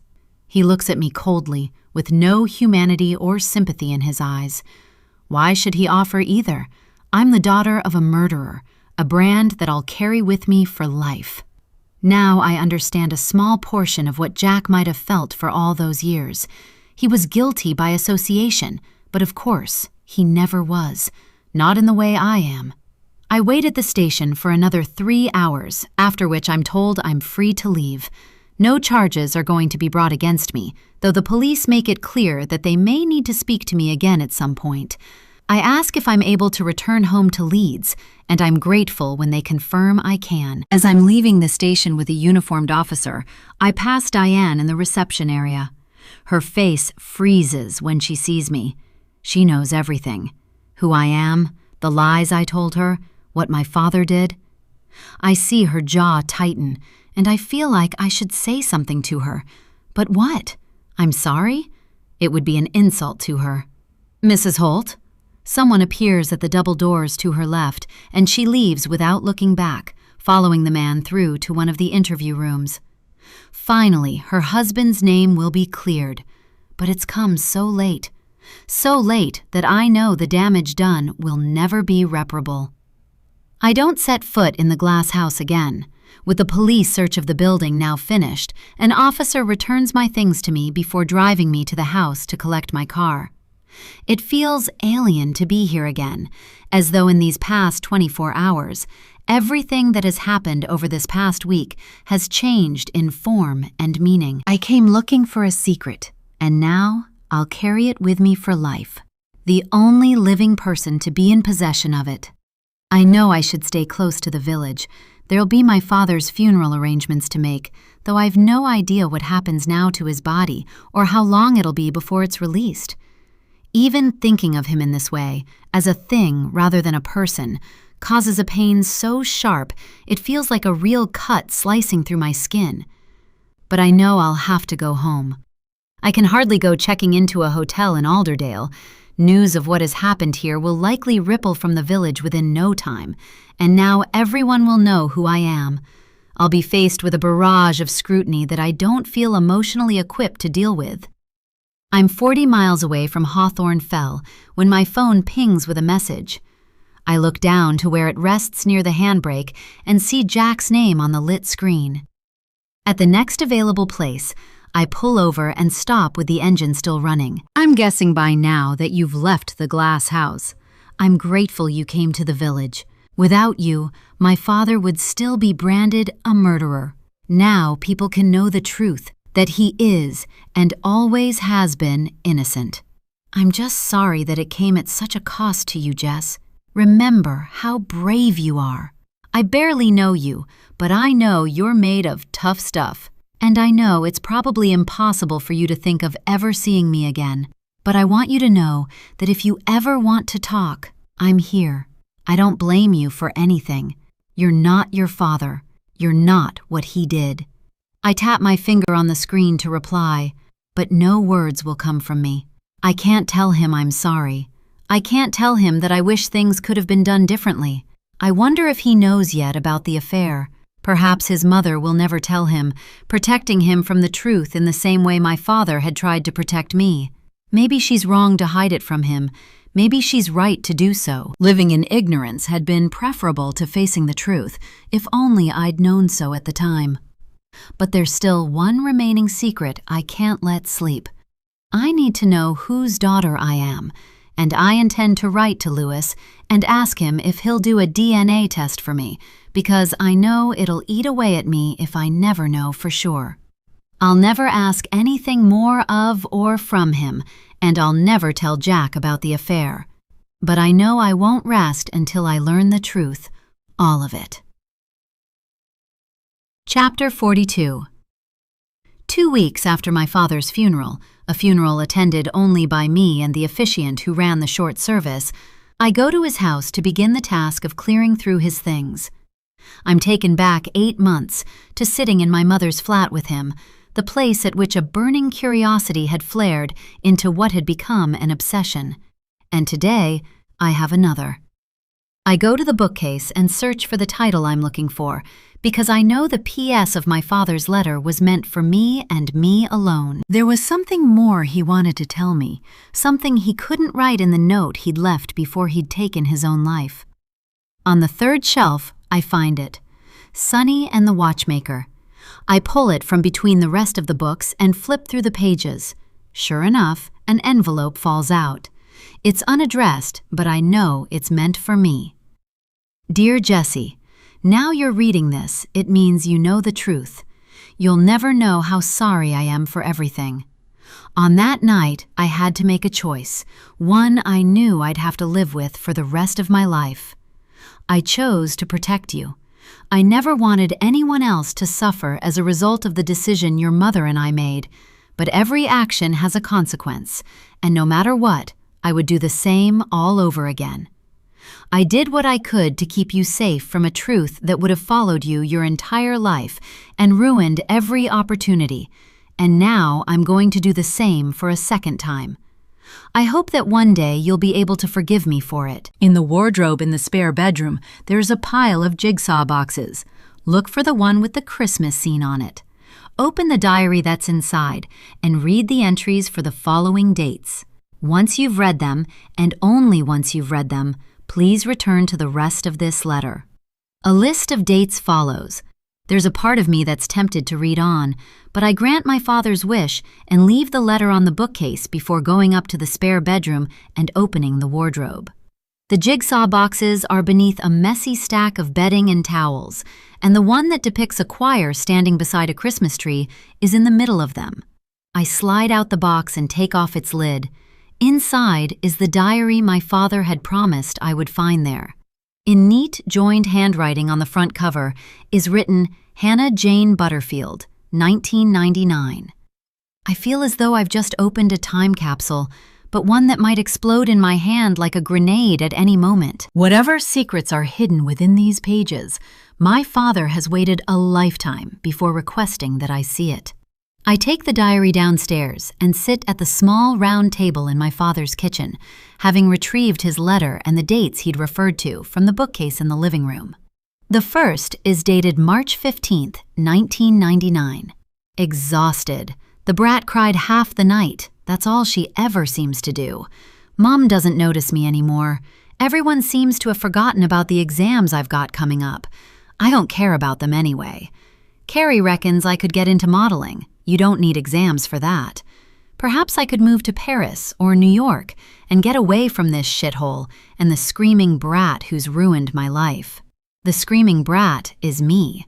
I feel a detachment that I can't explain, as though I'm reading the words of someone else's sister and someone else's life. I don't seem capable of feeling upset or angry or disappointed. There's just nothing. Perhaps after so many months of revelations and betrayals, I've felt every possible emotion there is to experience, and I now have nothing left to give. I move to the next date, May 21st, 1999. There's a new boy working on the farm. Well, he's 19, so more of a man than a boy. He's from the Czech Republic, and he's gorgeous, not like the losers we've got around here. I caught him staring at me when I was in the garden earlier. I bet he's been with loads of girls and knows exactly what he's doing. Not like that idiot Liam from year 10, who couldn't work his way around a girl if you drew him a map. I reckon I could get Merrick, that's the new worker's name, if I ever get 2 minutes to myself. It's like living in an airport on this bloody farm. There's no privacy, and there's always people in and out. Plus, there's always a brat charging around the place like she owns it. Maybe I could persuade Merrick to take me back to the Czech Republic with him. June 3rd, 1999. I hate my sister. There, I've written it, and I feel better now. She almost got me into so much shit today. She kept following me around the farm, and I just wanted 2 minutes to myself, and she kept singing this stupid song on a loop. She was doing it to wind me up, and it worked. I don't know what happened, really. I just lost it. I pushed her head down into one of the animal troughs, but she's so strong that she fought me, and she cut her forehead on the side of the metal edge. There was a lot of blood. I pulled her out, and she was screaming like a baby, and when Mum came, I told her I'd saved her from drowning. I mean, that was sort of what happened anyway, but I think Louis saw it. I didn't realize he was there, but when I let go of her neck, he was there at the side of one of the barns, watching me. I don't know if he said anything to my mother or father about it. Merrick spoke to me today. I swear I nearly couldn't speak back. It was like I'd swallowed my own tongue. He's even fitter close up. He probably thinks I'm stupid now, or just a dumb kid or something, but I'll find a way to prove otherwise. I'm sure I saw my mother looking at him through the kitchen window while she was doing the dishes. The sad old cow. July 21st, 1999. I tried to kiss Merrick today. He was in one of the barns and we were talking about school. He'd been asking me questions even though his English is terrible. There was something on his lip, so I told him. I leaned in to brush it off for him, but I ended up going in for a kiss. I'm still not really sure how it happened. Anyway, he grabbed me by my arm and pushed me away. It bloody hurt, actually. I could show my father. I'm sure there's a bruise coming out. He's going to be sorry he did that. August 1st, 1999.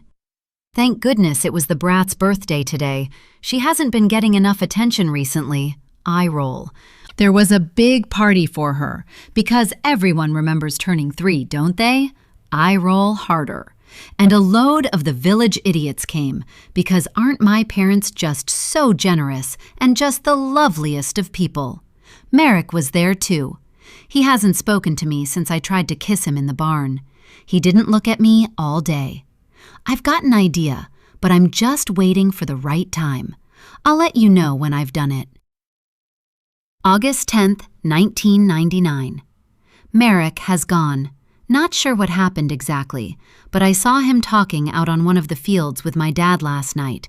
And then, at breakfast this morning, I heard Dad tell my mother that Merrick wouldn't be working there anymore.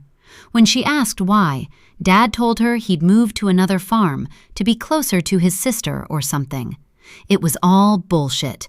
It probably had something to do with the pair of knickers I left on Merrick's bed in the outhouse where he's been staying. I put some blood on them to help make it look as dodgy as possible.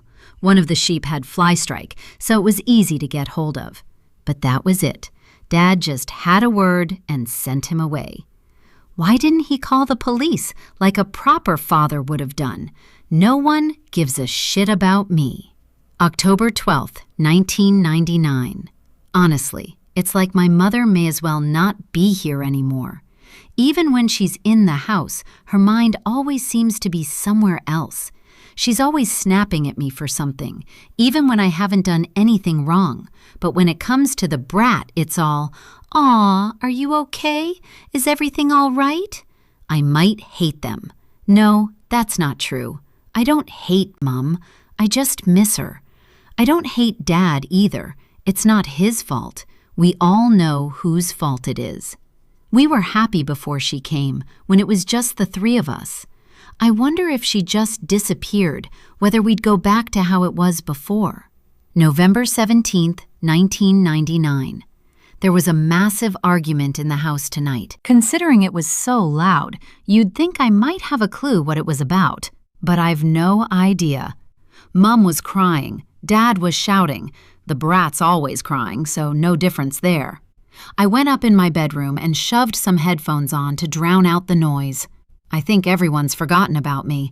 I swear I could stay up in this room for the next 3 weeks and no one would notice that I'm not there. Sorry, there was a knock on my door. It was the brat. She asked if she could come into my room. No chance. She's taken enough from me already. I'm not going to let her take my privacy on top of everything else. I closed the diary after the last entry, numb at what I've just read. The scar on my head has always been prominent, and when I'd asked my mother how I'd got it, she told me I'd fallen on the farm. My father had never corrected her, though perhaps he'd never known the truth until he'd read Hannah's diary. That day at Elterwater seems to suddenly make such strange sense. That sensation of being pulled under, of being submerged and unable to breathe, it had felt so real, not like a fear, but like a memory. I touched my fingers to my forehead, still unable to remember, and then I returned to my father's letter, as instructed. So now you're back, and you'll have read those diary entries. I'm sorry for the pain they'll have caused you, but you needed to see the truth for yourself. Your mother never wanted to believe that Hannah might have been capable of trying to harm you, but I did. By the time I found the diary, Hannah was already dead. The police investigation had finished, and Lewis had already been arrested and charged. Hannah had hidden the diary behind a picture inside a box frame on her bedroom wall, taped to the back of it. The police hadn't searched hard enough to find it. When I read about what had happened between her and Merrick, it confirmed the suspicions I'd had the previous summer. Merrick had come to me and told me that Hannah had tried to kiss him, and I'd put it down to teenage girl curiosity. I believed him when he told me that nothing more had happened. I had a gut feeling that he was an honest kind of young man, just trying to improve his life. And why would he have come to me and confided about the incident if there'd been any chance he was at fault? Unfortunately, by that time, I'd already seen too much of Hannah's behavior to believe that Merrick was telling the truth. But I never once thought for a moment that she might try to physically harm anyone. When he came to me about the blood-stained underwear, he was distraught. He'd found me in one of the outhouses, and he'd cried like a child, begging me to believe that he'd done nothing wrong, that he would never have touched Hannah, that she was only a girl, not much younger than one of his sisters back home. I never told Cheryl about it. The day after he'd told me, I gave him some money and the address of a family I knew over in Windermere, who I knew employed seasonal workers in the same way we did. I explained to him that I believed him and that I wanted to protect him, but I also had to protect my own family, and I didn't know how far Hannah would try to push things. I wish that I had found that diary months earlier than I did. Perhaps if I had, everything would have been different.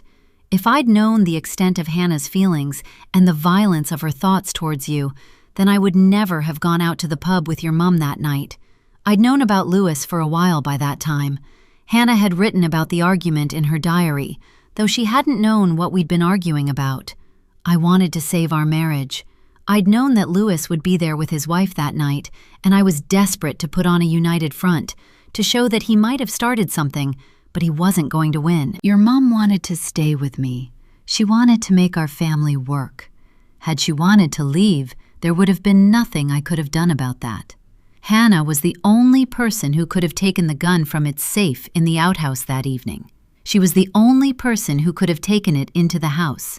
This is what I believe, that Hannah had intended to hurt you, but she'd been distracted by something. For whatever reason, she had put down the gun after loading it, and you had then picked it up.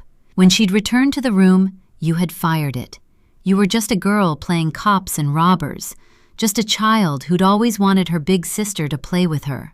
This is the thing you need to remember. You, Jessie, did nothing wrong. You were a child. You were a good, kind girl back then, and it has been my honor to watch you grow into a strong, beautiful, independent young woman. I never wanted what happened that night to define you. It's not what you deserved. It's not what or who you are. Please forgive me for what I've had to do. If there had been another way, I might have taken it, but this is the only solution I can see left. Stay curious, but not to the extent of putting yourself in any further danger, please. I have always been and will forever remain your proud and loving dad, Kiss X. Chapter 43. 3 days after discovering Dad's letter and Hannah's diary entries, I get an email. I see the subject line of test results, and my heart trips over a beat with the thought that, one way or another, today is where it all ends. I'd written to Lewis while he was still in prison, and after his release, he sent me what I needed to go ahead with the private DNA test. Now, the answer of my paternity rests in my hands. I open the email without allowing myself time to delay the inevitable, and I scan the words until I reach what I've been looking for. Probability of paternity is 0%. A sob of relief bursts from me. This is the best possible outcome for all of us. For me, for Lewis, for Jack, and of course, for my father. 2 days ago, Jack sent me a message, but I couldn't bring myself to open it. Now, I return to it and do so. There's a photograph. Jack sits on a stone wall between his mother and father, with a shimmering, sun-soaked lake stretched behind them. The three of them are smiling, the kind of sad smiles that struggle through a pain only visible in the eyes. There's a half-eaten bag of chips on the wall beside Diane, and Lewis's hand is resting on Jack's knee. Below the photograph, Jack has written just 2 words: "Thank you."